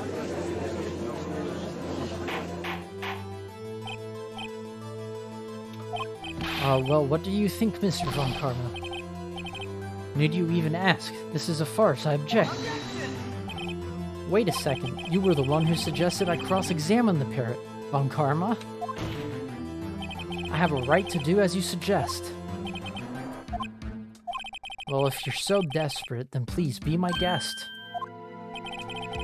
Of course, should you go through with this, and nothing comes of it, then I hope you're ready for the consequences. Nick, this is crazy. Well, so want to go through with your little game. Let the parrot take the stand. I will cross-examine her, Your Honor. This is the most ridiculous thing I've ever heard. Except the parrot. She's my last chance. At least, I think so. Bailiff, bring in the parrot.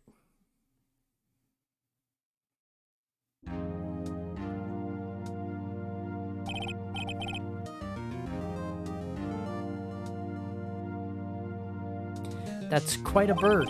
Please tell us your name? Name. The witness is ignoring me. It must hurt to be ignored by a bird. Very well, witness. Who is your owner? Please testify for us.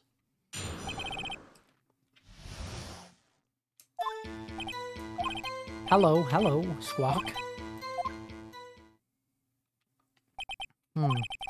Certainly the most concise testimony we've had so far. Right. What are you going to do, Nick? I don't know. What do we do, Maya?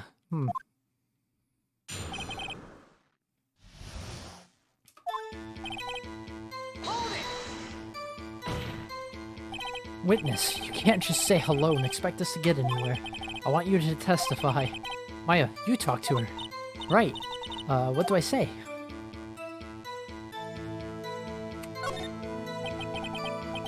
As I recall, 2 days ago...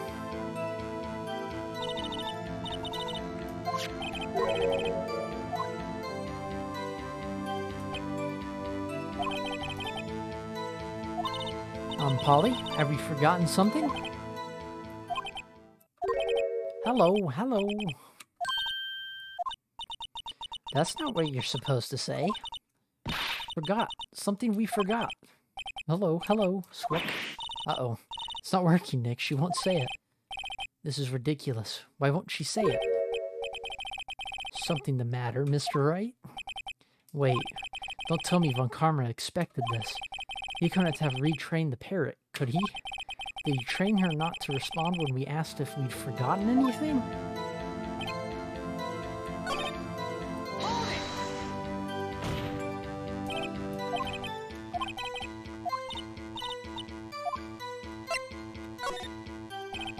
Maybe I should get her to say her name. Polly, Polly, what's your name? Polly, Polly, Squawk.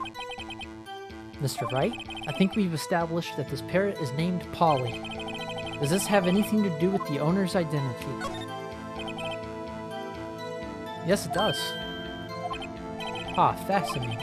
You claim that the parrot's name will prove her owner's identity. Then show us this proof. Nick, don't you think you're taking the bluff a little too far? Listen, we're not here to answer the question of who is the caretaker. We're here to prove that he is the Yanni Yogi. All we have to do is tie the name Polly to Yogi. Your Honor, the proof for the parrot's name reveals the caretaker's identity is... the DL6 case file.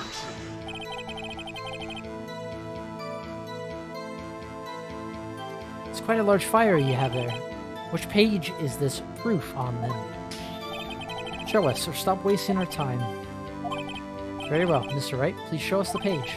Where in this file is the information connected to the parrot's name?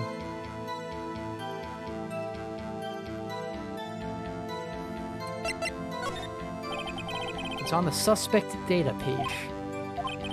This page has all the information about Yanni Yogi. Right after he was arrested, his fiancée committed suicide, see? Jeez. Indeed. It does say that, yes. What was his fiancée's name? Polly Jenkins. Polly. Exactly, Your Honor. He wanted to remember the name of his fiancée who had committed suicide. God, that's sad.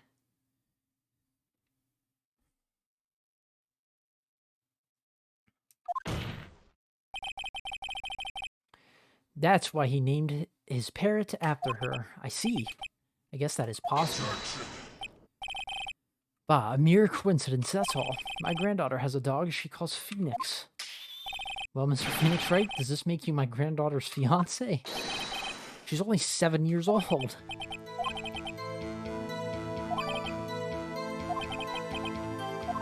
Nick, we're getting closer. One more. Alright, I might... Oh, if it's repeated stuff, I'm not gonna talk, because it's getting to me.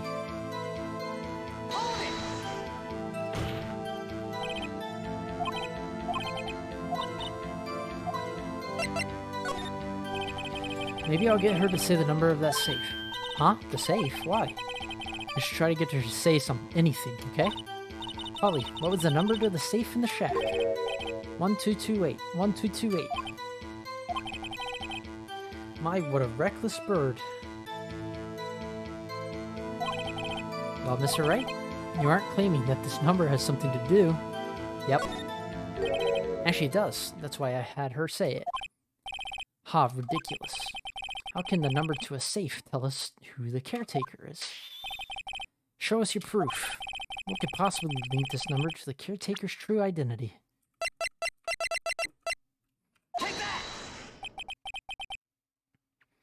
The DL6 case file.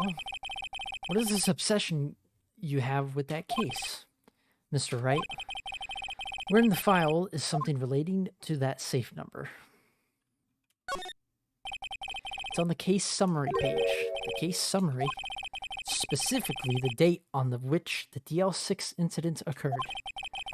The date of the incident, December 28th. Why, that's today's date, 15 years ago. And the number on that safe is 1228. He used the date of the DL6 incident as the number for his safe, Your Honor. That's how important that date was to him. I see. It certainly is an interesting coincidence. People often do set their secret numbers to dates. Bah, this is not intangible proof. I set my ATM card's number to 0001 because I'm number 1. This has nothing to do with a date. Nothing. That's enough. I think we've reached a conclusion here. This is a mere coincidence, that's all. True, that is a possibility. However, two coincidences at the same time seems more like a pattern to me. What are you saying? Summon the caretaker of the boat shop. Immediately. Witness, tell us your name. Wait, this witness, he doesn't remember. No, it's okay. I've accomplished what I wanted to do. I'm done. Nick, he looks totally different. This is the real Yogi, I think, finally. He's been acting feeble to hide his true identity. Acting for 15 years. Well, let me ask you again. Please state your name for the court. My name is Yanni Yogi. 15 years ago, I served as a bailiff in this very court. Order! Order! Yanni Yogi, so was it you who killed Robert Hammond and tried to frame Miles Edgeworth for his death? Yes, it was me. I did it. They put me on the witness stand 15 years ago. Robert Hammond, he said I was mentally unsound. He told me it would make me innocent, get me off the hook. So I pretended to have brain damage. I was innocent, really, but he didn't believe me. We won the trial, but I lost everything. I lost my job, my fiance, my social standing. Then this year, 15 years later, a package arrived. It was a letter and a pistol. The plan was written out in careful detail. It was a plan for me to take my revenge on the people who ruined my life. I didn't care who had sent it. Thought this was my chance after 15 years. This was it. Finally a chance to have my revenge on Robert Hammond and Miles Edgeworth. I have no regrets. Wait a moment. Revenge against Miles Edgeworth? What do you mean? I'm not at liberty to speak on that matter. Why don't you ask Mr. Edgeworth yourself? Anyway, I admit it. I was the one who killed Robert Hammond.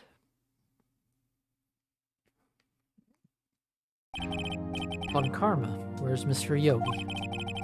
Under arrest, Your Honor.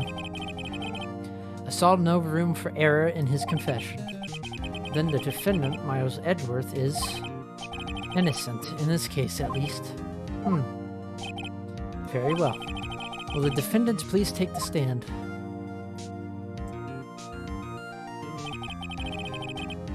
There are a few mysteries left unsolved. Still, you are cleared of suspicion for this particular case.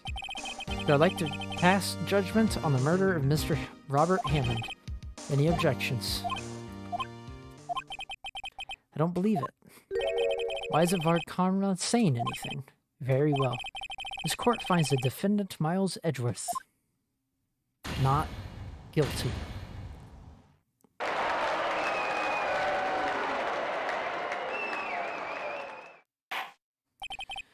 That is all. This court is adjourned. Of course. Did someone just say objection? Wasn't von Karma. Wait, but that means no. Edgeworth? You're on. I object to your judgment. What do you mean? I'm not innocent at all. As we have heard, Yanni Yogi killed Robert Hammond in revenge. But revenge for what? Nick, Edgeworth is trying to confess. He's going to say he's guilty. He's going to tell them he was the murderer in the DL6 incident. He's going to tell them he killed his own dad. Uh-oh, what do I do? The judgment has already been passed. I object to Edgeworth's outburst. Didn't something like this happen yesterday too? I believe a certain witness raised an objection after a guilty verdict was passed. That would be Larry. We must hear this new statement. We must hear Miles Edgeworth. He's right. We have a duty to hear Mr. Edgeworth out.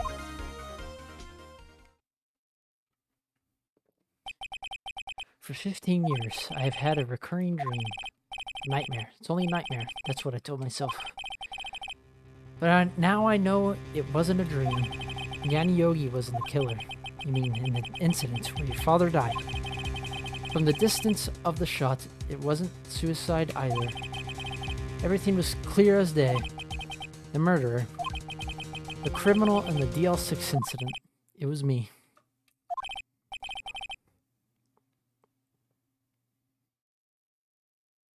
Your Honor, I confess my guilt.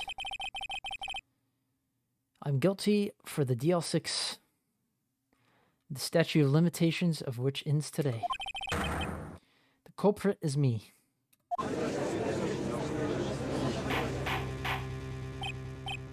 Order, order. This is certainly unexpected. The defendant declared innocent is confessing to a different crime. A crime which the statute of limitations runs out today. I'm not really sure I should deal with this. Ah, it's obvious. We hold a trial, right here, right now. We try this man for his crime of 15 years ago. I think I would like to take a 5-minute recess. During this time, I will consider the appropriate course of action to take. Court is adjourned.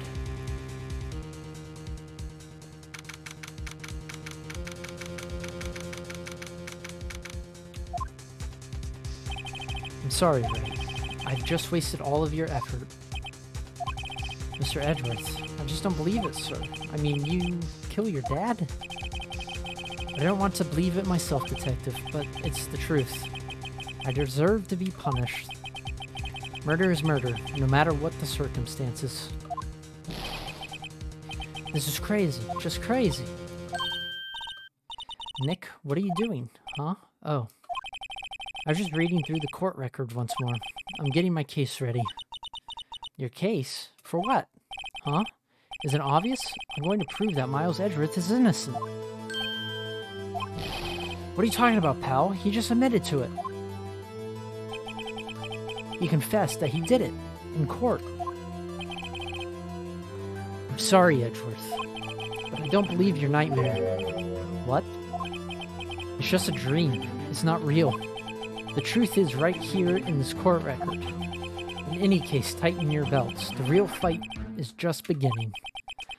I'll prove you're innocent. Trust me. Right.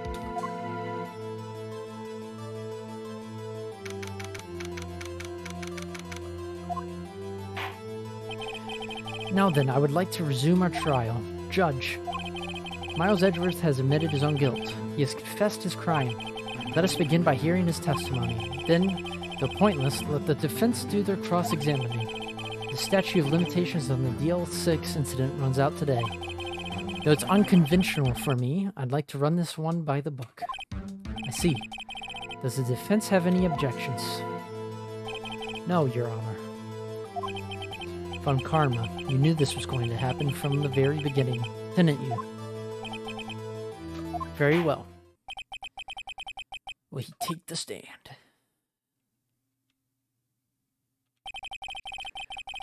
Will the witness state his name and profession? Miles Edgeworth, I am a prosecuting attorney. Mr. Edgeworth, 15 years ago, you mistakenly killed your father, Gregory Gregory Edgeworth. Is this correct? It is correct. And testify about this matter to the court. When Edgeworth was telling me about his dream yesterday, I noticed something. One detail didn't quite fit. That will be the key, but only if I can get it to work. Please, please.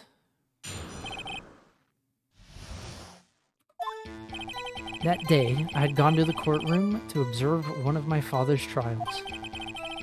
As we went to leave, an earthquake struck, trapping us in the elevator.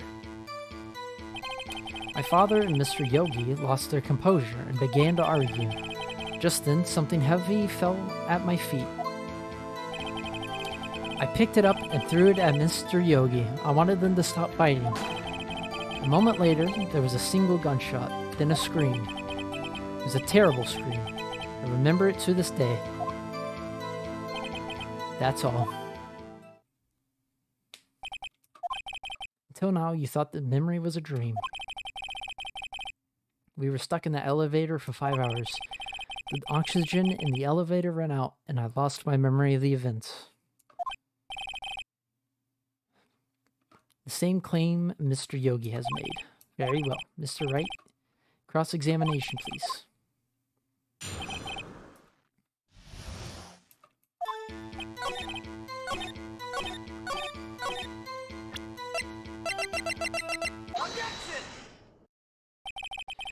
Are you sure you only heard one gunshot? Yes, I'm sure of that. I heard the shot and the scream. Then everything faded. I was unconscious until the rescuers came. I see. No, Your Honor. Unfortunately, you don't. Look at this file one more time. This plainly contradicts the witness's testimony. You do enjoy dragging out that file, don't you? I don't accept this evidence unless you can tell us what page it's on. Which page contradicts Miles Edgeworth's testimony? Look at the victim data in this file. It says it quite plainly. The murder weapon was fired twice. Miles Edgeworth only heard one gunshot, yet the murder weapon was fired twice. The first shot was the accidental firing when the pistol was thrown. So, who fired the remaining shot?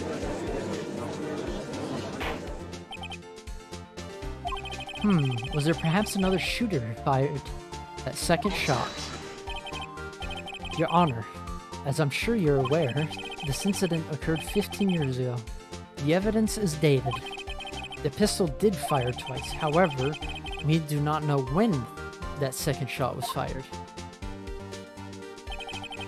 It might have been fired the day before the incident. There's no proof that the second shot had anything to do with this incident. What? I see. You do have a point, Mr. Wright. The murder weapon was fired twice, as we have heard. One of those shots was fired by the defendant, a boy at the time. Do you have any proof that the other shot fired had something to do with the case? Your Honor, I think I will be able to show you proof. What? Impossible. Not now, Mr. Von Karma. Save your surprise for after you've seen the evidence. Very well, Mr. Wright.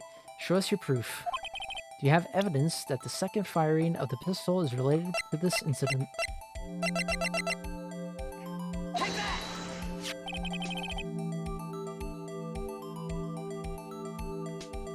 Look at this photograph. This is a photograph of the scene of the crime, 15 years ago. I can see that the victim lying there is Gregory Edgeworth. This proves the murder weapon was fired twice at the time of the incident. This photo proves it. So let me get this straight. This photo proves 2 shots were fired. Where? Your Honor, please. Please get a clue. Show the judge the contradiction in this photo. As should be obvious, the contradiction is here. See, a bullet hole in the door. Your Honor, Gregory Edgeworth was killed by a shot from the pistol, yet there's a bullet hole in the elevator door. We also know that the murder weapon was fired twice. Thus, someone other than Edgeworth fired that second shot.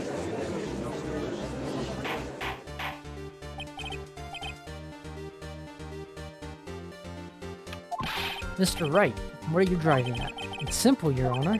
At the time of the incident, 2 shots were fired.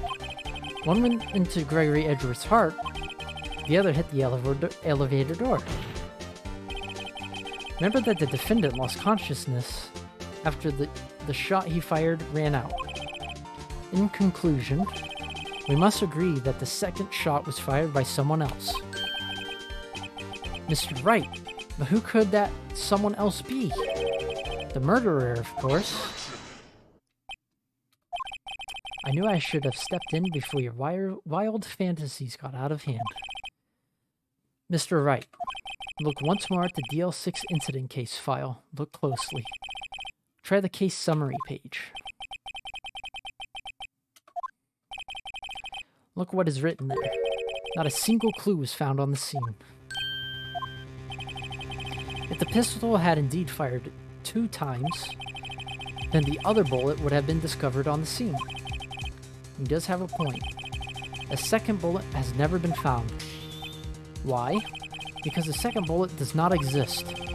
The bullet that claimed Gregory Edgeworth's life was the one fired by his own son. That is the truth of this matter. The whole truth.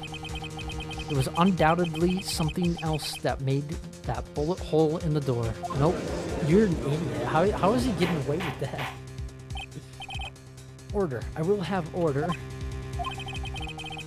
Mr. Wright has proven one thing to us quite clearly, that the murder weapon was fired twice at the time of the incident. However, as Mr. Von Karma says, the second bullet fired was not found. It is highly unlikely that the police merely overlooked the second bullet.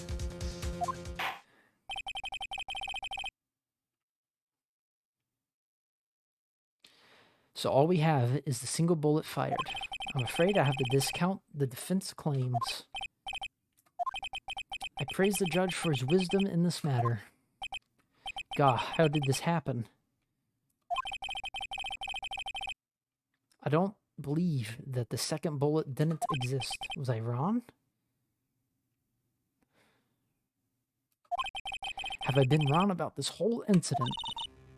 What are you doing, Nick? Why are you raising an objection? I'm sorry, Maya. What? It looks like I was wrong. Nick, if the second bullet wasn't there, then all my conjectures are for nothing. No. But you said you'd do it, Nick. You said you'd get Edgeworth declared innocent. I'm sorry. It's just when I saw the photograph, I thought 2 shots had been fired. I was so certain of it. I thought I'd won. I thought there was another person, someone else who fired the killing shot. But now, I was wrong to think it could be that simple. This case has stood unsolved for 15 years. Nick. Well, it seems that we have finally cleared up this incident. Only 1 bullet was found at the scene of the crime. The shot was fired by Miles Edgeworth. Precisely. I'd like to ask one thing of Miles Edgeworth before passing my verdict. Have you been paying attention to the trial so far? Yes, Your Honor. Do you have any objections? No. No, I do not. So you killed your father, though that was not your intention. Yes, I did. Oh no. He's accepted the guilt. Very well. The statute of limitations on the murder of Gregory Edgeworth runs out today. Therefore, I must pronounce a verdict on the defendant today, right here. Right now, indeed. Does anyone have any objections? I've been here before. It's just like my first day in court. There are so many things I know I should be saying, but my mind's gone blank. I can't find the words. Mr. Wright?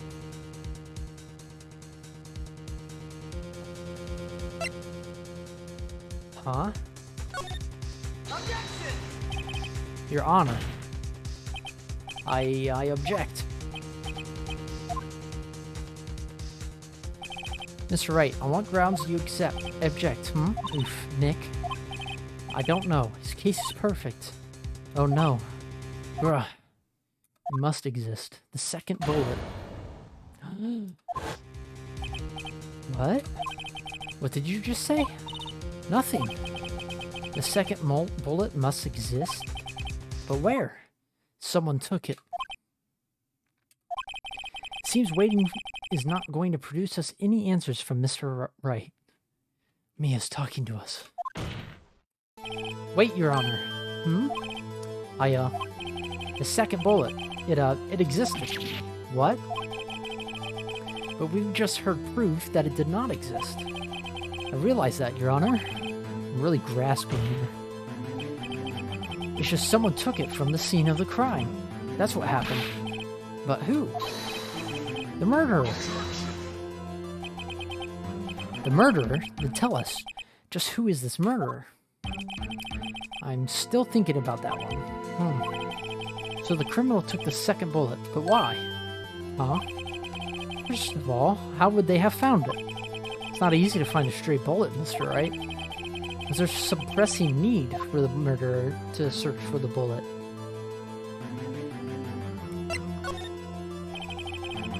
Why would the murderer have spent the time to look for that stray bullet? I haven't got a clue. What's wrong, Mr. Wright?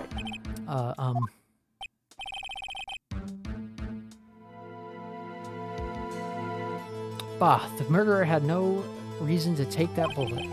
You don't want to admit it, but it's true. Eric had to take it. Had to take it? The murderer? What does that mean? You're thinking too normal. Think crazy. Don't think why the bullet was taken. Think why the bullet had to be taken. Mr. Wright? Yes, Your Honor. I have no idea what I'm doing. Well, the murderer had no intention of taking the bullet from the scene. But the murderer had to take the bullet. Had to, Mr. Wright? What do you mean? Well, for instance... For instance, what? Maybe the bullet, hit the murderer. The bullet hit the murderer. Just saying, for instance. I mean, if it hit you, you would have to take it with you, wouldn't you? It's not like you could perform surgery right there, you know? Wait a second. I was just talking off the top of my head, but what if that's really what happened? Let me get this straight. So at the time of the murderer themselves was shot, and they left with the second bullet still inside of them, thus leaving only one bullet at the scene of the crime. Yes, I guess that's how it would work, yes. But there's a problem with that. The other two people rescued from that elevator, Miles Edgeworth and Yanni Yogi, were both unharmed. So that would mean the murderer came from outside, yes.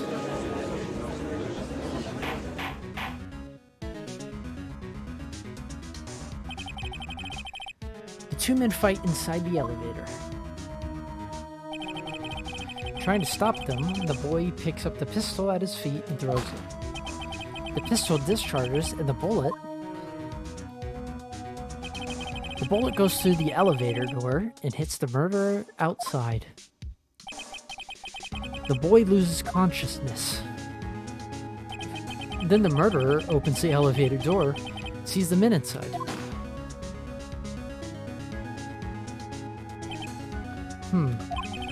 Mr. Wright, you are truly the most unpredictable defense attorney I've ever known. I can tell you're grasping, yet I cannot deny the possibility of what you say. What are you saying? Deny it. Deny it. No one involved with the incident was wounded. There was no murderer. No one was wounded at the time of the incident. He's right. I can't think of anyone. Hey, Nick. Huh? I just thought of something really crazy. Crazy? Remember what Mr. Grossberg said yesterday? Gregory Edgeworth dealt a blow to his perfect trial record. Wow. It must have been quite a shock for Von Karma. He took a vacation for several months after that, you see. Yes, an unusual event for the man. What if Von Karma didn't take that vacation because of shock, but took it because he was injured? Which would mean, it could only mean one thing. He was the murderer in the DL6 incident. It was the man who shot Gregory Edgeworth. It was Von Karma. Oh man. Something wrong, Mr. Wright. You seem dazed. No, Your Honor. Well? You have indicated the possibility that the murderer came from outside. Can you give us the name of your suspect? Uh-oh. Should I come out and say it now? Your Honor, there is a suspect. One lone suspect. Well, this is certainly interesting news. Very well, Mr. Wright. Who is your suspect? Urk. My hands are shaky. V what? Von Karma. Von Karma?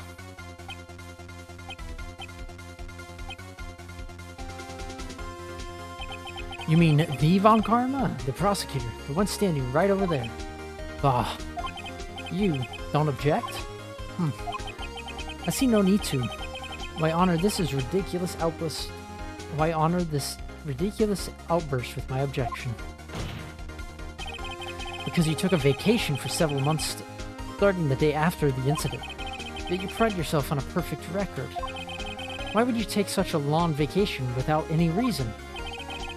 So you're claiming that I took a vacation to heal my injury from the incident. Fascinating.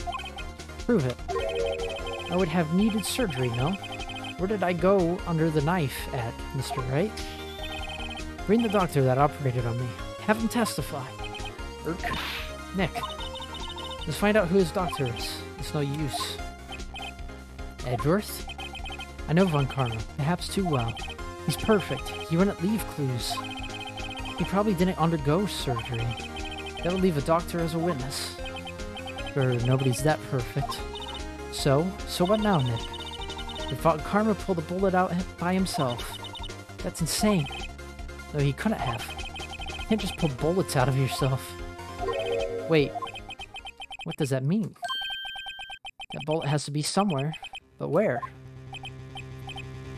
Well, Mr. Wright, can you produce evidence to prove that I was shot?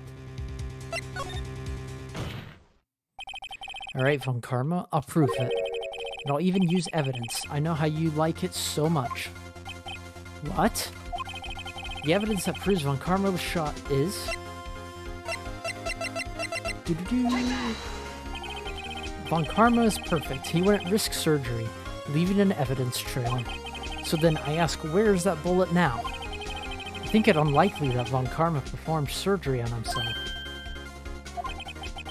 You don't mean... I do. There's the possibility that the bullet is still inside Von Karma. Is that even possible for all these years? Well, there's one way to find out. We could use this metal detector.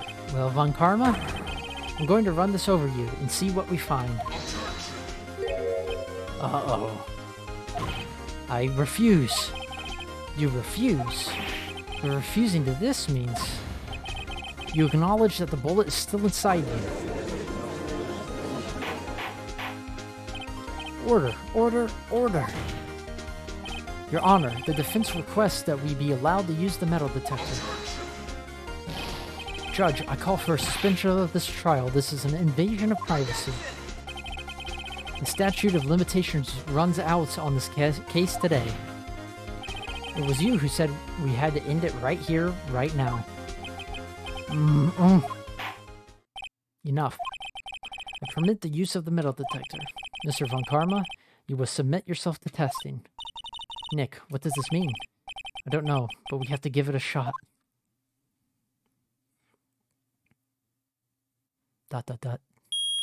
Beep, beep, beep. He reacted. Something's inside his right shoulder. The bullet. Mr. Von Karma. You. It was you. I was afraid this would happen, so I remained silent. Indeed, there's a bullet in my shoulder. However, it has nothing to do with this incident. What? I was shot in the shoulder long before the DL6 incident. I claim that the bullet in my shoulder has no relation to DL6. But Mr. Von Karma, can you prove that? Prove? I have no obligation to prove anything. It is Mr. Wright who must prove something here, not I. Mr. Wright? Well, can you prove it? Can you prove that the bullet in Von Karma's shoulder was from DL6? Of course he can't. You don't have any of the DL6 evidence. It's because you took it out of the records room yesterday. No proof. You cannot convict me of any crime. So sorry, Mr. Wright. No, I'm the one who's sorry, Mr. Von Karma. What? You were close, one day away from freedom.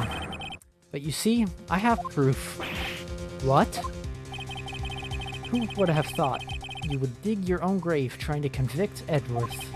I can link that bullet in your shoulder to the DL6 incident. And here's my final proof.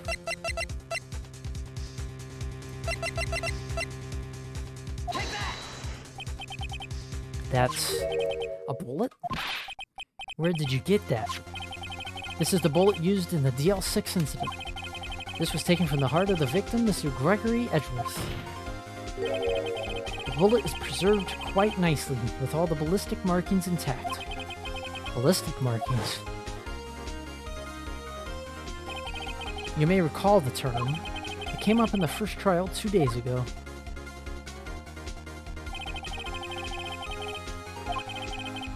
Da-na-na.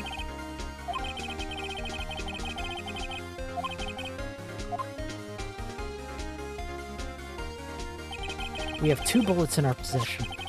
One, the bullet removed from Gregory Edgeworth's heart. The other, Mr. Von Karma, is the bullet buried in your shoulder. We could analyze both bullets. Then if the markings matched, we would know that both bullets had been fired from the same gun. The very same pistol. In other words, the murder weapon that killed Gregory Edgeworth. Mr. Von Karma, you will let us remove the bullet from your shoulder. Then we'll compare the ballistic markings to those on this bullet. And solve this case once and for all. Well, Mr. Von Karma? Rah! Rah! Oh! Okay, you get the idea. That scream. I've heard that scream before. Wait, I know.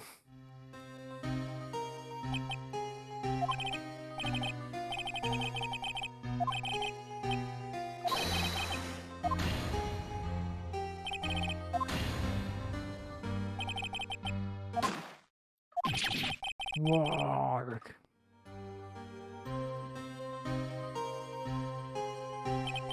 It's that scream I heard in the elevator 15 years ago. Von Karma, it was you who screamed. Mr. Von Karma? Edgeworth! Only you would dare defy me. So it was you. You and your father are my curse. Oh God. Your father shamed me with the penalty on my record. And you left a scar on my shoulder that would never fade. I'll bury you. I'll bury you with my bare hands. Death, death. Good God. Can't stop, won't stop. 15 years earlier. Chief Prosecutor, I am sorry. Von Karma, it's not like you to make this kind of error. I never would have thought that Edgeworth would be the one to catch you. I was careless. I'm sorry, but you will have to be penalized. I've covered for you in the past, but not this time. Edgeworth! It was a shock like none I had ever known. Me? Penalized? It took hours for me to regain my composure. Suddenly, I found myself in the darkness. I was in the court records room. I must have wandered in there without thinking where I was going. The room was pitch black. The lights must have gone out. I went out into the hall and felt my way to the elevator. I pressed the button, but nothing happened. Then, there was a noise. I was in pain, a horrible burning pain in my shoulder. Just then, the lights came back on. The elevator door opened before my eyes. I saw 3 people inside, all lying unconscious from oxygen deprivation. Much to my surprise, a pistol lay at my feet. I knew then it was destiny. Beepo sad.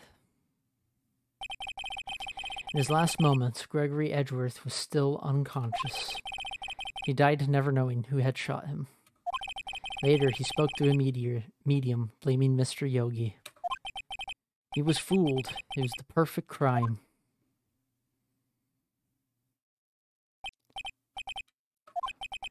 Who would have thought another man would have come to open that elevator door? Judge. What? What are you doing? Do your job. Bring it into this miserable charade. Now, end it. Very well.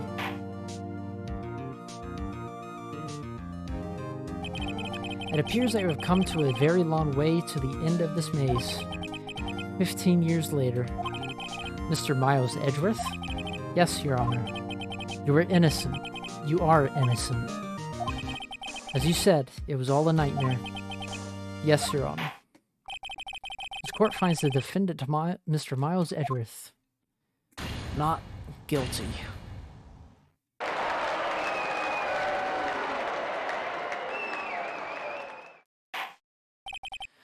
That is all. This court is adjourned. Yay! We did it! Did you see his face? John Karma looked even paler than usual. Maya.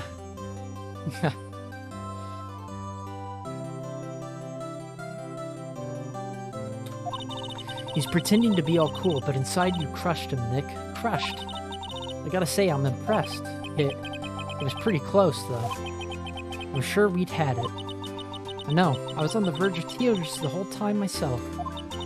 But now it's all just a good memory. So it's finally over, Edgeworth. Right. Yeah? I'm not sure how to say this. I know. Try thank you. I see. Thank you, Wright. You're welcome. I think you could have done better than that. Sorry. I'm not good at this sort of thing. You got a lot to learn, Edgeworth. She's got you there. Woo! Amazing, pal. You pulled through just like I thought you would. I'll never forget this. I owe you one, pal. And tonight, let's party. Dinner's on me. Yeah, my salary went down a bit this month. But who cares? See, Mr. Edgeworth? You should take a lesson from Detective Gumshoe. That's how you say thank you. I see. Ahem. Whoa! I feel foolish. Don't worry, take it a little at a time. You'll get used to it. It's been 15 years since I've seen Edgeworth this unguarded. Oh god. Hey y'all! Lotta! Y'all were great in there. Thank you. Yo, Edgeworth, congrats. Thank y'all very much. I knew you were innocent from the start, of course. Just look at you. You wouldn't stick your hand in the cookie jar even if no one was there. You were the witness on the first day of the trial, weren't you? Yeah, well, let bygones be bygones, okay? Speaking of which, what are you doing now, Lotta? Who, me? I went back to college. I gave up trying to be an investigative photographer pretty quick. Really? That's too bad. Huh? Isn't that the hot dog guy from the park? Huh? It's over, Nick. My life is over. Why the sad face, Larry? What happened now? Oh, Nick, I'm not long for this world. You don't look sick. It's Kiance. She's going to live in Paris. Paris, Nick. She's leaving me behind. Should have seen that coming. Yo, Edgy, there you are. Yes, here I am. Congrats, Edgy. Here, a little gift from me in celebration. Celebration? That's unusual for you. Harry Butts, you come along tonight too. My treat, pal. Huh? Thanks. Looking forward to it. Yo, Nick. That's the suit that questioned me. When he says treat, that's not police talk for prison food, right? Right? I think you'll be fine, Larry. Right. Yeah? What's up? That envelope that Larry gave me, it's got money in it. Well, yeah. That's not that strange. People give money away to celebrate sometimes. It's $38, right?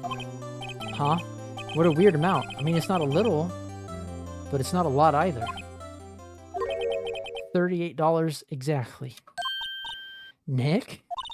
Wasn't that exactly the amount of lunch money that was stolen from Mr. Edworth in school? $38. No.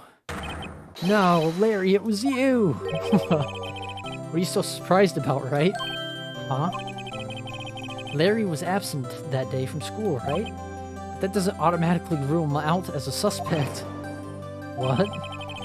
Think back to that day, 15 years ago. Larry took the day off, but he was bored, so he came into school anyway. Then he saw the money lying there, and the rest is history. Never was good at history. Edworth, you didn't know, did you? I suspected. I just couldn't picture Larry protecting you like he did that day. Everyone else was saying you did it. The whole class was against you, remember? Yeah, too well. Right? You may not know this, but we used to have a saying back in school. When something smells, it's usually the butts. I know. Really, Wright. I'm surprised you didn't figure it out. Well, this is sure an unexpected turn of events, eh? Edworth? Hmm? You should have told me. Now, Nick, it was 15 years ago. Don't you think the statute of limitations has run out, Mr. Edworth? I'd say so, yes. There you have it. Grr. Where does that leave me? I became a defense attorney because of what you two did. Well, you have always been something of an insufferable emotionalist. Yeah, and you get worked up too easily, too. Death. The death sentence for both of you. Man, if I only had known, I'd have become a prosecutor. The same goes for me, only the other way around. For the longest time, I thought I might have killed my own father. I thought I might be a criminal. I became a prosecutor in part to punish myself. If I had known the truth, I might have become a defense attorney after all. Edworth. Want to switch, right? Hey, y'all, line up. I'll take a photo. Hey, photo time. Let's go. And after that, dinner on me. Detective Gumshoe took us out on the town that night.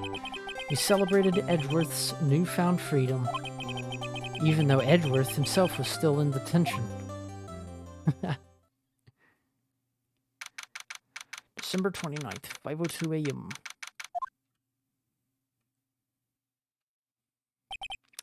Whoa, I went a little overboard yesterday. My head hurts. Huh? It's still only 5. Maybe I should go back to sleep. Hmm? What's this? A letter? Good morning, Nick. You were really impressive yesterday. Seeing you made me think about what I'm doing here.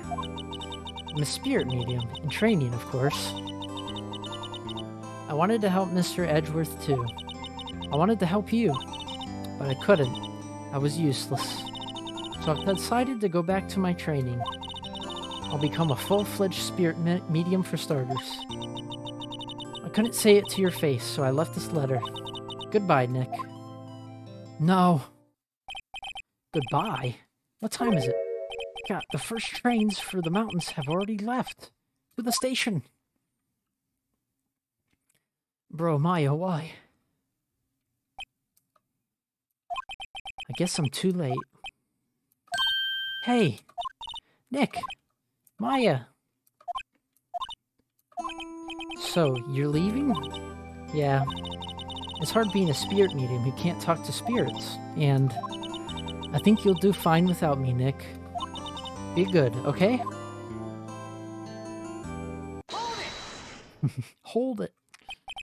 Wait. What? I never could have saved Edgeworth without your help. Huh?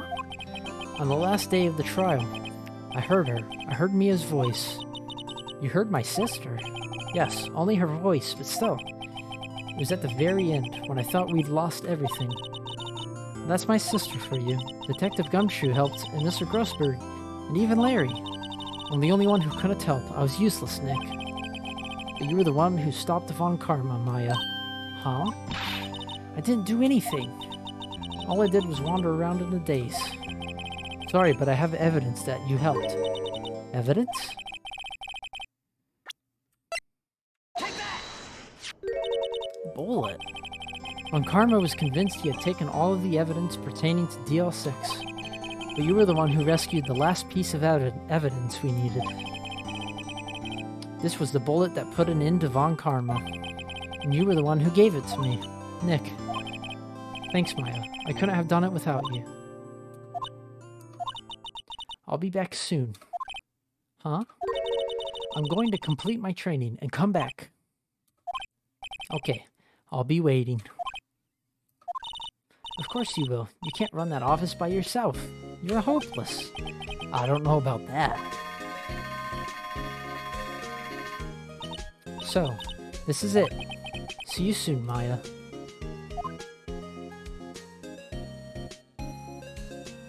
Peepo said. Thanks, Nick. Peepo said. And so my story ends. Time to turn a new page and say goodbye to the novice defense attorney that I once was. Now a new story begins with the same old crazy cast of characters.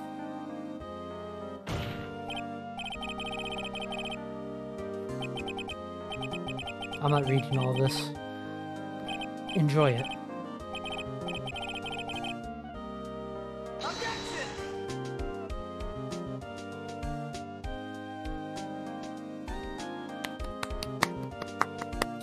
5 hours. Whew.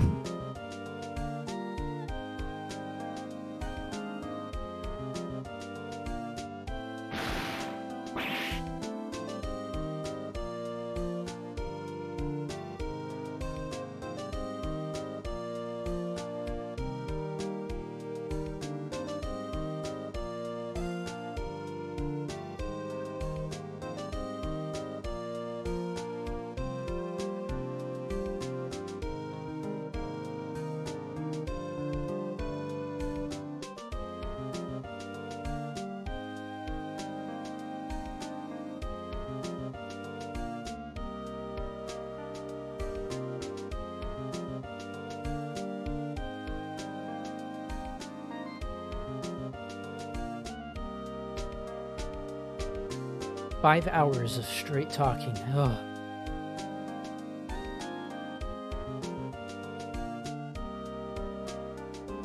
I appreciate everyone that's lurked and stayed around. It was a fun stream. I might not have my voice tomorrow. I've not talked for 5 hours straight. Ever.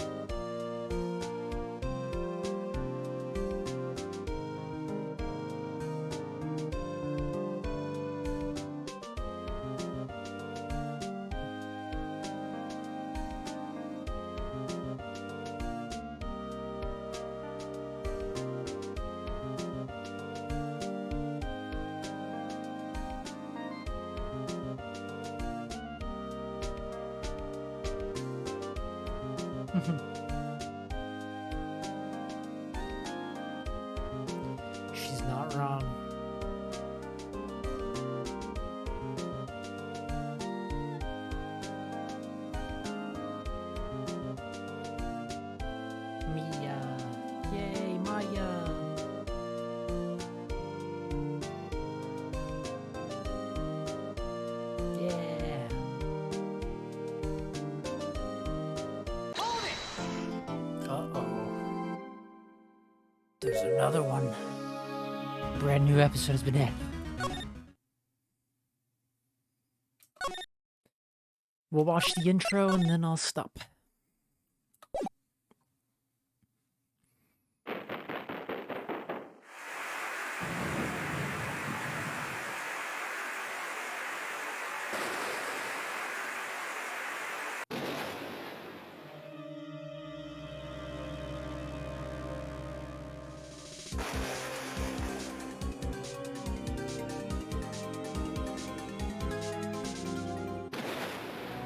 The heck is this 007?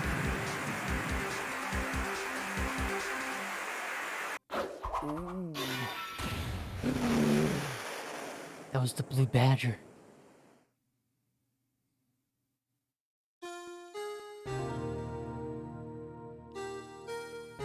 Yep. Thanks for being here, Josh. I appreciate it a bunch. That's gonna be it. Thanks for watching, everyone.